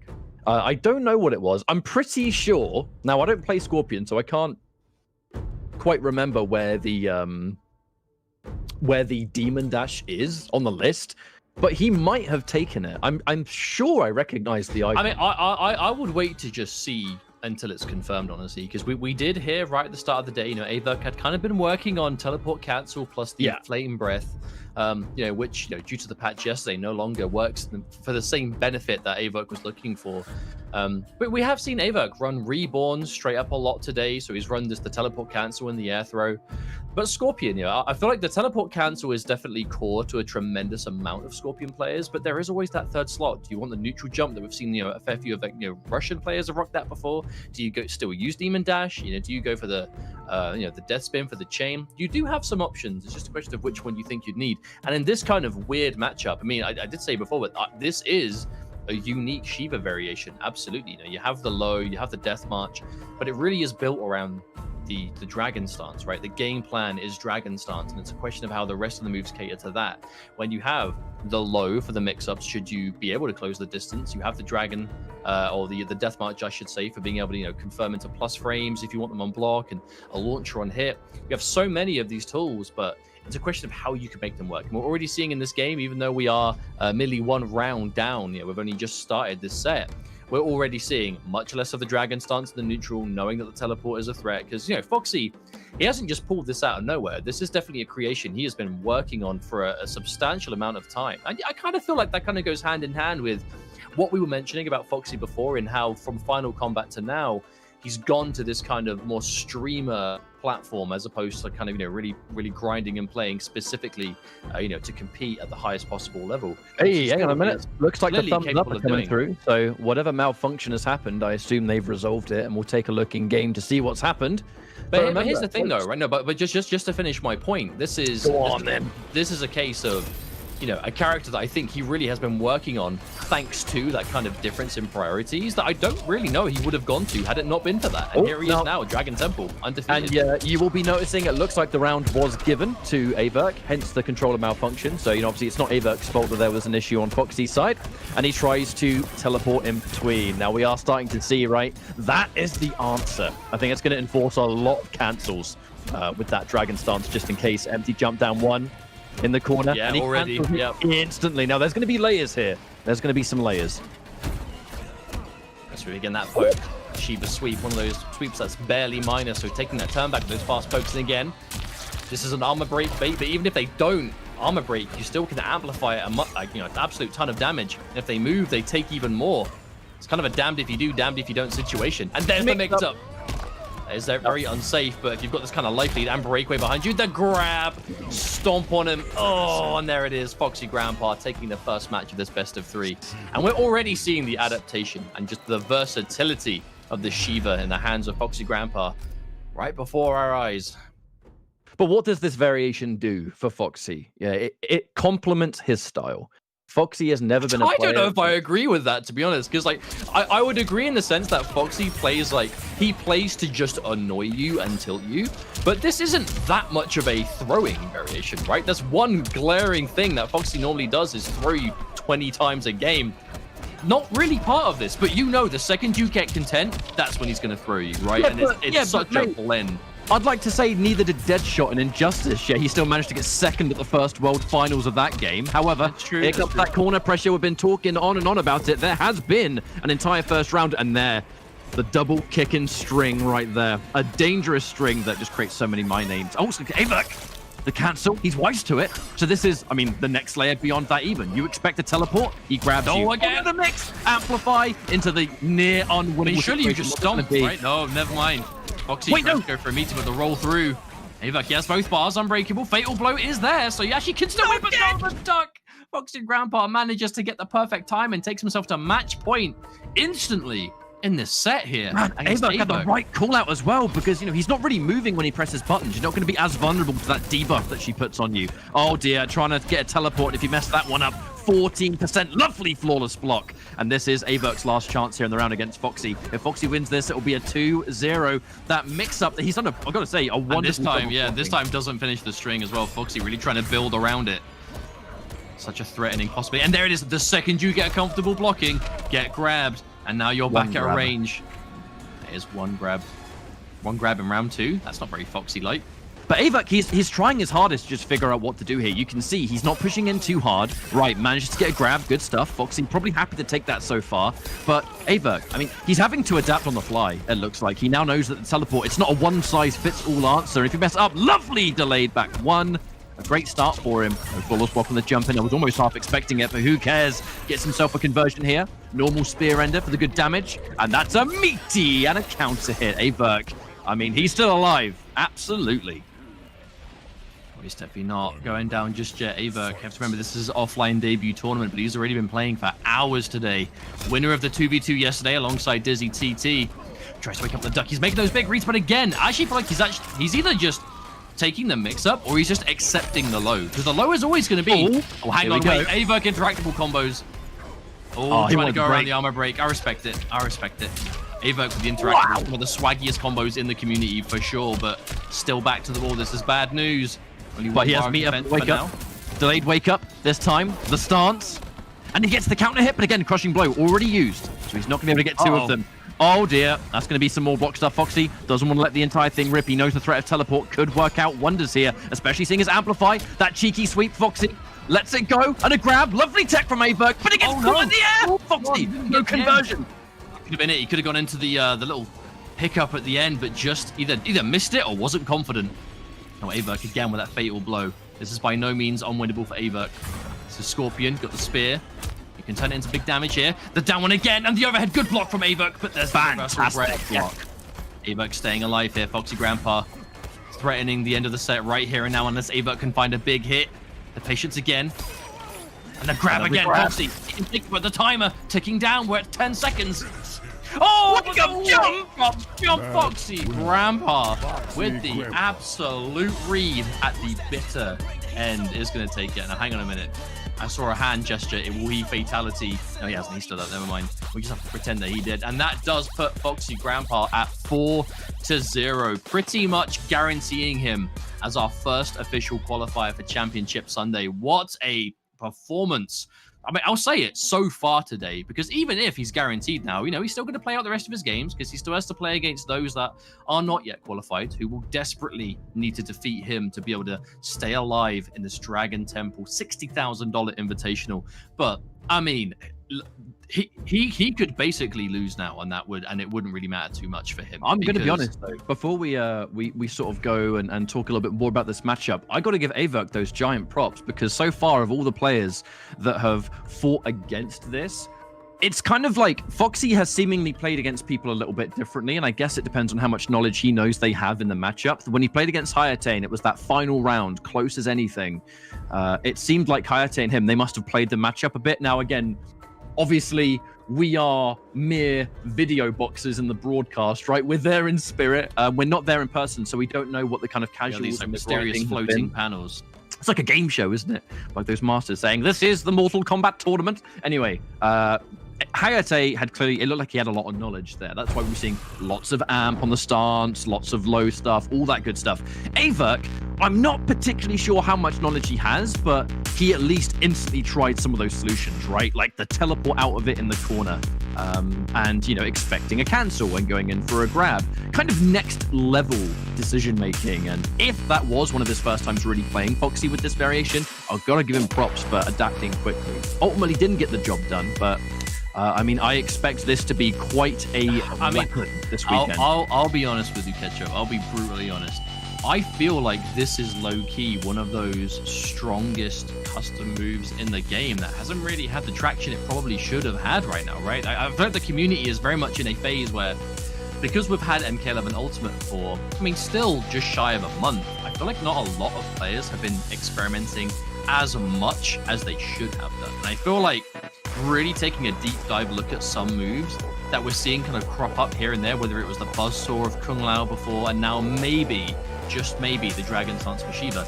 Even if you know how to defend against this, I mean, you can understand it, but it's not going to just not be effective anymore. You know, we really mustn't talk as if Foxy is just winning on unfamiliarity alone. He has always been one of the players to go by his own knowledge and go, I see the game in XYZ light.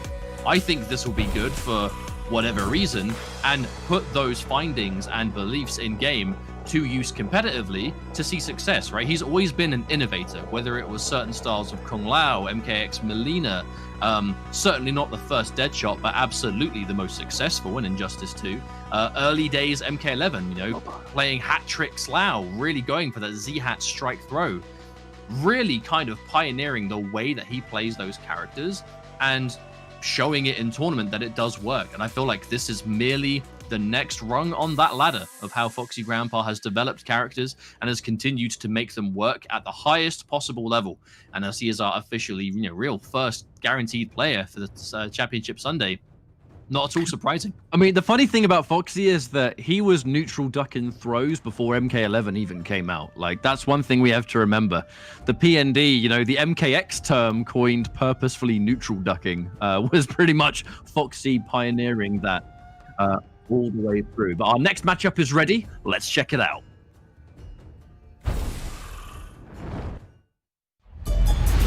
Asodimazze versus Hayatei.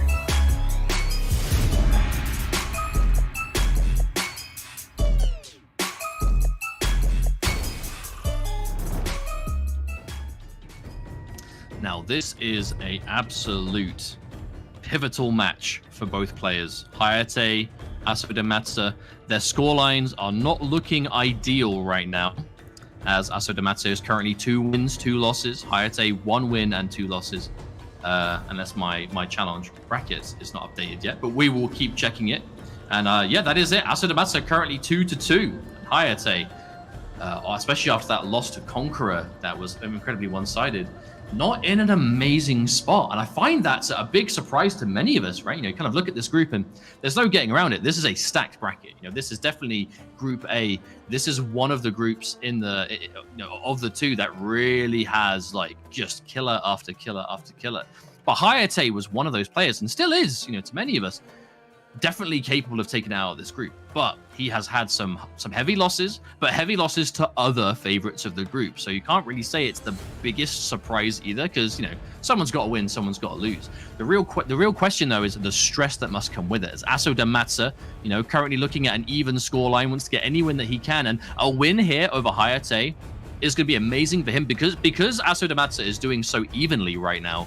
A win here to give him a positive scoreline, but also give a player that is also one of the biggest threats in the group an even worse scoreline in the process. This will be a massive win for Asodimazze, absolutely, if he wants to qualify for that big Sunday. But, Setron versus Fujin, this is a matchup that we've seen many, many times in MK11 Ultimate.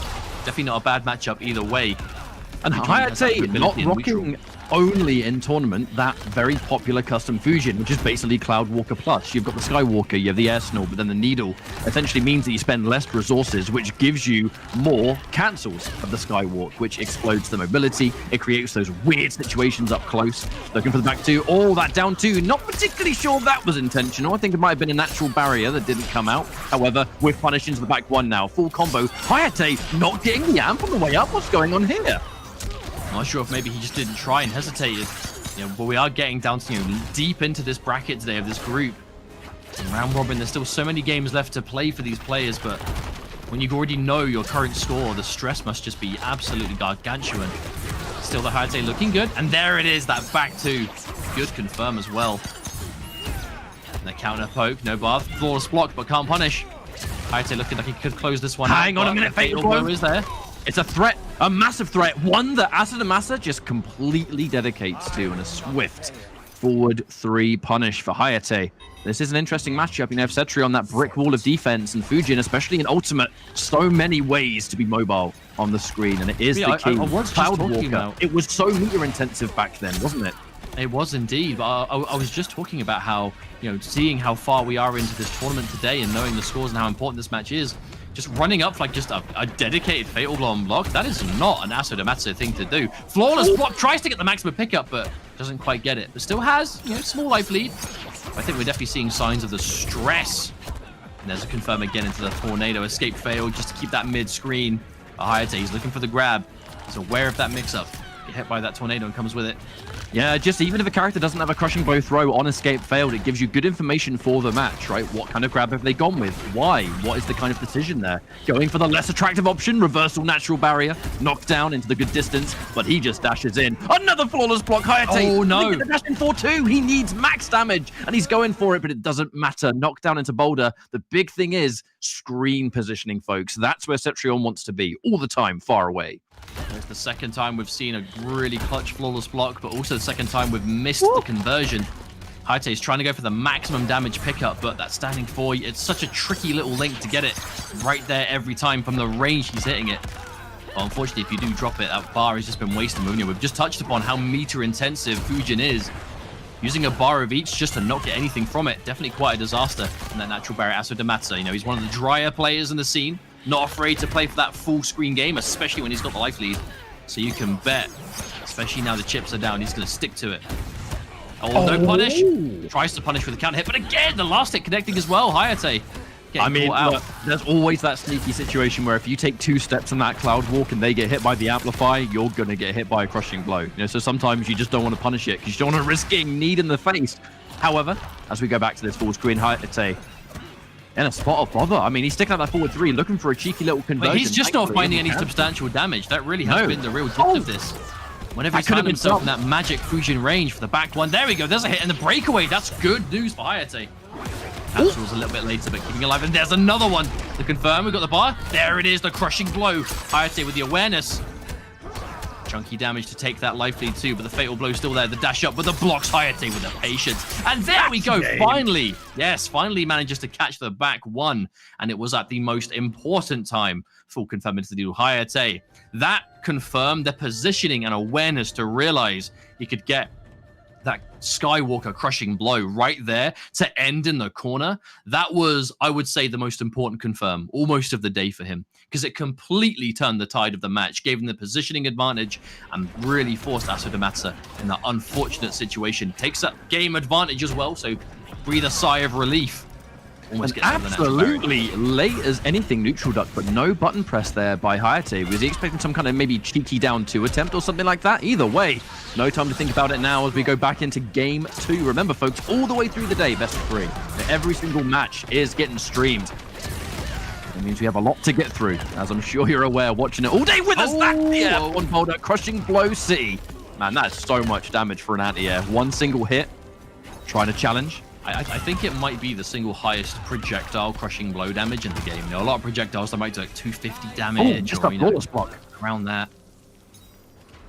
Yeah, looking at his pad, saying, I'm pretty sure I flawless blocked that. Must have been off by a frame or 2. We've all been there. The problem is, though, and I could be overanalyzing for sure, but when I see a player do that in the heat of the moment, go for a flawless block, and their immediate reaction is look at the pad, it's going to show some tilting, right? It's a very emotional time, and if you're going to start doubting your hardware, then that's definitely not the situation you want to be in. But Hayatei, he's still up in the set. Definitely not going to count him out just because he lost that round. Hayatei, absolutely one of the favorites to win this entire tournament. Oh, the back 2, but doesn't get the close version. I think he mustn't have expected Asodimazze to go in at that exact moment.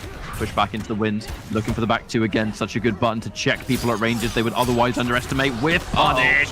Back 1, looking good. Full combo now. A needle for the restand. I like the little reposition in the air as well. Hayatei to make sure he kept the positioning. And there we go. Yeah, that meaty forward 3, probably trying to catch out a teleport. Wait, was that plus? He did meaty 2 hits from the Skywalk Amplify, cancelled it into 1-2, and it hit Asodimazze. Was that a late button press, or was that some tech I've never seen before? But that's the overall mind game of Skywalk, right? It's why you see so much of it. Whether you amp it at different times, whether you cancel it at different times, it does change the frame data every single time. So the knowledge to be ready for it, especially again when you've got the needle and there's the constant threat. The counter poke, oh my god! The button on block into a backdash, that Fujin special. Hayatei, the master of Fujin. Oh, and there's a breakaway as well. This is not looking good for Asodimazze. Uh-oh. Yes, fatal blow again, but such a mountain to climb. Cetron, she's many things, but a comeback character, not one of them. Flawless block. Yeah, but didn't have the bar again to punish. Hayatei looking really good here if he can just keep this in control. Flawless block, there it is again. Hayatei looking for it. Do not want to give Asodimazze that frame advantage of those boulders. Good trade. One more of those and it's game over. Asodimazze is going to be aware of it. Yeah, and then we see him go for the ground pound. We'll duck underneath the crossbow, but I tell you what, it won't duck under. Combat 4, folks. That's what I'm talking about. Oh, give me the arcade days. That was so good.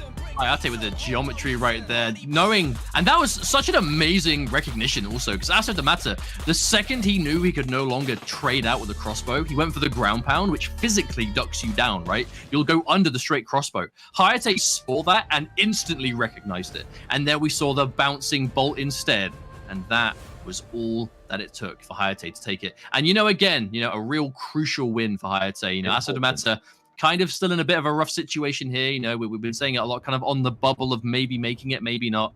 But for Hayatei to tie things up there, he's going to breathe a big sigh of relief to just undo some of the damage that has been done. Because again, for Hayatei, he's going to be stressed out because he's not had the one-sided scoreline that I think many of us were hoping he'd be able to get. Kind of biased Hayatei fans, those of us here. KP, I know you're watching, you'll be saying the same thing.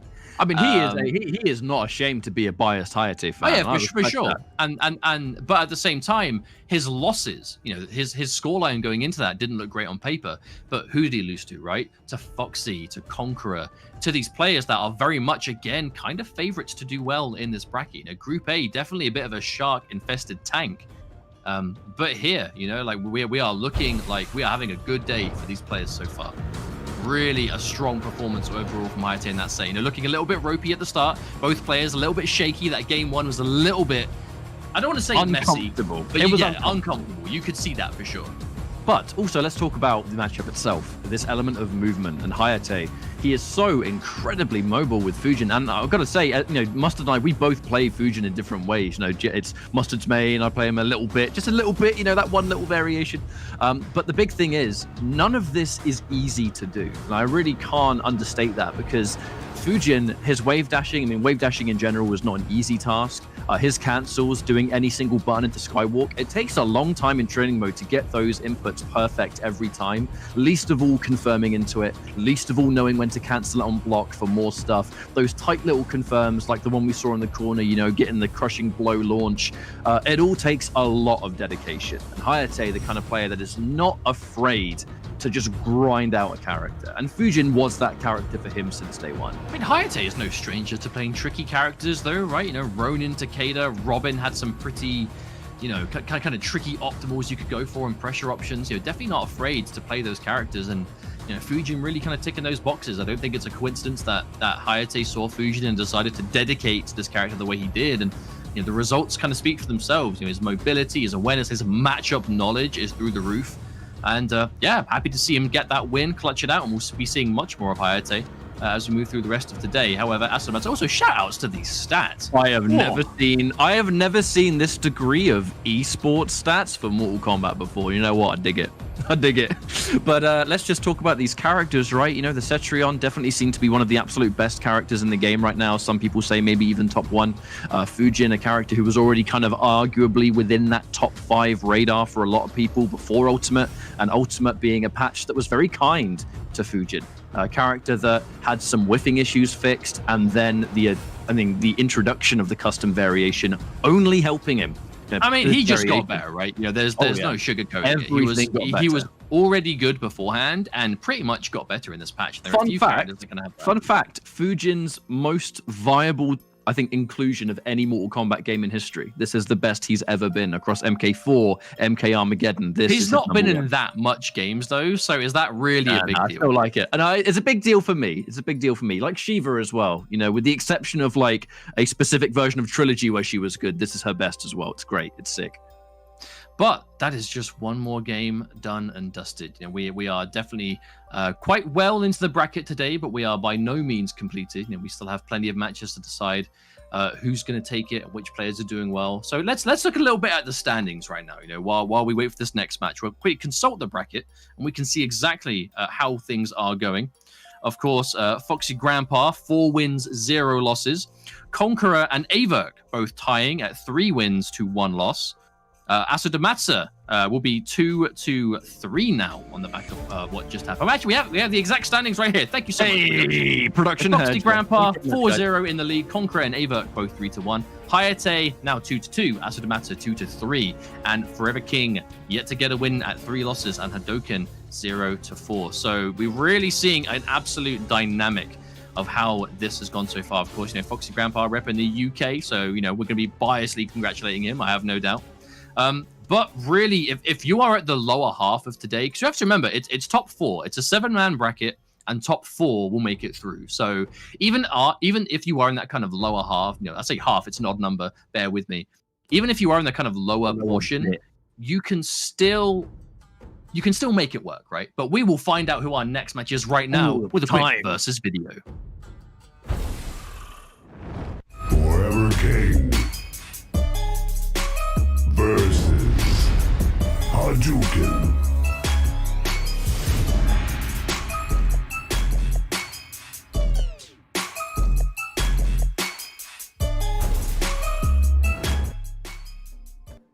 So it's going to be Forever King and Hadoken 1v1. I got to give Hadoken a real props. You know, he went into this tournament as absolutely a hidden name for a lot of people, and he's done a good job of being able to show that, you know, this guy can hang. It's just this absolute highest caliber of competition. You know, there's been a couple of things that he's in the process of working on, it seems, but you can see the talent. It's obvious that this guy knows a thing or two.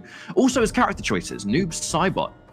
It's just been a character that, thanks to Ultimate, has really kind of exploded in creativity.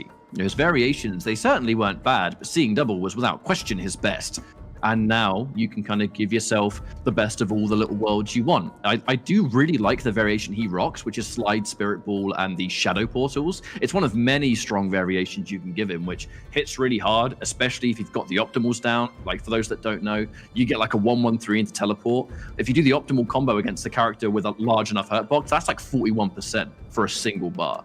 And you've got the Shadow Slide, which gives you, you know, more viable tackle crushing blows. You've got the Spirit Ball, which is a really good projectile. It's like +5 on hit.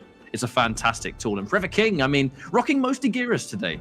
But the Geras versus Noob matchup, definitely not what it used to be. It used to be considered quite difficult for Noob, I think. I don't know whether it would be now because of just the moves you can take and the safety that didn't used to exist. But the real thing we have to remember, though, when we're talking about, you know, Forever King and Hadoken, is these are two players that are definitely, I mean, they're at the bottom of the leaderboard right now. They are the only two players that are yet to get a win. So one of them will fortunately be able to change that here. But it's definitely, I would say, the roughest situation to be in, you know, looking at the bracket and seeing what's there, especially for Hadoken, because Hadoken has played 4 games and he's lost 4 times. Now, we have been looking at him play, and, you know, we are saying, you know, it's nice to see him going to really be able to hang, you know, with these, you know, top players we have here. But it is like Big D said on the analyst desk. The real thing that's holding him back is just the ability to clutch it out, right? Like he's like, a lot of his sets are going down 2-1, you know, close rounds. Like he is not getting absolutely annihilated, even though he's yet to win a set. But the real problem for him has been, that was a play. No, I think the clone, he might not have expected the clone to be up, and he teleported to it, seemingly a little bit shocked. Now, I'm going to be honest, I don't want to be a hater here. That's what I don't like. Hadoken is doing Shadow Portals into forward 3. That is not going to cut the mustard, no pun intended, at this level of competition. You need to do more damage off those teleports, otherwise it's pointless to use the teleport. Just go with something else. Well, but that is really the situation that customers have led themselves to, though, right? Like, because you're picking moves specifically for a purpose, if that purpose isn't being maximized, is it really worth picking, right? And, you know, kind of launching combos off the Shadow Portals, that kind of is that talking point again, you know, where you can get a tremendous amount of damage, but if you're cutting it really short for much simpler but incredibly lower damage B&Bs, then you have to think, is it really worth it? However, you know, Hadoken, backed against the wall here, so the unoptimal combo, kind of the least of his worries right now. Forever King. Oh, dear. Oh, he can exit the overhead. Have not seen that crushing blow in a long time. Definitely not quite what it used to be, but still a threat. I mean, it's a chunk of damage. It's not a mix-up that we see all that often anymore. Oh, the punish. The reversal punish. Chop. No crushing blow, but 14% into Oki. The command grab, just for good measure. Oh! You know what? That didn't even look like it was far enough away. That's mad. Forever King, yeah! Wouldn't be a King matchup without one of those. I'll bet he's been waiting all day to do that. He has waited all day for the time to be right for the patented, not patented Forever King throat slice. But a very convincing game number 1. And I gotta say, I love this variation that Forever King is playing. You know, you have the sand trap for that amazing neutral coverage, you know, fast punish, decent chunky damage. You have the clone, you know, the sand clone, the sand simulacrum. I don't even know what that word means, but hey, it's what it's called. Really strong just for the kind of, you know, the real presence and the plus frames that come with it. But also the spike, you know, the sand spike, that new era classic, which we've seen because he keeps, you know, he hasn't got better spikes here. He does retain that command grab, does lend itself to some really interesting tick throw setups that he's been doing today. I gotta say, you know, that sand spike, channeling a little bit of the younger brother with that one. Shouts to you, Burrito Voorhees. You know, they're very much the first Geras player I remember seeing kind of innovate the tech and the setups with that. And you know they always chat. I'm sure they share tech. You know, we do a little bit. We don't play each other's characters, but you know how it is. Sometimes brothers do, sometimes brothers don't. Now, as we go into this, looks like he's gone straight back into Noob Saibot. I'm going to be honest, I didn't catch if he changed any moves. He has been rocking that kind of staple. It is very hard to tell where we are, so we're going to go with our gut feeling. I know, we're really high up. We've got to lean down and lean down. I'm looking the wrong way. I'm looking the wrong way. I've got to mirror it. Anyway. Still, but this is a pivotal game, though, for Hadoken, because if he loses this, he is 5-0, and that's basically going to be it for him, right? You know, everyone's playing 6 matches, and if he goes down 5-0, that further solidifies absolutely no chance left of making it to Championship Sunday, as if it's not already too far out of reach. However, Forever King is down 0-3, so if he can get it, if Forever King can get it to 3-3, you know, we will have a situation where other players might find themselves in that same way. Forever King needs to win every single match. Hadoken, you know, dare I say, oh my lord. I mean, we've completely missed it. 2 separate opportunities that Hadoken could have actually ended this round. Oh, there already. we go. That's a punish. No real setup, and real good for Hadoken to challenge that and say, we can take our hindsight and put it in the trash. Doesn't matter. I was nervous for him because he had 2 separate opportunities to win, and he just didn't do the combo. He did standing 4. There was no up clone. I don't know whether he's nervous. Of all players in his bracket, he could be. If he is, can he really be blamed? Like, no, he is absolutely fighting some of the strongest players in this game right now. It's over and over again. Man. There it is, the grab. Forever King in the corner. That command grab gets a lot more damaging. Oh dear. Donk. What's it next? He's got meter for wake up, but does he spend it? Wake up buttons. Probably trying to wake up forward 2, it looks like. The back 1. Counter hit. Unlikely he was going to commit to the crushing blow. Get back down here, says Geras. Juicy. Yo, match point, Forever King. Looking real good here against Hadoken. Hadoken, the thing about being cornered like this is all it takes is, you know, 1 good grab, 1 good jump, and then Noob Saibot has you where he wants you. Can he do it? Oh, that was a good call out.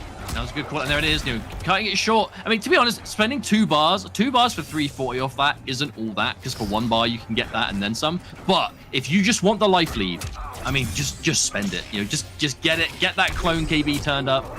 Keep that life lead. And there it is, the setup.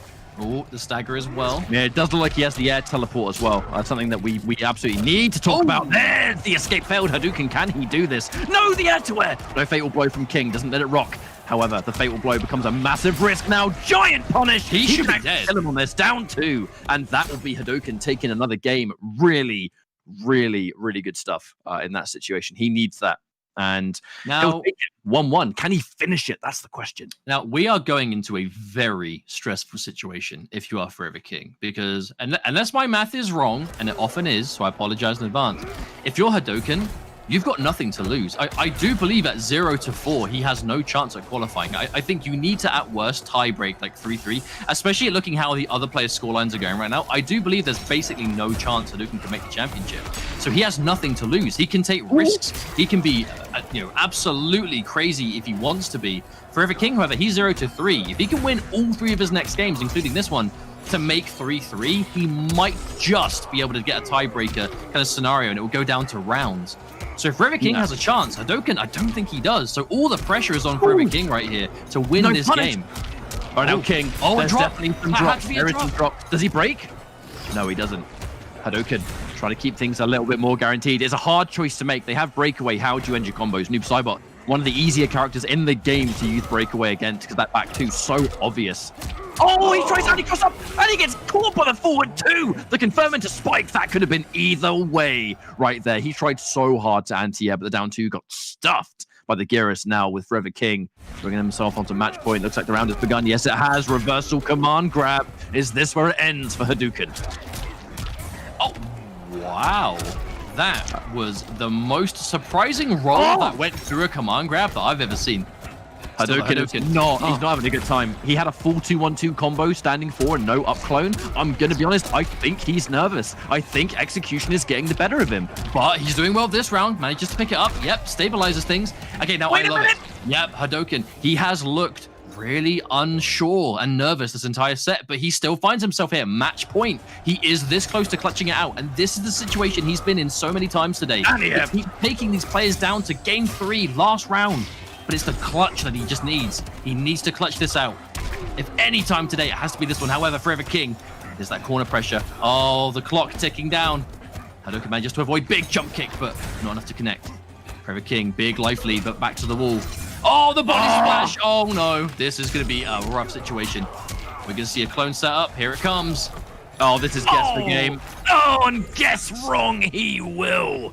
That's Forever King getting a win on Hadoken, but not without having to work for it. Unfortunately, Mustard, Hadoken, this common talking point where he just hasn't been able to close it. He brings it so close every time. I do think there might have been some nerves there. A lot of standing 4s with no up clone. I mean, he can do that combo 10 times with one hand tied behind his back, I'm sure of it. But when the pressure is on and the chips are down, even simple B&Bs can sometimes escape you. And in that situation, that's exactly what happened to him. You know, he played well, but execution failed him, and there was so much damage left on the table, especially in the corner.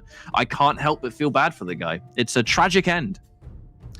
Absolutely, you know, but if we're really looking at that way, where you kind of consistently find yourself close to being able to seal a set, and then it's the clutch that kind of lets you down, the way to get used to that is to just keep playing competitively enough to the point that it stops happening. You know, like a lot of our players in the community that have this absolutely unrivaled clutch factor. They do not choke, they don't make mistakes, regardless of the the pressure and the stakes there. But it's something I would love to see more from him in future events. But what I'd also love to see is what our analysts think about the games we just saw, because I imagine there's quite a lot to talk about. So take it away, guys. Thank you very much to my very favorite condiments. I want to ask a couple questions. So right now, Foxy Grampa, only undefeated player left in this group. Also the only one on Shiva, who, from what I've seen, is also the only character with 4 arms. This is a fighting game. Why has no one caught on to this? Well, she's the only character playable in this game with 4 arms. Collector has 6, and it doesn't help his representation too much. Either way, though, it's just more the same. I think Foxy versus AVirk this is the top of the food chain, right? AVirk has been super impressive, doing everything he can do, just stunning everybody. He's the people's champion. If you're at home and you only play online, you see an AVirk, he lets you believe that you can do it too, right? And then there's good old Foxy, top dog who's been here a number of years, nothing new. Wake up, stand up, mop, move forward, guaranteeing himself a spot in the playoffs. I was not surprised in the slightest. I thought AVirk was going to be able to put up a little bit more of a fight. Granted, this is Shiva we're talking about. No one has really been preparing for Shiva, let alone with the Dragon Stance, which we're going to constantly keep talking that throughout the night. No one's prepared for that. No one knows how to deal with all 4 of those fireballs. No one knows the pushback and everything else in between. And that's really what's been helping giving Foxy the mileage. And we see here that AVirk kept getting so incredibly close and trying to deal with the pressure up close, and then the one read on the grab, Foxy was just ready. Yeah, that's something that you see consistently with top level players like the elite, that step above top, where there's a lot of micro duck, block, unblock, and they're just reacting to a high whiffing. And when it's a throw, there's so much recovery on throws in MK11 that you have a massive window. For the majority part, you can get it down to KB, but Foxy just keeping it safe there with the quicker jab combo and kept the pressure going. Right here, you see the command grab, looking for the breakaway. Reads, it's fine. He stays on top. Pressure, easy hit confirms as Shiva strings. They aren't the fastest. That's a good thing. Right. Which allows you to, in the middle of it, choose a special moving of your choice. And you're seeing here, right? So we keep talking about the Dragon Stance, but that's not what's making him win. It's a collective of absolutely everything. It's the spacing, it's the striker throw game, and then everything else in between as far as neutral space and farther apart. And AVirk was still putting up a good fight. I mean, you're seeing it right here, that wake up jump, which is probably the last thing you would expect Foxy to do with a player of that caliber. But I mean, why not? I think AVirk is one of the people who should expect it, given he put so much time in online, and we've seen him do it himself throughout the entirety of this. So that was just great, clean through. I also want to touch on Hayatei versus Asodimazze. I want to get into that. First, I want to make sure the fans at home know, if you want to keep following, without our assistance, the standings, the format, the schedule, make sure you go to Dash Fight. It's your portal to the Fighting Games multiverse. We're going to check out Hadoken versus Forever King. So close once again, but unfortunately Hadoken, he's going to remain winless Forever King, has he still got a shot? What do you think? Yeah, absolutely. I mean, the magic number is 3. If you can get there with the parity between the players and the amount of specific matches to be played, there's a good chance that multiple people are going to be tied for that last spot. Now, King may be at a disadvantage as every single game and round counts towards that score, but it ain't over till it's over, so win what you can. Hadoken only could play spoiler here.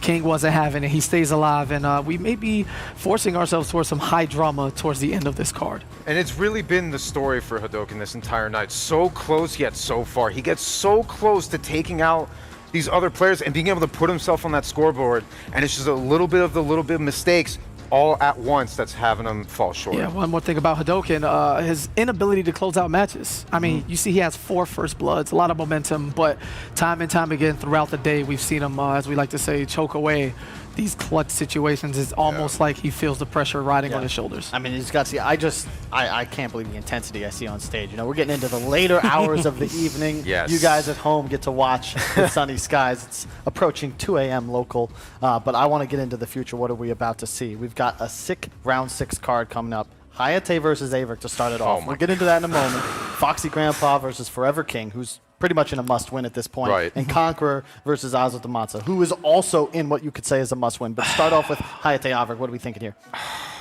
Hayatei needs to win this, right? Like, he's been playing pretty well throughout the night. A couple mistakes have had him fall short in some matchups, but he's not completely safe just yet. And almost the same can be said about AVirk. Yeah, see, Hayatei had the advantage of playing lesser matches at the time, so he's now sitting at 2-2. If he wins this and he jumps to 3-2, I think that brings AVirk down to 3-2 as well. Yeah. Then Asodimazze wins his match, that puts him up to 3-2, and that's too scary of a situation for all of them. that would be 3 people fighting for 2 spots of the guaranteed, with Conqueror still in this pool sitting above that too. So you just don't want to be, when I say just win forehead, I mean that. I mean, look, go ahead. Couple quick questions. One, Forever King, Foxy, does FK have a shot? Yes. Yes? Yeah. Hayatei, AVirk, who's got it? You can't do that. Gotta be quick. You can't. You got 5 seconds. I'm giving it to Hayatei. I'm not picking. My commentator curse is strong today, so I have nothing to say. Oh, PG boys, that's right. I'm going to give it to Hayatei. Slight edge, but I want to see AVirk put up a good fight. Right, glad to see you guys think he'll bounce back. Let's see what they got. We got the showdown coming down right now. Hayatei versus AVirk.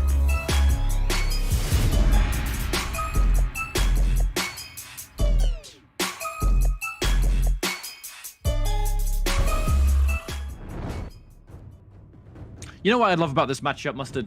What's that? It's a battle of specialists. Players that really like to, in tournament, just thrive on that one character pick.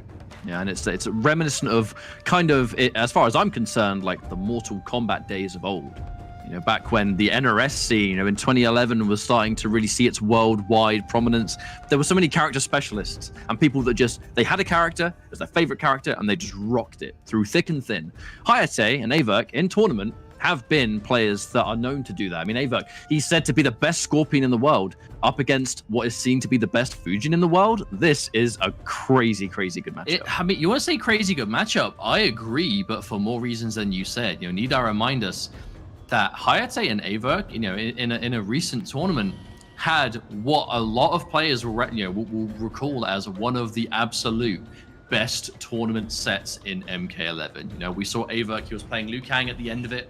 This absolutely godly comeback round, right? All starting off a Liu Kang parry launch and crushing blow, anti-wake up. Like, it was one of the most explosive and entertaining tournament sets we have ever seen in this game. And it was these 2 players and the way they clashed, and that was online, and this is now, they're both looking at, relatively, I would say AVirk's got the better results today, but looking at the matches they have left to play, there's only so much safety you can take with that. So I expect the absolute highest stakes and best gameplay because of it. Looks like we're loading in. That's the Fujin Scorpion, yeah, it is a matchup we've seen many times. Both characters absolutely have decent answers for each other. It's a very explosive and fast-paced match. I can't wait to see it. Let's get it. And the Canadian Showdown, we haven't even mentioned that yet. I tell you what, I love a lot. And oh, he's got him for the wind push again. Now, this is a 2 moves for the price of 1. By swapping the needle with the wind push, it also means that your needle is replaced by the base wind kick. So you actually get 2 different moves.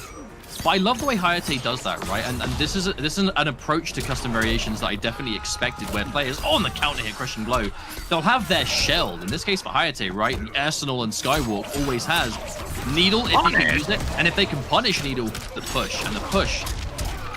Oh, nice optimal damage there, ending in the wind kick. Hayatei, yep, there's a hit again. Spending about. Ooh, the meatless pickup. I like it.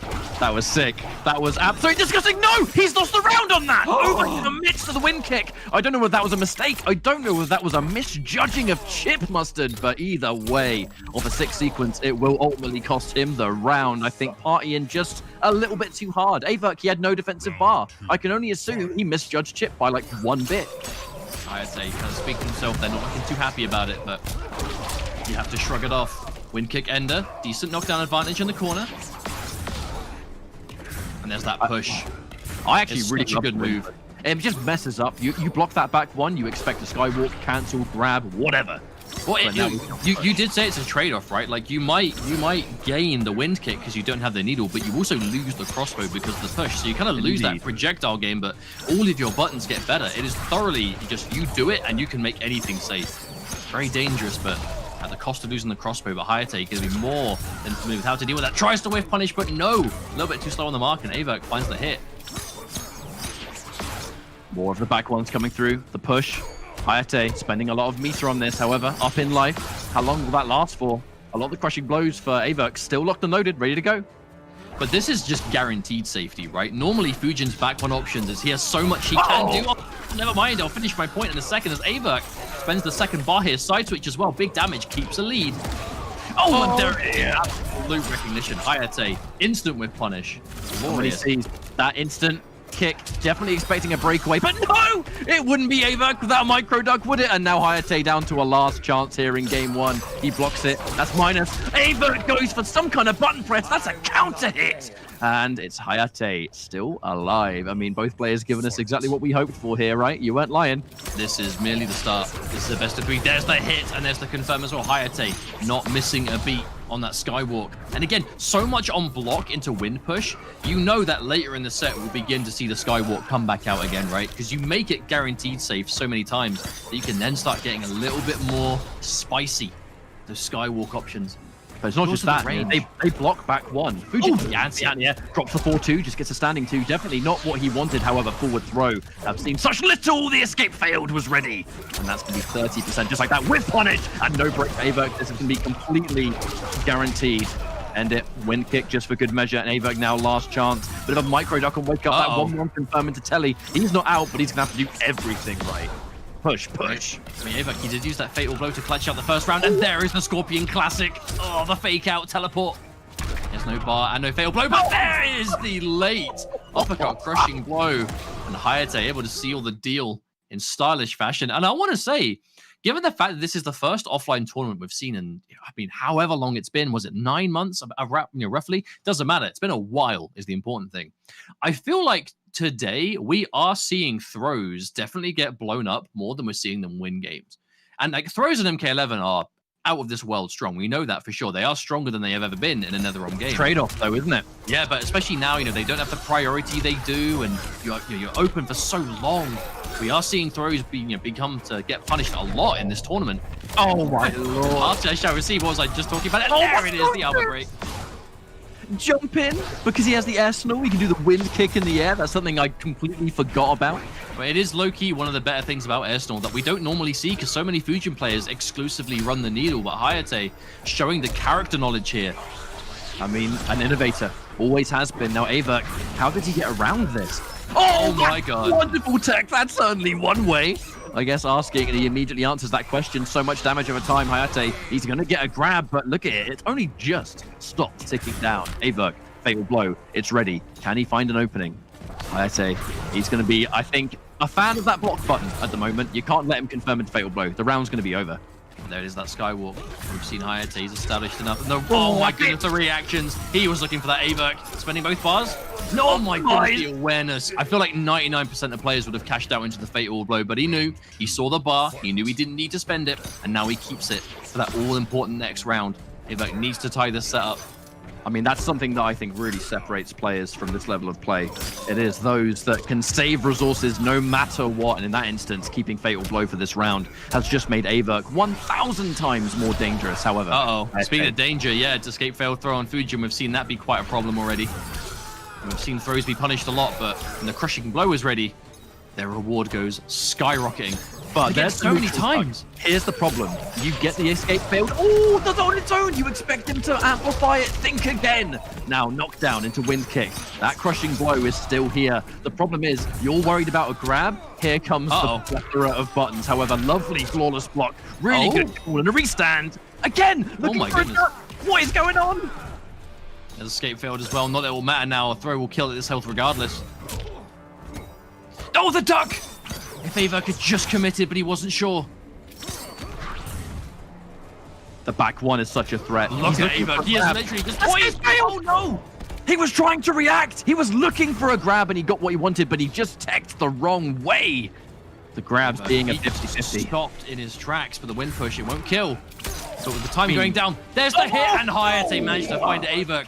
AVirk definitely, he played it safe, but dare I say a little bit too safe, I think. He had a bit of an advantage there, but he completely threw it by just sitting still. I don't know what he was looking for, but he was committed to looking for it. And again, speaking of committed, we didn't see him commit to that advancing mid there. The low, the forward ball, and then, speaking of mids, Hayatei getting another hit here. This is match point for Hayatei. Hayatei really could benefit from this win. Oh, the trophy, how about blood that? Trophy, blood in the water. There's no water here, only mud. However, going into this matchup, so far, AVirk, he's put so much faith into that neutral duck, and it has been killing him so hard.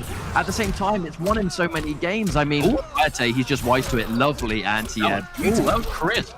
Are we spinning a second? Only 1-2? Yeah, we are. AVirk, he came off all the resources that time. And there's the meaty. Hayatei, though, he knows the bar's not there. He's unblocking every time that AVirk moves back and forth. Hayatei, he's letting go of block, trying to beat that mind game. Counter hit. Hayatei, no, gets the flawless block. Fatal blow's ready. You cannot get hit by this. Fujin's fatal blow does so much damage. Yeah, there's that low block. He is not going to let a forward 3 catch him. No way, sir. That's 1,000,000% what he's looking for. Like, AVirk, he is just stuck to this crouch block. Hayatei, he's burning all the bar. Let's try and come in, and AVirk, he is committed. There's the jump. Oh, that unblock again. Hayatei being so threatening. Hang on, does he have it? No, he doesn't.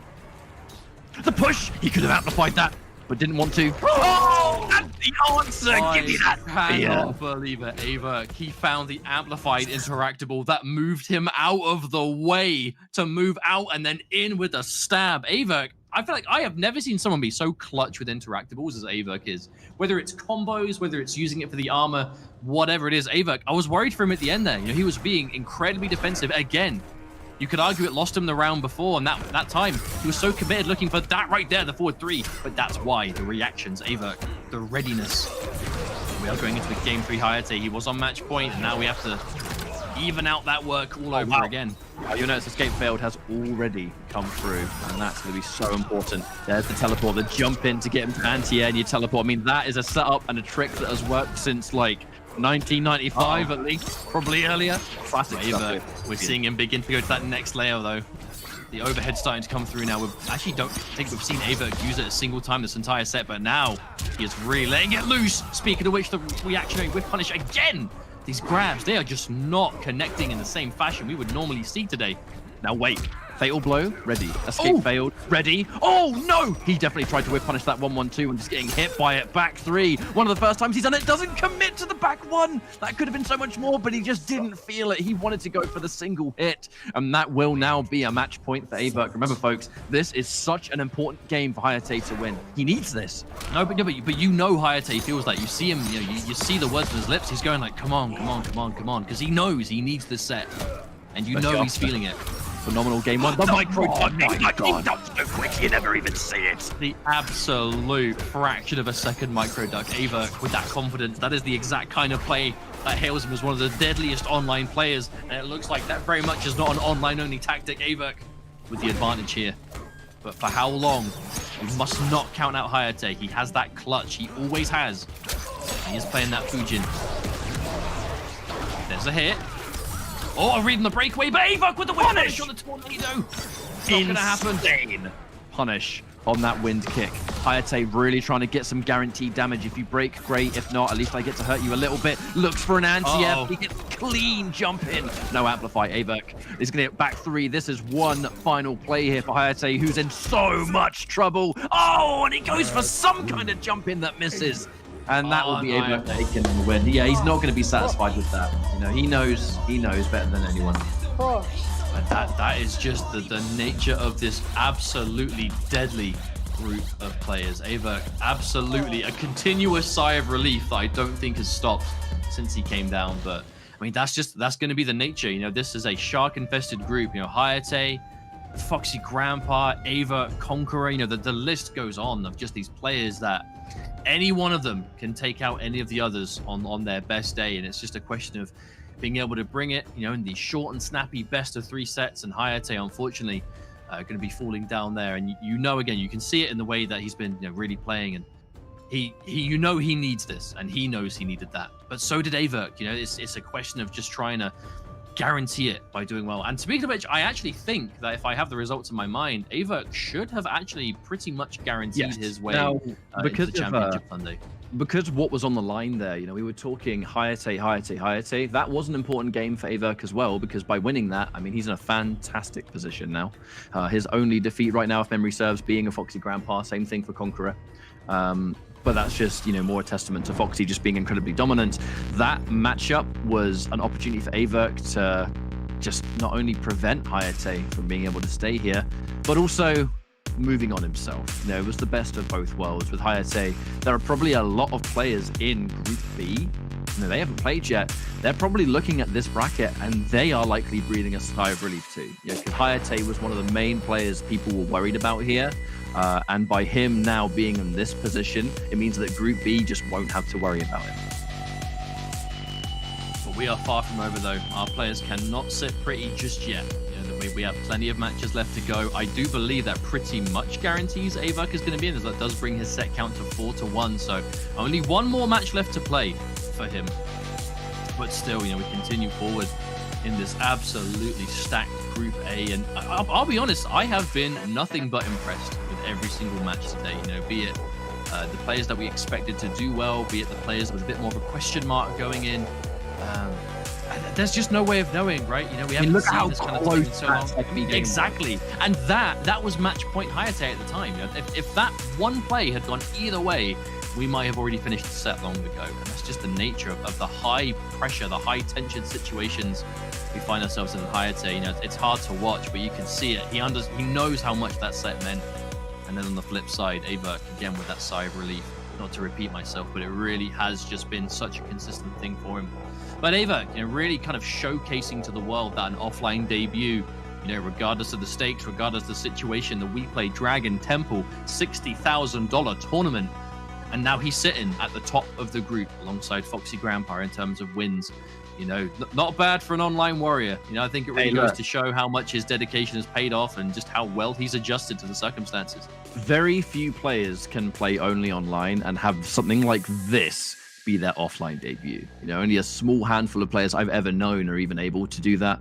And the fact that he's able to rise to this occasion in the fashion that he has is fantastic. Now, I do believe our next versus video is ready. Indeed. So, on that note, let's find out who's playing. Foxy Grampa versus Forever King.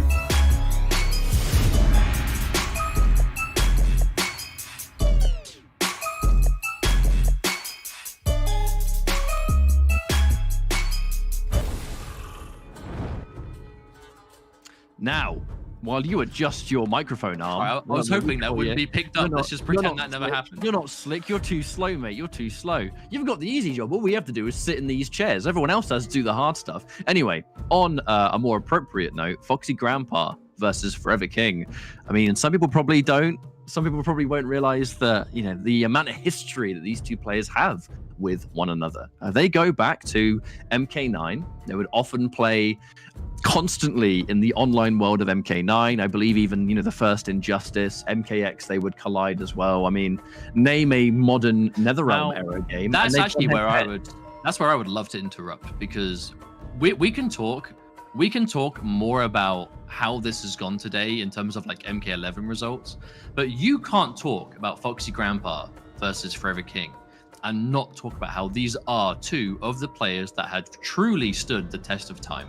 They have competed in every single NetherRealm Studios fighting game from MK9, sorry, back into 2011. That's what I meant to say. From 2019 to now. Yes, the beginning. But no, MK9 back in 2011, and every game from then to now. Injustice, Mortal Kombat X, Injustice 2, MK11. I mean, that's a lot of games. And remember, all of those games, think about NetherRealm titles, so that they change with every release. There's a little bit of legacy with, I think, visuals and, you know, certain basic mechanics, but a lot of the nitty-gritty is different from game to game. And these are two of the players in the world that are always seen to be some of the best at just learning a game quickly, coming to grips with it. No, but that is the key, and that is what has consistently shown these two players to be able to be so strong, is their ability to learn new games on the fly, to adapt to patches, to new characters, to whatever they need to do. The adaptability is what is important, and that's what they need to be able to do. You know, they need to be able to adjust to whatever it is. But now in this game, in MK11, you know, we have seen this a few times before. You know, of Foxy versus Forever King, but I can imagine nothing in what we're about to see, because this really has been the story of the day for Foxy Grampa, the Shiva, the Dragon stance. How is Forever King going to deal with this? I tell you what, it hasn't just been Foxy, though, going with something a bit more unorthodox, because Forever King, you know, we saw him use Kung Lao earlier, and he almost got a victory with Kung Lao. The spiritual guidance, of course. Spiritual guidance. That is a move that we haven't really touched on. We haven't seen it a lot in competitive, because I think it's being overshadowed by Buzzsaw at the moment for Kung Lao. But spiritual guidance, what does it do? It gives you a meterless launch. Guess what it gets it off? The 1-2-1 auto shimmy. And that means having a 1-2-1 game, that throw versus button, that was something that spiritual guidance gives you a lot more reward for no resources. Now, it's irrelevant right now because he's going in with the Gyros, a matchup that he's just very comfortable with seemingly, and he's done great with it today, and it has been his kind of main character. But as you said, the Shiva pick from Foxy, this absolute secret weapon that has, some people have given it their best shot but still haven't had success. Some people, I mean, Conqueror didn't look like he knew the matchup at all. I mean, what do we expect from this matchup? Here we go. I mean, we are seeing players either be used to it and are still struggling, because obviously it might be character dependent what their options are, or they just straight up are like, what is this? Because you know Foxy, he's a smart player. There's no way he's been telling everyone how to deal with it and playing it nonstop over the last however many days they've been in the Ukraine. But Foxy versus Forever King, this is another situation where really on paper, Foxy has nothing to lose. Foxy is pretty much going to be playing for just keeping the streak alive. Forever King needs to win this. Like in Foxy fashion, this is not about winning, it's about denying victory. And I think it's quite appropriate right now, but it will be... No, that is his goal here. That is literally what he is aiming to do. Forever King desperately has to win. Foxy doesn't need to win. He is playing to make Forever King not qualify, and that's just the way the cookie has crumbled. That means Forever King has a chance of really going all out here, but it's an immediate jump and a cut from Foxy. That's going to be debuff mode activated. How does Forever King get out of this one? He has plenty of meter for the defense, but all that chip. There's the Sand Simulacrum. Trying to go for a little bit of defensive play, expecting Foxy to go in. No need. Meterless. Oh my god. And it's disgusting damage, Mustard. It's so seeing that get 180 damage every time, I don't like it. It makes me really unhappy to see it. Because I've been on the receiving end of this, and I felt like I was bad at the game. It has this uncanny ability to make you feel just completely worthless to be in the receiving end of it. It's like, oh, does that really work? Am I really just not figuring it out? But then you'll be playing for hours and realize, oh no, hang on a minute. It is as good as it is, but also it's Foxy doing it. You got one of the best players in the world using something so wacky. And look at the chip damage. That's like what, 2% per fireball, maybe 1.5. I'll be At generous. the very least, this sand clone business, the second you hit one of those sand traps, ooh, and chop enough, he gets the Judo crush. chop. Oh, that's a good 31%. Thank you very much for that. Plus frames immediately. The short hop, the read from Foxy. Armor break, no! Punch him in the chest, do it! Ooh. But again, we have to remember, like, Foxy goes for so many. Oh, there's the wake up buttons for Let's everything, go. recognizing. Let's go, Gearus. We see Foxy do that so many times. The Not short hop again. again, and that's probably death. That's got to be death. Foxy with the reads to end all reads. But that's the thing, Foxy, he is not playing to be able to make Sunday. He's already done it, so he can take risks. He can be And confident. now, He doesn't have to second guess anything. Fatality. No, he didn't fatality. I saw the sweep. I saw the start. Now I drink my drink for myself. That looks good. What is that? That's got to be some kind of like orange and pineapple. It will probably be some kind of orange juice that I guarantee he took with him on the plane. That's what he always does. Hey, It's man. the secret. It's the secret. Squash, boys. That's the Drink. best. Drink squash, hydration, and good taste. That's it for tournaments. That's the tech. That's Foxy's tech. It has been for like, what, 8 years, I think? But anyway, the real thing though is you'll notice almost every single time Foxy is playing for the armor break, because I mean even if you don't breakaway, it doesn't matter, because he's still knocking you away to an optimal distance and he's doing a decent chunk of damage. Like, he doesn't care. Like right here, he goes straight into it. Yeah, you didn't break, but boo-hoo, I did 215 and I'm still in control. Additionally, canceling out or delaying some of these projectiles so you walk into it and get hit. I mean, they're plus, I'm pretty sure, which gives you another opening of grab, button into it. It is the gift that keeps on giving, and so far, Foxy having a fantastic round, getting the sweep, knows you're going to roll. That's a confirm into the round without question. But that mid, the kind of like overhead, I mean, it isn't an overhead, but it looks like, you know, the overhead scoop kind of advancement. I won. It has a really weird ability to kind of like just go over pokes and hit you. We see it all the time, and there it is. Uh-oh. That's oh my goodness. 4-4-4. That is the best string to use into Dragon Stance. And look at the chip again. Oh no. Go into plus frames. What's it going That's to be? like, that was quarter of a life catch up. That was 240. That was dangerously close to straight up a quarter of his health. For what? A string into fireballs. We'll talk about it later, because now he's going to get a catch. Temporal advantage. All right. This actually might be the end for Forever King. He needs this round. He cannot afford to lose. He needs to win. Projectile. Stomp. Oh no. Oh no. I'm a genius. I'm a genius. I am actually a genius. I knew he was going to do that. I knew he was going to do that. And now he fatalities for the Shokan. Oh, but that is a heartbreaker for Forever King. I'm pretty sure that... Oh, and there it is. There's the interruption. Everyone's like, oh, it doesn't matter. I started the fatality. Now, that is the one element of offline play that I didn't miss. At least online, we get to see fatalities to completion. But offline, it's like, you'll see the fatality begin, and then the other player will turn their controller off and it just interrupts. But on a more serious note, a very heartbreaking situation for Forever King, as I'm fairly sure that basically guarantees that I don't really see a way that he can bring it back and make it to that championship Sunday. You know, he did get that win over Hadoken, but he needed to keep that momentum going against Foxy Grampa. But hey, easier said than done to the absolute maximum degree. Foxy Grampa has been, without a doubt, the most dominant player today. He is a hair's length away from going 6-0 in this group stage with nothing but Shiva.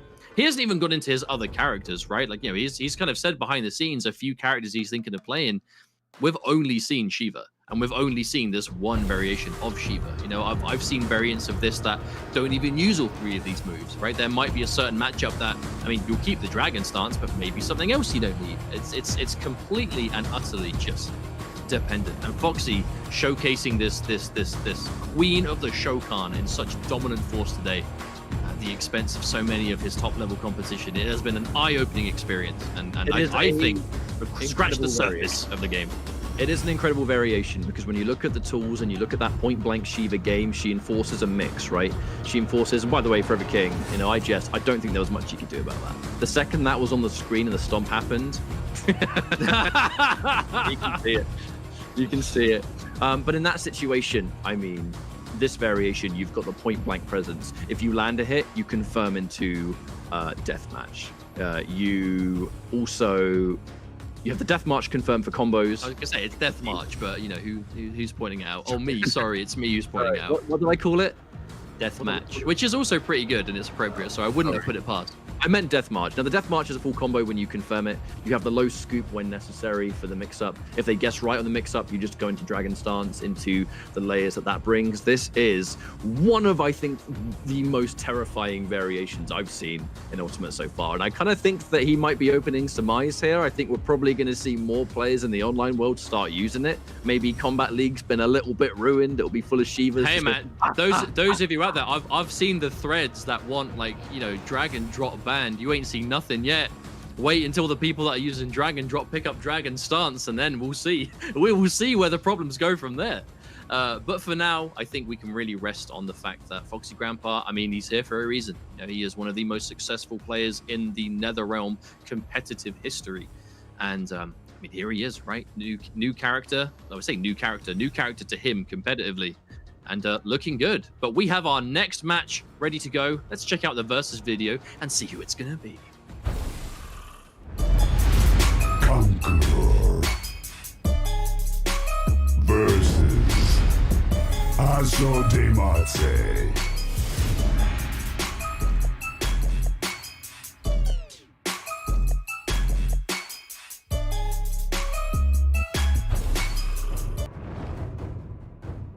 I mean, Conqueror versus Asodimazze. Asodimazze, a player that we have commentated all year round in the online realm because he is a prominent grinder. He's been using Cetrion all the way through, and I mean, the surprise of no one, that's continued in Ultimate. But Asodimazze, I mean, these are two players that are absolutely celebrated by their respective country. You know, I mean, Asodimazze is a player that has been a long time one of the highest caliber Italian players for many NetherRealm games. And Conqueror, I mean, his legacy speaks for itself. All you had to do was watch Liga Latina last year to see his dominance, holding his own and then some at Final Combat. And here he is today, I think, in the best shape we've ever seen, not just with Sub-Zero, but with other characters as well. There's a lot of regional pride, I think, in this matchup between these two. Of course, and I would say there always is, and it's not just because Conqueror is literally wearing a Brazilian flag around his shoulders, but also the fact that these are two players that are very much committed to the style they play, right? When I say committed, they're very well known for it, right? We know Asodimazze very much prides himself on being that kind of like relentlessly dry, keep away oriented full screen Cetrion. And then Conqueror, right? Conqueror has been primarily about the kind of patient man's neutral, a real whiff punish, real hit confirm, right? Kind of like immediate reactions to see whether something's going to work. But I would say, previously speaking, not really known for kind of going for the mix-up element of Sub-Zero, but all day he's been rocking Deep Freeze, the Amplified Ice Ball, and Creeping Ice, which is the safe special that you know, on block you can throw it out after a lot of Sub-Zero strings and be safe.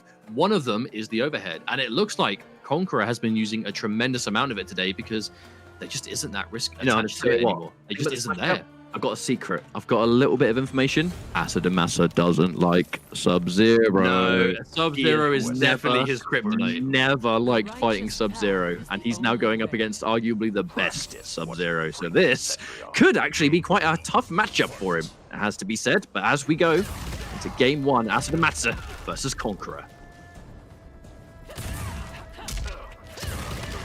Now, Conqueror off to a somewhat slow start, but I think that's kind of just the nature of the matchup. Asodimazze can be keeping that life lead. This is that tried and true Cetrion variation we've seen from him.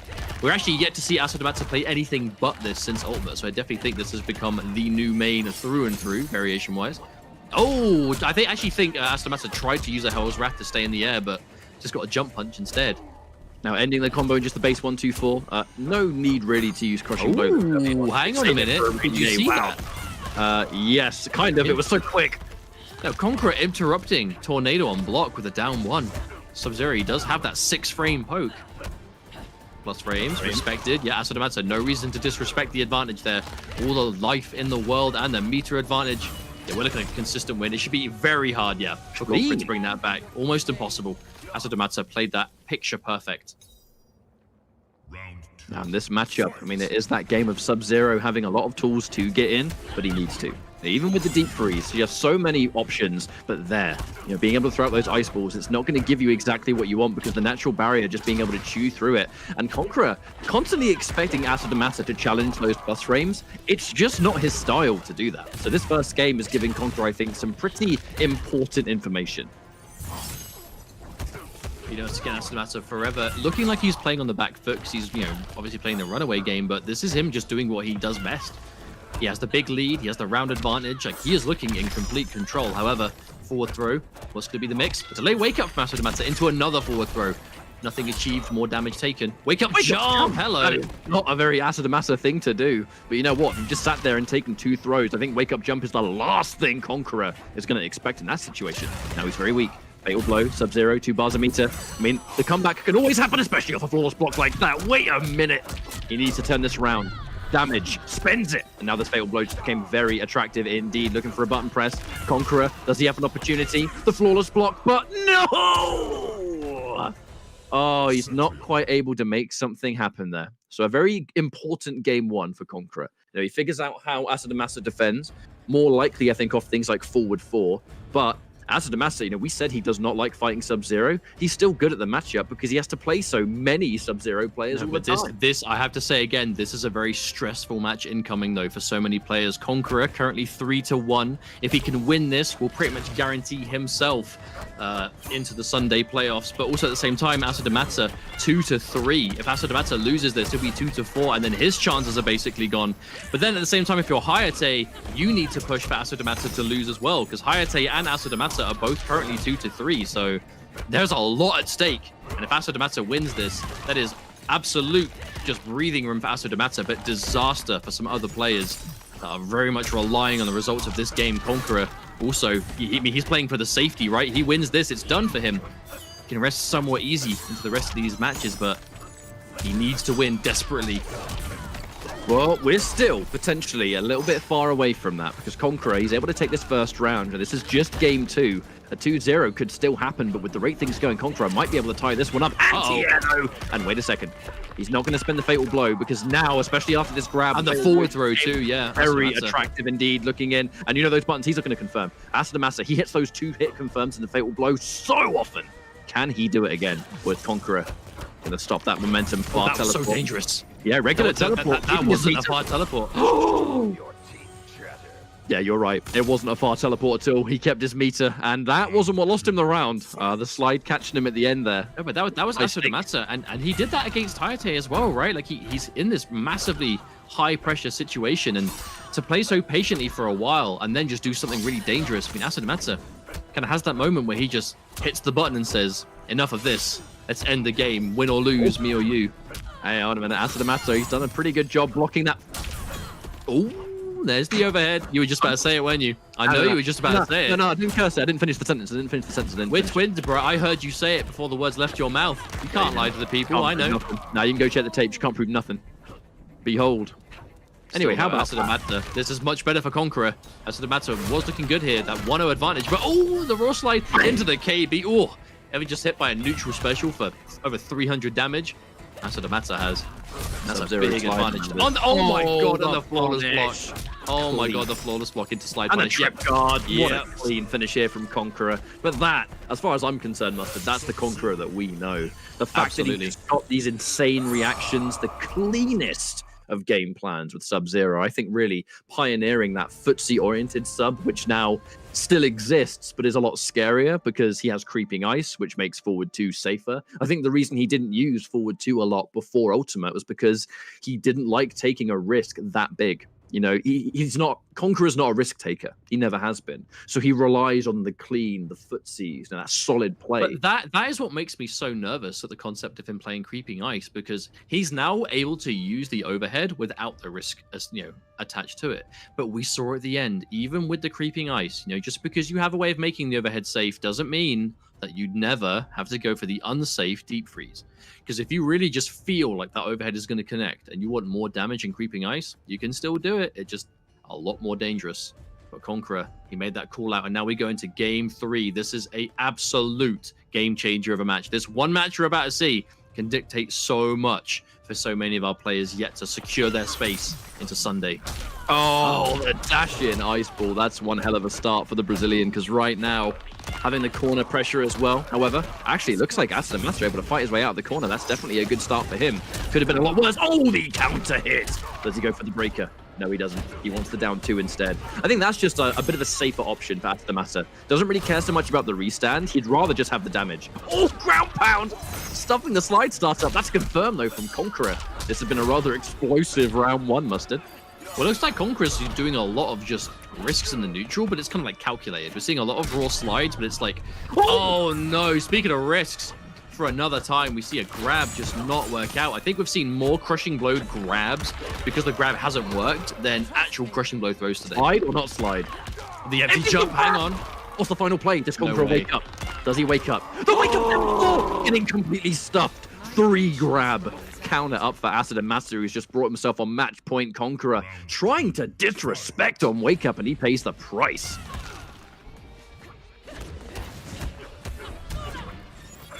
What a position now. Yep, going back towards the tornado for first time in a while, actually. Oh, hang on a minute. Preemptive buttons, maybe expecting Conqueror to move in. Conqueror, he needs to get this desperately. No, mistimes that jumping punch. Could have been a whiff punish on the wake up attack.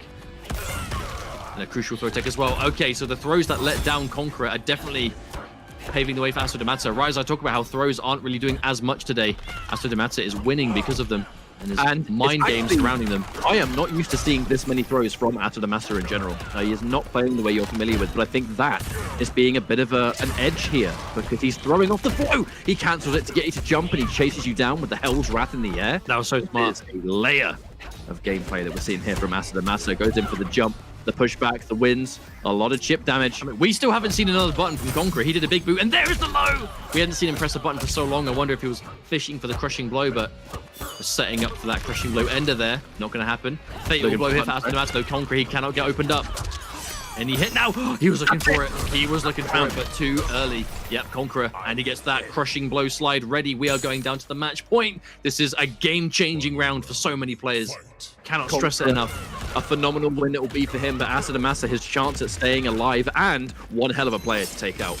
Against a character he hates fighting. I mean, this would be incredible victory for him, but that's going to be the deep freeze going through. I think the amp of the barrier. That's the 1-2-4 spent. 320 just like that. And the corner pressure continues. This time is the overhead. Watch your head.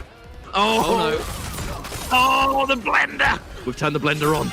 Can it be turned off? Oh no. No lid. The lid's off. It's going everywhere. No, Asodimazze. The throw out of the corner. Managed to slow things down somewhat, at least for now. Conqueror gets the jump in. That's the low, and that's game over. Game over. Conqueror takes it against Asodimazze. Last possible minute right there. That was a pretty crazy matchup. That was a good matchup. Asodimazze, you know, he's not going to be happy with that one, but Conqueror, after going down that first game, able to really seal the deal and bring things back there. Asodimazze, you know, he can definitely be happy with what he was able to achieve today. You know, it definitely did not go his way in the end results-wise, but definitely one of the strongest players that Europe has to offer, and absolutely the best Italian Mortal Kombat has to offer. I say this as someone who has been, you know, well in the European scene for a long time. I'm certainly proud of him. I'm glad he was picked, and I'm glad he was able to show people just how good he is. He's been, without question, the best Cetrion in our part of the world since MK11's release, and I think that continues now. He's a talented player. He's gone against some stiff competition, and he made everyone work for it, on top of some nice wins himself. So, good stuff. But that does mean good things for Conqueror, you know, looking really solid today and really being able to secure his spot again in that Sunday, as we really are getting down to the last few matches today. We don't really have that many left to go before we've seen Group A, remember. Group B, we haven't even started. For sure. If you like this action and the WePlay Dragon Temple, which has been a fantastic event so far, we still have an entire extra day of group action going through Group B tomorrow, and then the finals. So there's plenty more Mortal Kombat where that came from. But that was, without question, I think one of our more competitive sets of the day. It was just coming down to those final moments every single time. But Asodimazze, he made you really work for it. Conqueror had to rely massively on crisp, flawless blocks. That was the big thing that set him apart. Getting those punishes that are really hard to do, but he demanded work. That is a really dangerous plan, where to beat Asodimazze when he's playing that good, you have to play more than perfect. And Conqueror, it's no surprise he was able to rise to that occasion. You know what I'm saying? And that's kind of what I was expecting out of Conqueror today. Even thinking back to the last time we saw him Final Combat, as long ago as it was, we were going in with a lot of eyes on him. That real kind of definitive Liga Latina winner. Obviously expecting big things from him in this year's Liga Latina as well. But just that real reliable, solid, fundamental player. And now, I mean, it just looks like we're seeing more of the same, only in the same way that the game has evolved and everything has alongside it. Conqueror has done the same thing, and it's been nothing short of impressive. His adaptation throughout the day and his ability to really bring his best consistently, it's just to be admired. There's no two ways about it. But that does mean that, again, I think that does mean that 3 players, again, unless my maths are wrong, are pretty much sitting pretty. I trust this guy. Nothing is set in stone, but that should mean that they're looking pretty good. For doing well. But our analyst desk is ready to break down what we just saw as we go in to the last handful of matches of the day. So let's see what they have to say.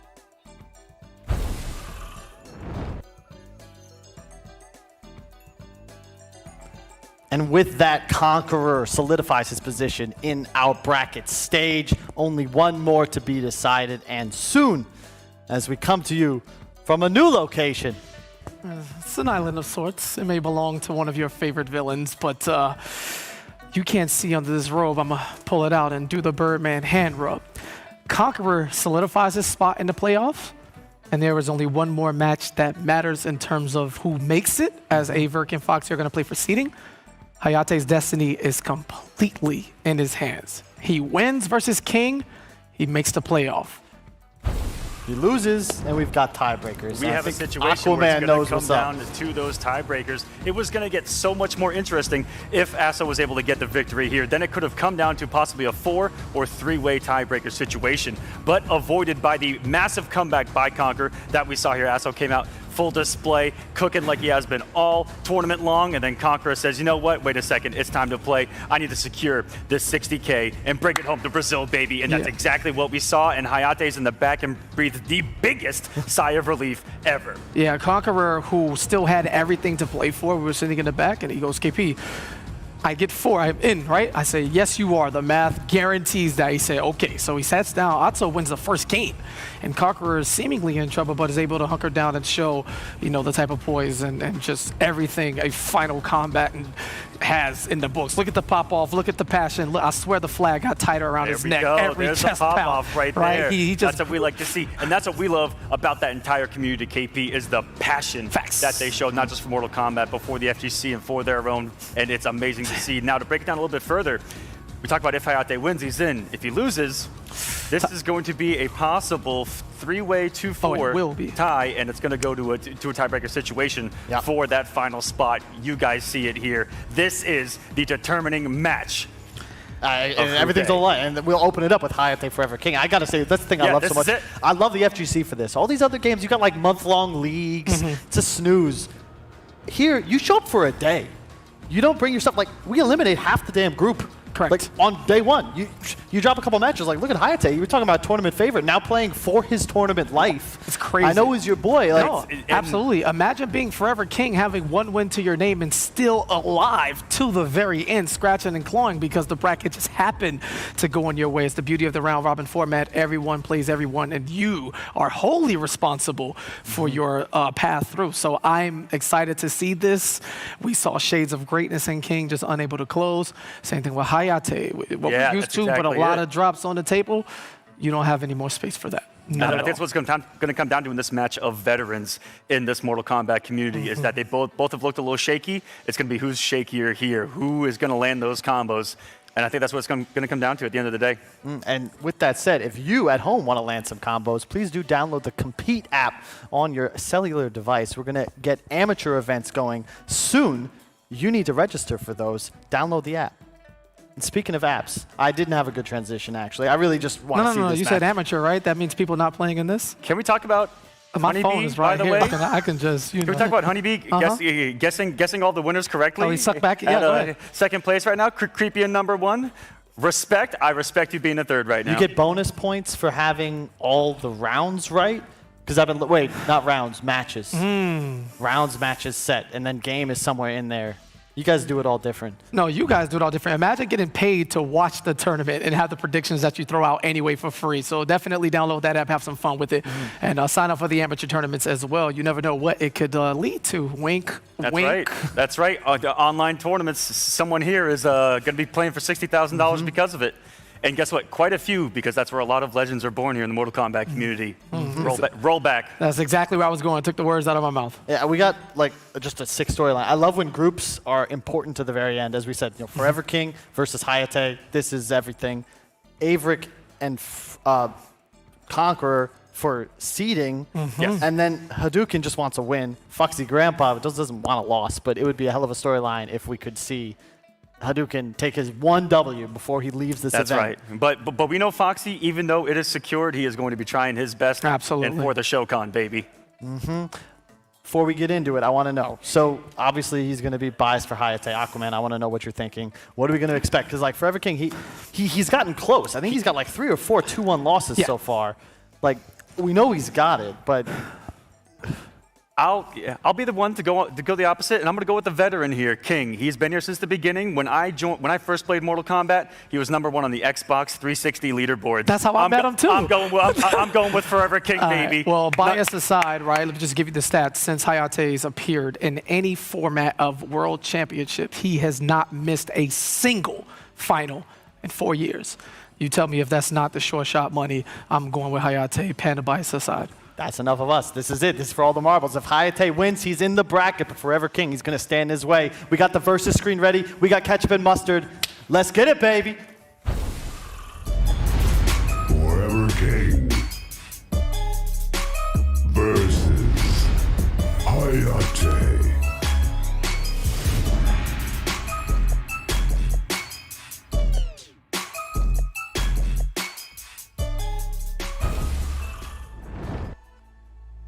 Now allow me to quote the intro from my favorite 3D Mortal Kombat, Armageddon. The critical point has finally been reached. Because that's where we are now. That's where we're at. This is such a critical matchup for Hayatei to get this win, to really just mess up the standings. Off some really, I think, devastating losses for him. He's going into this with an absolute ton of stuff to play for. Whereas Forever King, I mean, he could, I think, very much do with this as well. So definitely our most important match of the day, I think is safe to say.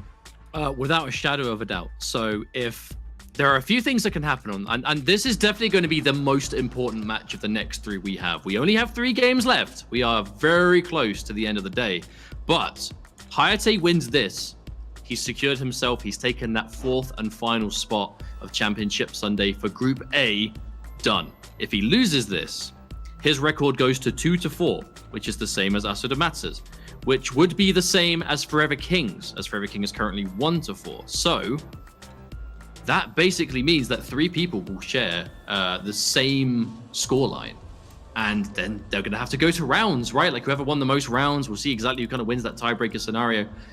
If Hayatei wins now, doesn't matter. Hayatei just secures himself. That's it. Safety net achieved. Job well done. Start planning for Sunday and check out the competition tomorrow. Oh, I can see Kung Lao I see it. I see it. being selected. Now the question is, has he gone in with that spiritual guidance, that great Kung Lao stance? It looks like it. I just saw him pick it. Yeah. Yeah, the 2 slot. Now we'll talk about this. May not even be necessary because if you've watched Mortal Kombat, you know about it. But that great Kung Lao stance, something that is really important. Now you can mix it up with other more useful attacks, and that's the key of customs here when using this. Now Hayatei is going in with that Fujin. No surprises here, but the amount that is on the line for this one match. Remember, folks, best of 3. This could be over quite quickly, but we'll see. But this is a very alternative style of Kung Lao that we've been seeing since Customs, right? We've seen a lot of the Buzzsaw, a lot of the Lotus Fist plus, you know, kind of Orbiting Hat plus Z-Hat. There's a different style. Big damage, big real reliance on that auto shimmy, but at the same time, you know, that Fujin, we've talked about it all day. Hayatei really been putting in the work with this character. Now, I think this straight hat toss, it has to be some way of messing you up, right? When he does that forward one, does he do the spiritual guidance stance into an option? Does he do Z-hat? Does he do straight hat? Almost making you guess every time you block that string. And sometimes I don't even think he does a special at all. The Z-hat, though, just to slow down that neutral. Using it on amp to create pressure. Looking for some kind of punish. Oh, that's the jump kick, the break. I mean, Kung Lao hits you with the jump kick. It's going to hurt. You've got to break it. Speaking of which, break comes out from River King, tries to wake up with an uppercut there, but did not work out. Hayatei in control now, starved for meter, but should not matter. River King really trying to establish it, but there's the punish, yep, and there it is, Hayatei. Manages to find the dive kick off that skywalk into a round win. Every round is important now for Hayatei, and no one is going to be more aware of that than him. The pressure, can only imagine. This ranged game being established thanks to Z-hat alone. Letting the whole string go, counter hit, trying to press a button. It looks like sticking out that one too, nobody. Need to catch it. Back one's going to fully connect though. Here comes that corner combo. Always getting just about 30% for a corner confirm, but the jump out immediately. And the conversion into spiritual guidance, I mean, he would have got a much bigger combo though. I think that was probably meant to be 1-2 spin, but he does it too early. Dropping the combo completely.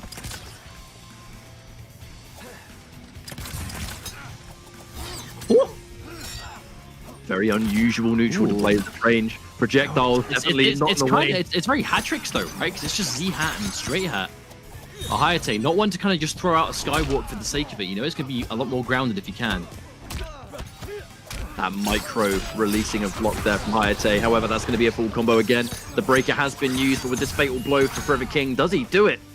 No flawless block. Not that it really matters. There's no defensive bar to really answer back with. Now fatal blow. Does he have a chance? Ooh, going a bit too obviously. Oh my god. Forever King punished on the teleport, and he just does a fatal blow. I mean, this guy plays with his heart on his sleeve, right? I can't even say I'm shocked. But that's a peak Forever King play though right there, because it wasn't looking good for him at all. He needed to do something wild to get back in, and now he is actually winning. But no! 4-3 Hayatei manages to find the slide, the absolute most just attractive Fujin normal, right? You need to close that distance, you need to hit them quickly, and those kind of clutch moments. And again, that was a great way of just stunting all the Forever King's momentum. Because Forever King, I mean, you just said it, right? That was a wild play, if ever I've seen one. To get punished for a teleport and then wake up off the ground with a fatal blow from that far away, that was definitely this is so unexpected, I'm going to do it. And that's the kind of play that only comes with experience and knowing when you can get away with that kind of really outside the box thinking. And it worked. You know, that's why it was so unexpected. It worked. It straight up hit Hayatei. He was not expecting it at all. But there's more to that story at the end. Yeah, go ahead. It's sorry to cut you off. It's just we're about to go into our next match. I don't want to get stuck on my point for too long. Wait, surely he doesn't do Shao Kahn here. This could be his last match, and this is his favorite character. I was going to say something about the Z-hat into straight hat, where sometimes you can do back-to-back Z-hat. There's a bit of a mix-up there. It's irrelevant now because we've just seen Shao Kahn get picked. And the Forever King going out, if he's going to go out, he's going out with his favorite character. If not, he's going to get the comeback with his favorite character. You know what? I'm all for it. Let's go, Shao Kahn, Conqueror of Realms. There's Shao Kahn versus Fujin, though. Shao Kahn, he knows a thing or two about long-range buttons, but the mobility of Fujin, he's going to have to really try and keep Hayatei contained, but easier said than done. Shao Kahn, he's definitely not a terrible character, but he definitely has some drawbacks. Like a bit of a slower standing one. His punish game is a bit slower than most characters, which is important against Fujin. Does not like being flawless blocked either. A lot of his best tools. I countered it. The super kick, the closest thing we've seen to rain all day. And now they're to cancel into more pressure. The needle, Hayatei now. He is so close to being in a much better situation. This is an important round and an important game. Forever King, is this where his journey ends completely, or does he somehow pull it off with the boss? And Hayatei, he has all the momentum right now. That much is sure. But look at that movement. He is just trying to threaten so much. We're punished, yeah. No way, Hayatei's let him get away with that. Not a chance. Really fishing for it again. This corner pressure. I mean, there's no amp. He's only just built one bar, but he's got 2 bars of defense. That's going to be Cloud Walker cancels, not even needed. 1 bar, Arsenal. Here comes the full combo ender, 28%, not too shabby, and 2 bars left to cancel with if that's what he wants to do. Does he spend one? No, he spends it instead to go for the cheeky little combo. Full combo. That's actually a bad situation. Strike or throw, what's it going to be? He tries to raw fatal blow, but Hayatei is more than ready and forcing the advantage, and that is going to be a clean 2-0 for Hayatei. The Fusion God claims another win. Understandably looking very disappointed, and for good reason. You know, he doesn't want to go out like that. He went in with the Shao Kahn to really try and give himself that final opportunity, but close but no cigar. You know, he had one hell of a sequence today, but Hayatei stepping up to the pressure, and that's what this is. I think it was less about Forever King playing bad or anything like that, and it's more a celebration of Hayatei's potential to just step it up. And you know, Hayatei going to be really happy with that, just to really just calm himself down and know that he is still in the tournament. You know what I mean? No one wants to know that it's done on the first day. You know, this is day 1 of 3 of the next kind of 3 major days. Group A today, Group B tomorrow, and then that ever-present Championship Sunday where the 8 best, you know, comprised the 4 best players of both groups. Yeah, and that's a double elimination 8-man bracket too, you know, as far as I remember. So that's there's a lot left to play in, and no one wants to be going home today when there's so much left on the cards. But that does take us into our second match soon, which we will go to momentarily. But I mean, let's talk a little bit more about what we just saw. You know, Hayatei really playing with his heart on his sleeve, knowing he desperately needed that set of Forever King, trying the Kung Lao first, considering the Geras in game 2, and then going to the Shao Kahn. Not really too surprised, but that's a very Forever King thing to do. He's always played a ton of characters. He's always had his favorites among them. And every now and then, he'll just feel like, I want to play my favorite character. I want to play the one that I enjoy the most. In this case, it was Forever definitely King, Shao Kahn. It was a passion pick for sure. Yeah, absolutely. We see the closing moments right here. A nice little jump kick into a comfortable 28%. Trying to go for the wake-up fatal blow. I mean, you saw the nod of acceptance there. I think that fatal blow, it almost felt like Forever King had accepted defeat before defeat actually landed. But a 2-0 now for the Canadian, who's going to be really happy with that result. You know, he's had a stressful day. A lot of players, I think, expecting him to be more dominant than he has been. And in some of those losses, they were so close to cool that it would have been heartbreaking not to make it through. But fortunately for Hayatei, able to pull off that 2-0 here against Forever King. And this was our first match in this final little segment. Believe it or not, there's not a lot of games left of today's action. It's been a good day, full of it. I'm glad we've been able to pretty much get every single match on stream too. It's been a really fun day full of combat, and our next matchup, the battle for seeding.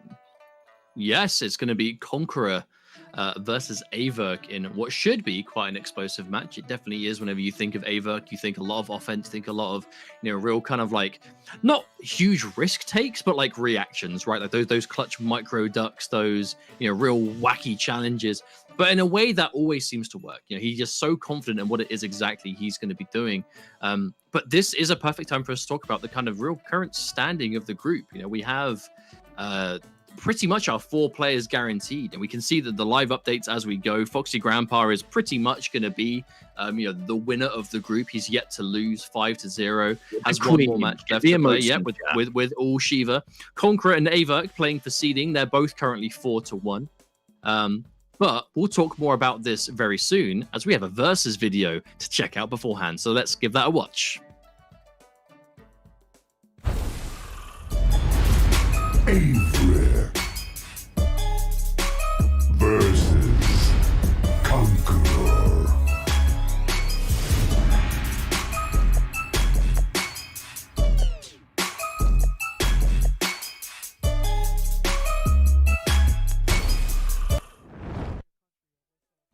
So this is all about seeding. This is all about giving themselves as better of a chance as they can on Sunday. Foxy Grandpa's pretty much guaranteed to win the group. He has gone undefeated. Conqueror and AVirk share the results. They're currently 4-1. So whoever wins this will obviously be above the other in terms of seeding. And now thanks to Hayatei's win, he is now 3-3, which is the best that you can have as a, you know, real 4th of the day. So we know who's going to make it from Group A. The question is, in what order will they be seeded? So for AVirk and Conqueror, you know, this is all about making sure that the championship day is giving them as much of a good situation as possible. Because to be honest, whenever you're talking about seeding on, like, you know, the final day of an event like this, I feel like it's only going to achieve so much, where the absolute quality of talent we have across both groups, there kind of is no easy path. You know what I mean? Because, like, look, we're basically guaranteed that the top seed of this group is going to be Foxy Grandpa. and the lowest seed is going to be Hayatei. But on the receiving end, would you hear that you're against either of those players and be like, oh, thank God? You know what I mean? Like, there kind of is no winner there. It's just a question of, doing it for the numbers, I suppose. But also feeling like, I did get second place seeding. I did do second best of the day, right? I did get the closest to that first. And Conqueror and AVirk, it's experience. I'd like to go a little bit on brand as well and mention we're about to have a 1992 matchup, most likely. Sub-Zero versus Scorpion. AVirk, when he plays online, he does like to rock that classic skin as well. I don't think I've ever seen him play a match where he doesn't use like the retro MK2 costume. And it should be that matchup of Scorpion and Sub-Zero, two characters that I think definitely customs have treated them a little bit differently. Sub-Zero has a lot of utility. The common variation does tend to be Deep Freeze, Creeping Ice, but at the same time, Rising Ice is a good move. Air Axe is a good move. We even see some people use things like I can't remember the exact name of it, but the larger projectile, which has those plus the projectile. Yeah, for sure. Now, Scorpion, not so much, especially now the patch that hit very recently did make an adjustment to the flame breath, so it doesn't guarantee a grab anymore. I believe that was something AVirk. Just quick. We should look. Look at Conqueror's screen. What's he picking? Can you see it? I can't see it. What, Sub-Zero? Like in person. Look down at the desk. Can you see it? I can't see it. What? You are not. I'm trying to make a joke at the augmented reality, but you are just not picking up on it. Oh! Never mind. Scratch it. Moving on. We're not there. No, it's done. It doesn't matter. It doesn't matter. Yes. I was like, see who's picked. I'm like, Sub-Zero. What's so special about that?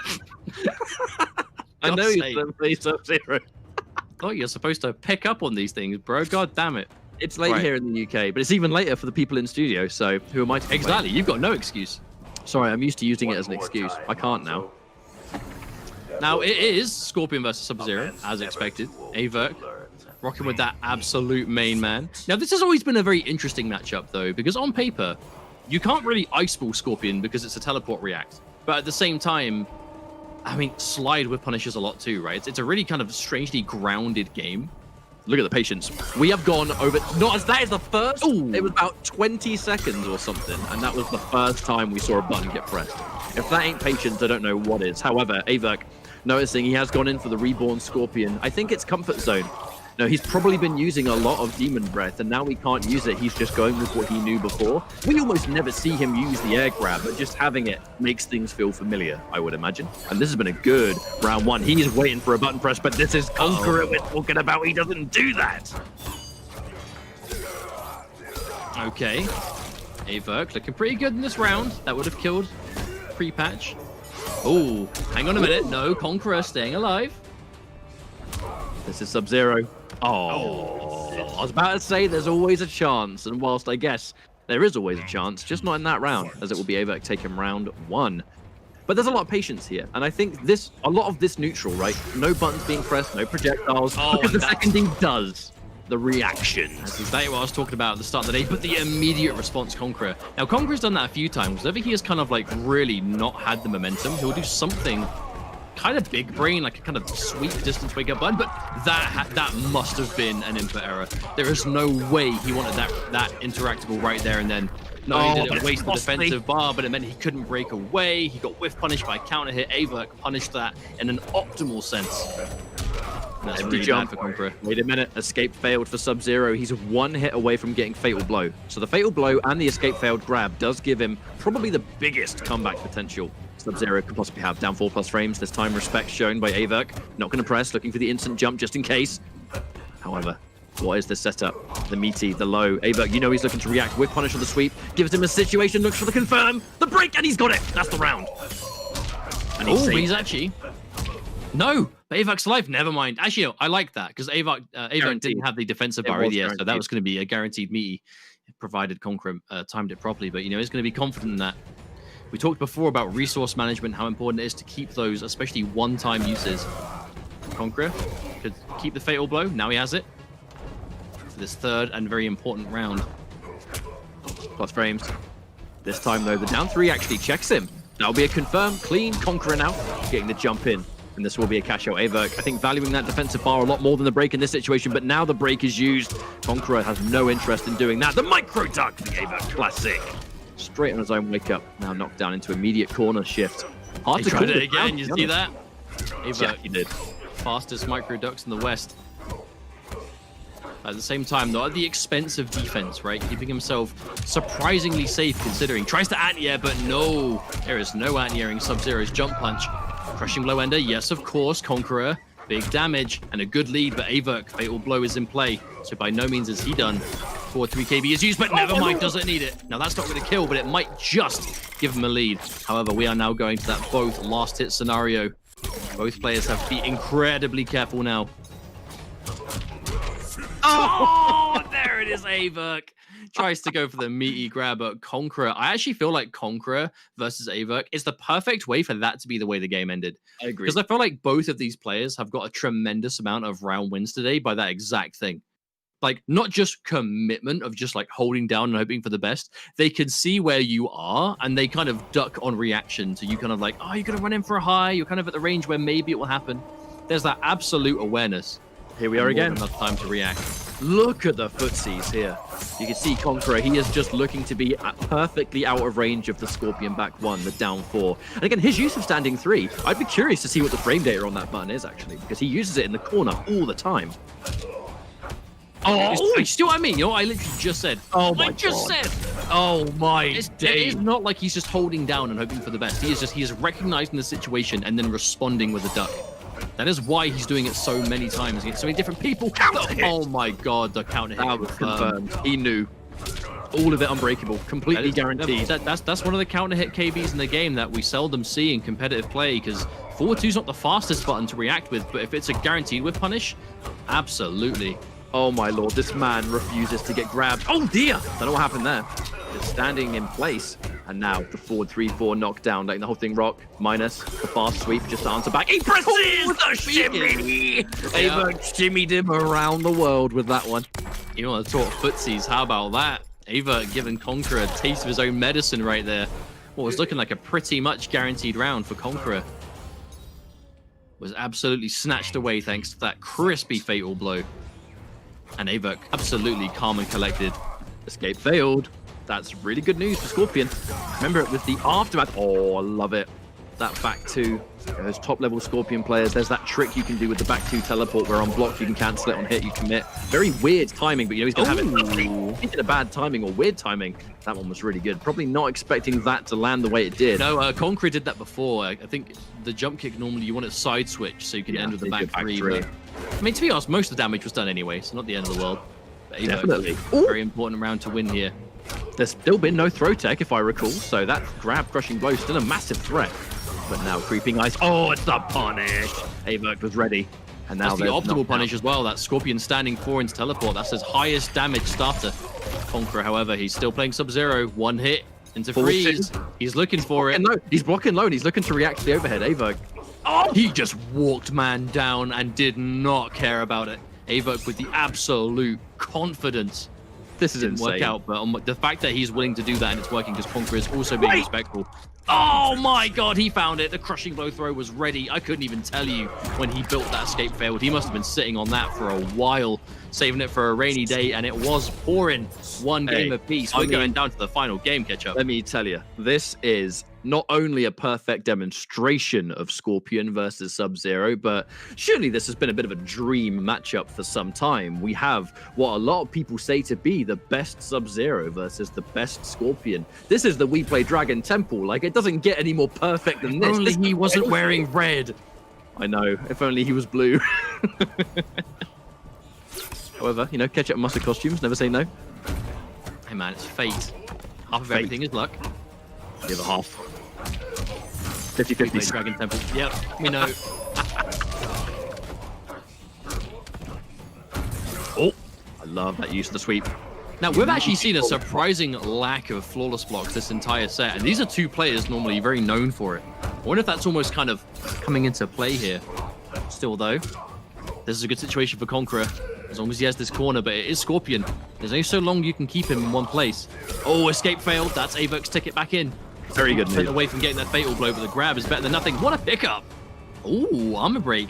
And I actually Trying to believe go for it there. Really looking for the armor break. But he acknowledges that he catches the 1-1 higher than normal, so that probably was a viable chance to go for it. AVirk has the best armor break game of any Scorpion player I've seen, and that is not even close. Conqueror, Hang on. looking really strong, but I mean, as long as you're at Fatal Blow kill range, it does not matter how much of a lead you have, and AVirk is going to know that. He's got all the resources. He has a One full spear. gas tank One ready to spear, go. and this game is over. But he knows the threat of the slide. 8 seconds on the clock. Oh, what's it going to be? There's the back 3. And just wake up down 1. You know what? That was actually risky that he went for that. I am shocked. But you know what? Match point now for Conqueror. Is it going to be Sub-Zero or Scorpion? Who will win? Question mark. Oh, Roy to the spear too. Actually spinning Unbreakable. both bars. AVirk, yeah, unbreakable 300 decently, but no, only for so long. Breakaway has to come out, and Conqueror actually jumps himself back towards the corner again. AVirk, he did spend a lot of bar there. That was an expensive sequence. Now Conqueror really trying to survive. So good at...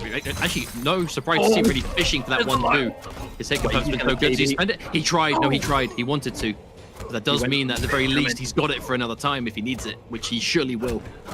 Now, what's the situation going to be? Another jump in. No flawless block attempt. Neither player. I just don't think they want to tempt fate in this situation. Maybe they're nervous to go for it. Wake up down 1. They trade button for button. Another jump in that AVirk is just allowing. Death flawless block. Looking for his opportunity. And that was escape failed. Built up like a round ago at least. And in a fitting fashion, folks, it's going to be the final round. Conqueror, AVirk, the battle. Wouldn't have it go any other way.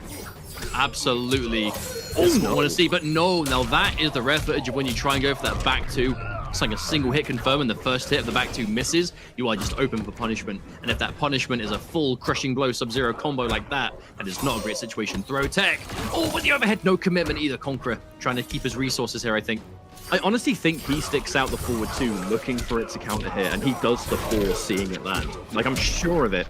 But there's the 2-1-2. What a game. Damage over time. Wake up 3. Just to try and steal that turn back, get to knock down. Gonna respect that forward 3-4. We've had the entire match taking place in this corner, it seems, and this is a really scary situation. Like, the whole, look at that pushback on that string. AVirk, he has to go for something big. Whiffs the standing 4. That could have been it, but the pick up! Oh my god. I think we just had the answer as to why he uses that button. Beating jump outs with the deep freeze, that was disgusting. I mean, that's one of the reasons why Conqueror Sub-Zero continues to be a treat to watch, is he just has this absolute just lock on the exact way he wants to play, even down to buttons that Sub-Zero players rarely use. That standing 3, he sticks it out like it's a poke. You know, he sticks it out for buffers because of the recovery, because he wants to pick up from it, like, and all the in between.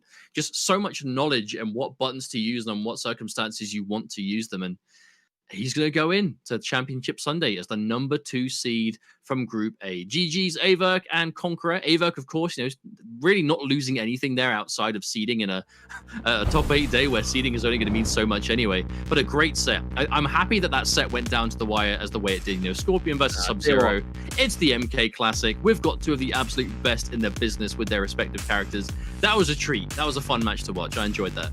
Yeah, I mean, it's, if anything as well, an opportunity for the South American scene to get hype one last time tonight. And Conqueror, such a champion of that community. The South American community in general has deeper roots with Mortal Kombat than most would expect. You know, if you grew up with a 16-bit system, the Genesis, the Super Nintendo, whatever it was, there's a good chance you had a copy of Ultimate Mortal Kombat 3 that came with it. A lot of people grew up playing Mortal Kombat. And there's a reason that the Brazil Game Show had one of the absolute biggest crowd turnouts possible, with everyone getting behind it. No, I want a community that loves Mortal Kombat. No, but I really want to elaborate on that point. I just want to give a humongous shout out to the Brazilian and just general Latin America Mortal Kombat community. You know, one of the largest Mortal Kombat communities in the world. You know, casually, competitively. Do not get to see enough events from that part of the world. You know, not quite the same kind of mainstream exposure as other communities, but the passion and enthusiasm is there. And I can promise you, there are countless of Conqueror's countrymen right now really cheering him on at whatever time it is, you know, in that part of the world right now. So I want to give a huge shout out to those of you, if it's late at night, if it's early in the morning, thanks for sticking with us. I do hope you've enjoyed watching Conqueror absolutely dominate a spot towards Sunday's real big championship day, because we've had a blast watching and commentating, so I can only imagine how good it's been to kind of support him from home. But that does bring us to our final match of the day catch-up. We have one game left to go. It is going to be, and to be honest, not to kind of take some of the steam away, but it is probably the least impactful game of the day, because it's Foxy Grampa, who is guaranteed first seed no matter what. He's currently 5-0, and Hadoken, who is unfortunately guaranteed to not be able to qualify for the Sunday games, who is currently 0-5. This match is purely just going to be the sign-off of the day, the final match, and we have a versus video to check out. So let's watch that. Take it away. Hadoken versus Foxy Grampa.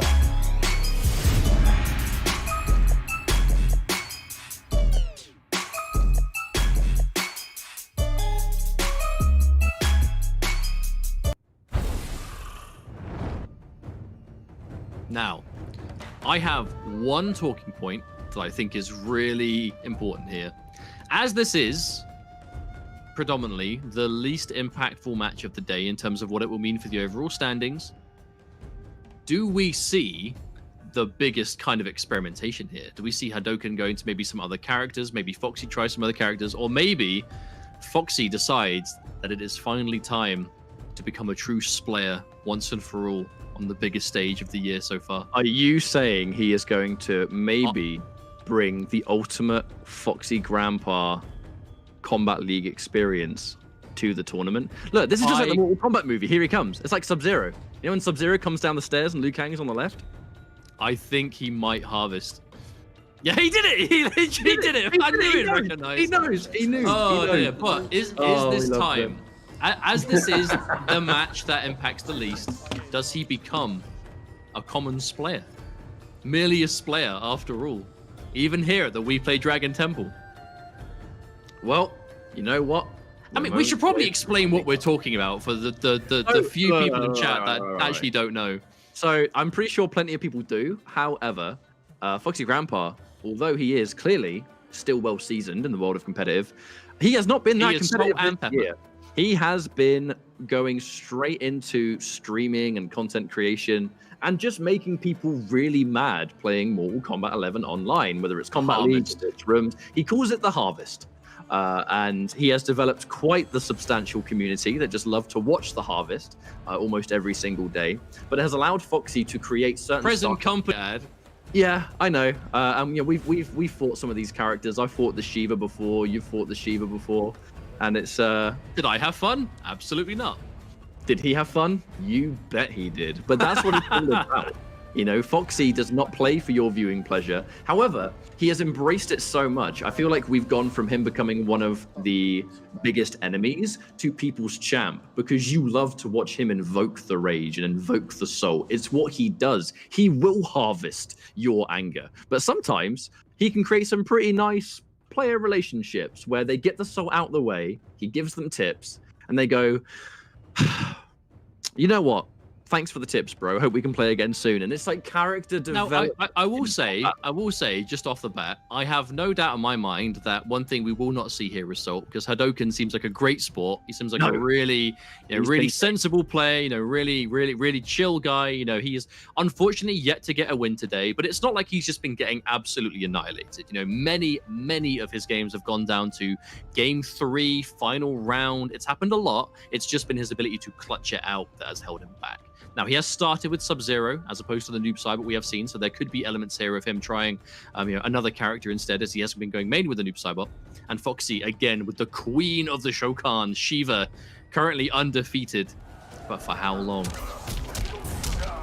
Well, it looks like he's going in with the exact same variation, and you know why? Yeah. I think he'd probably like to remain completely undefeated no matter what. No, but even then, but here's why, right? Like, look, he already has a half-life lead. He spent 2 bars in there, but, you know, getting hit by that ender that makes not able to move or jump without taking a ton of damage. There's a confirm, okay. Now Hadoken.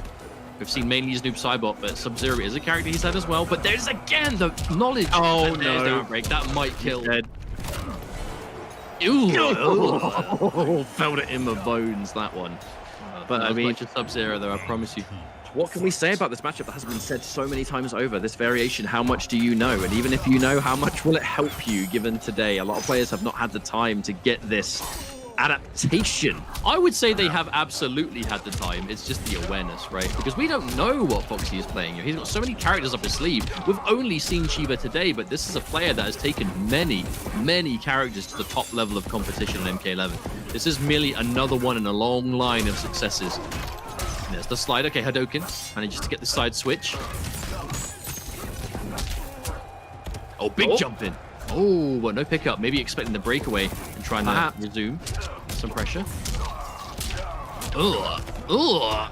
The big boot of the Shokan takes no prisoners. Oh, no. Say mix, but there was no mix to be had there. And Hadoken, what do you do in this situation? The meaty down one. The debuff. Oh, harvest the man's skin. That is so disgusting. It's Yeah. like, it's basically exactly what the Mortal Kombat 3 fatality is, but because it's MK11, they just had to go extra and the head comes off. You know what I mean? They just had to do it. Well, that does mean Foxy Grampa now 1 game up. This Shiva, absolutely, categorically unstoppable today. He has not lost. He is 5-0 in sets, and he's a game up on Hadoken. Is he actually going to go completely undefeated with Shiva, exclusively Shiva? If Shiva wins, no, honestly, if Shiva wins this group today without so much as a loss on the way, I mean, does that not just mean that everything we know about the game is flipped on its head? I mean, I've seen tier lists, I've seen discussions of all sorts about the game right now, and wait a minute. Wait a minute. Hang on a minute. Is this the future of Mortal Kombat 11? Are we seeing the meta rewritten in front of our very eyes over there in the Ukraine?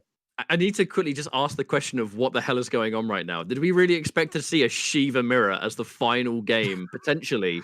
Absolutely not. Today's group stage.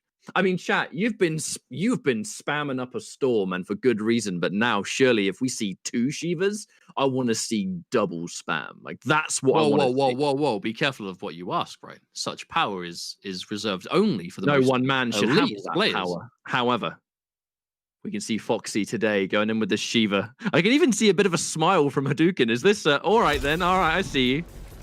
Let's fight fire with fire, my friend.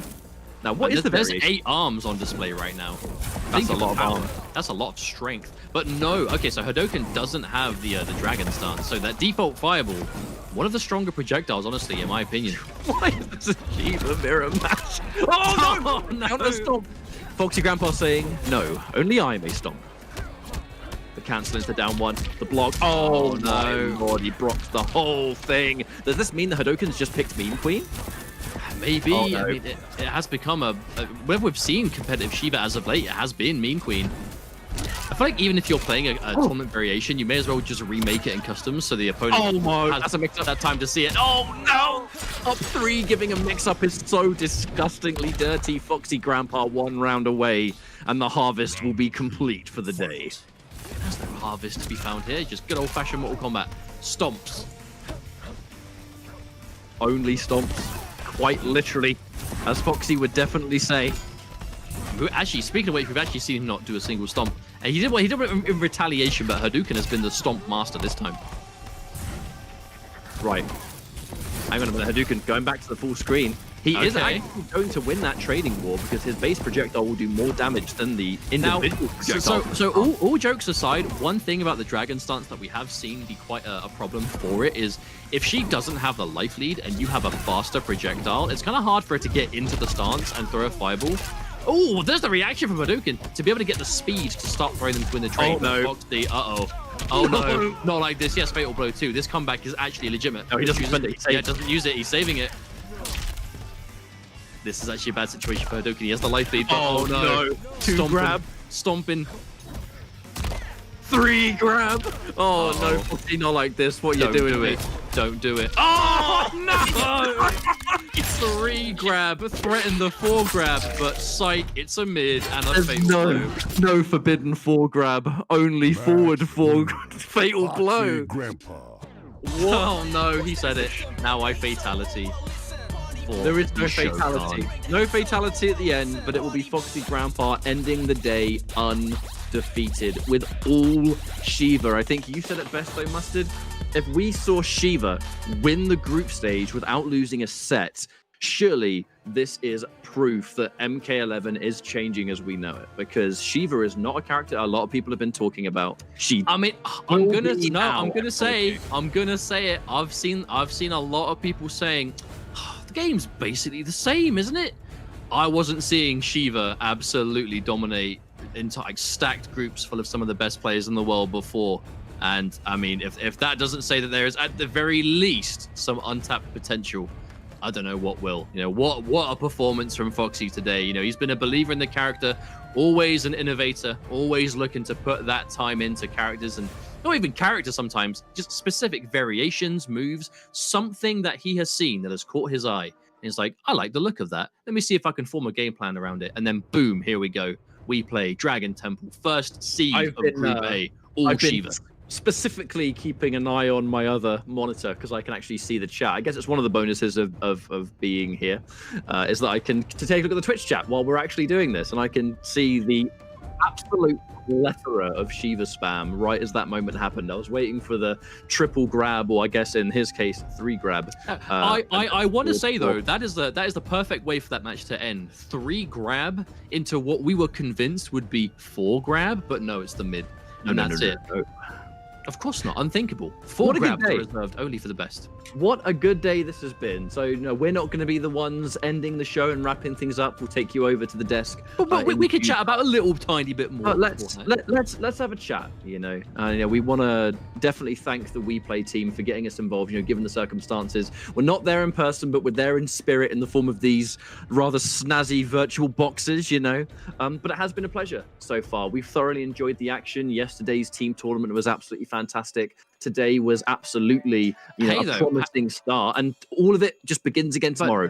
Yeah, again, not to interrupt, but think about it. Yesterday's team tournament, first place, AVirk and Dizzy. Today, AVirk qualifies for Sunday. I actually think that, you know, we can talk about Foxy and his success today to you know, at length, but you know, his ability to, you know, play offline has been absolutely immaculate. But that is enough from us. We're going to throw you guys over to the analyst desk to really sign off on the show. So thank you very much for tuning in. We'll see you on commentary desk tomorrow. But let's hear what the analysts have to say. Take it away, guys.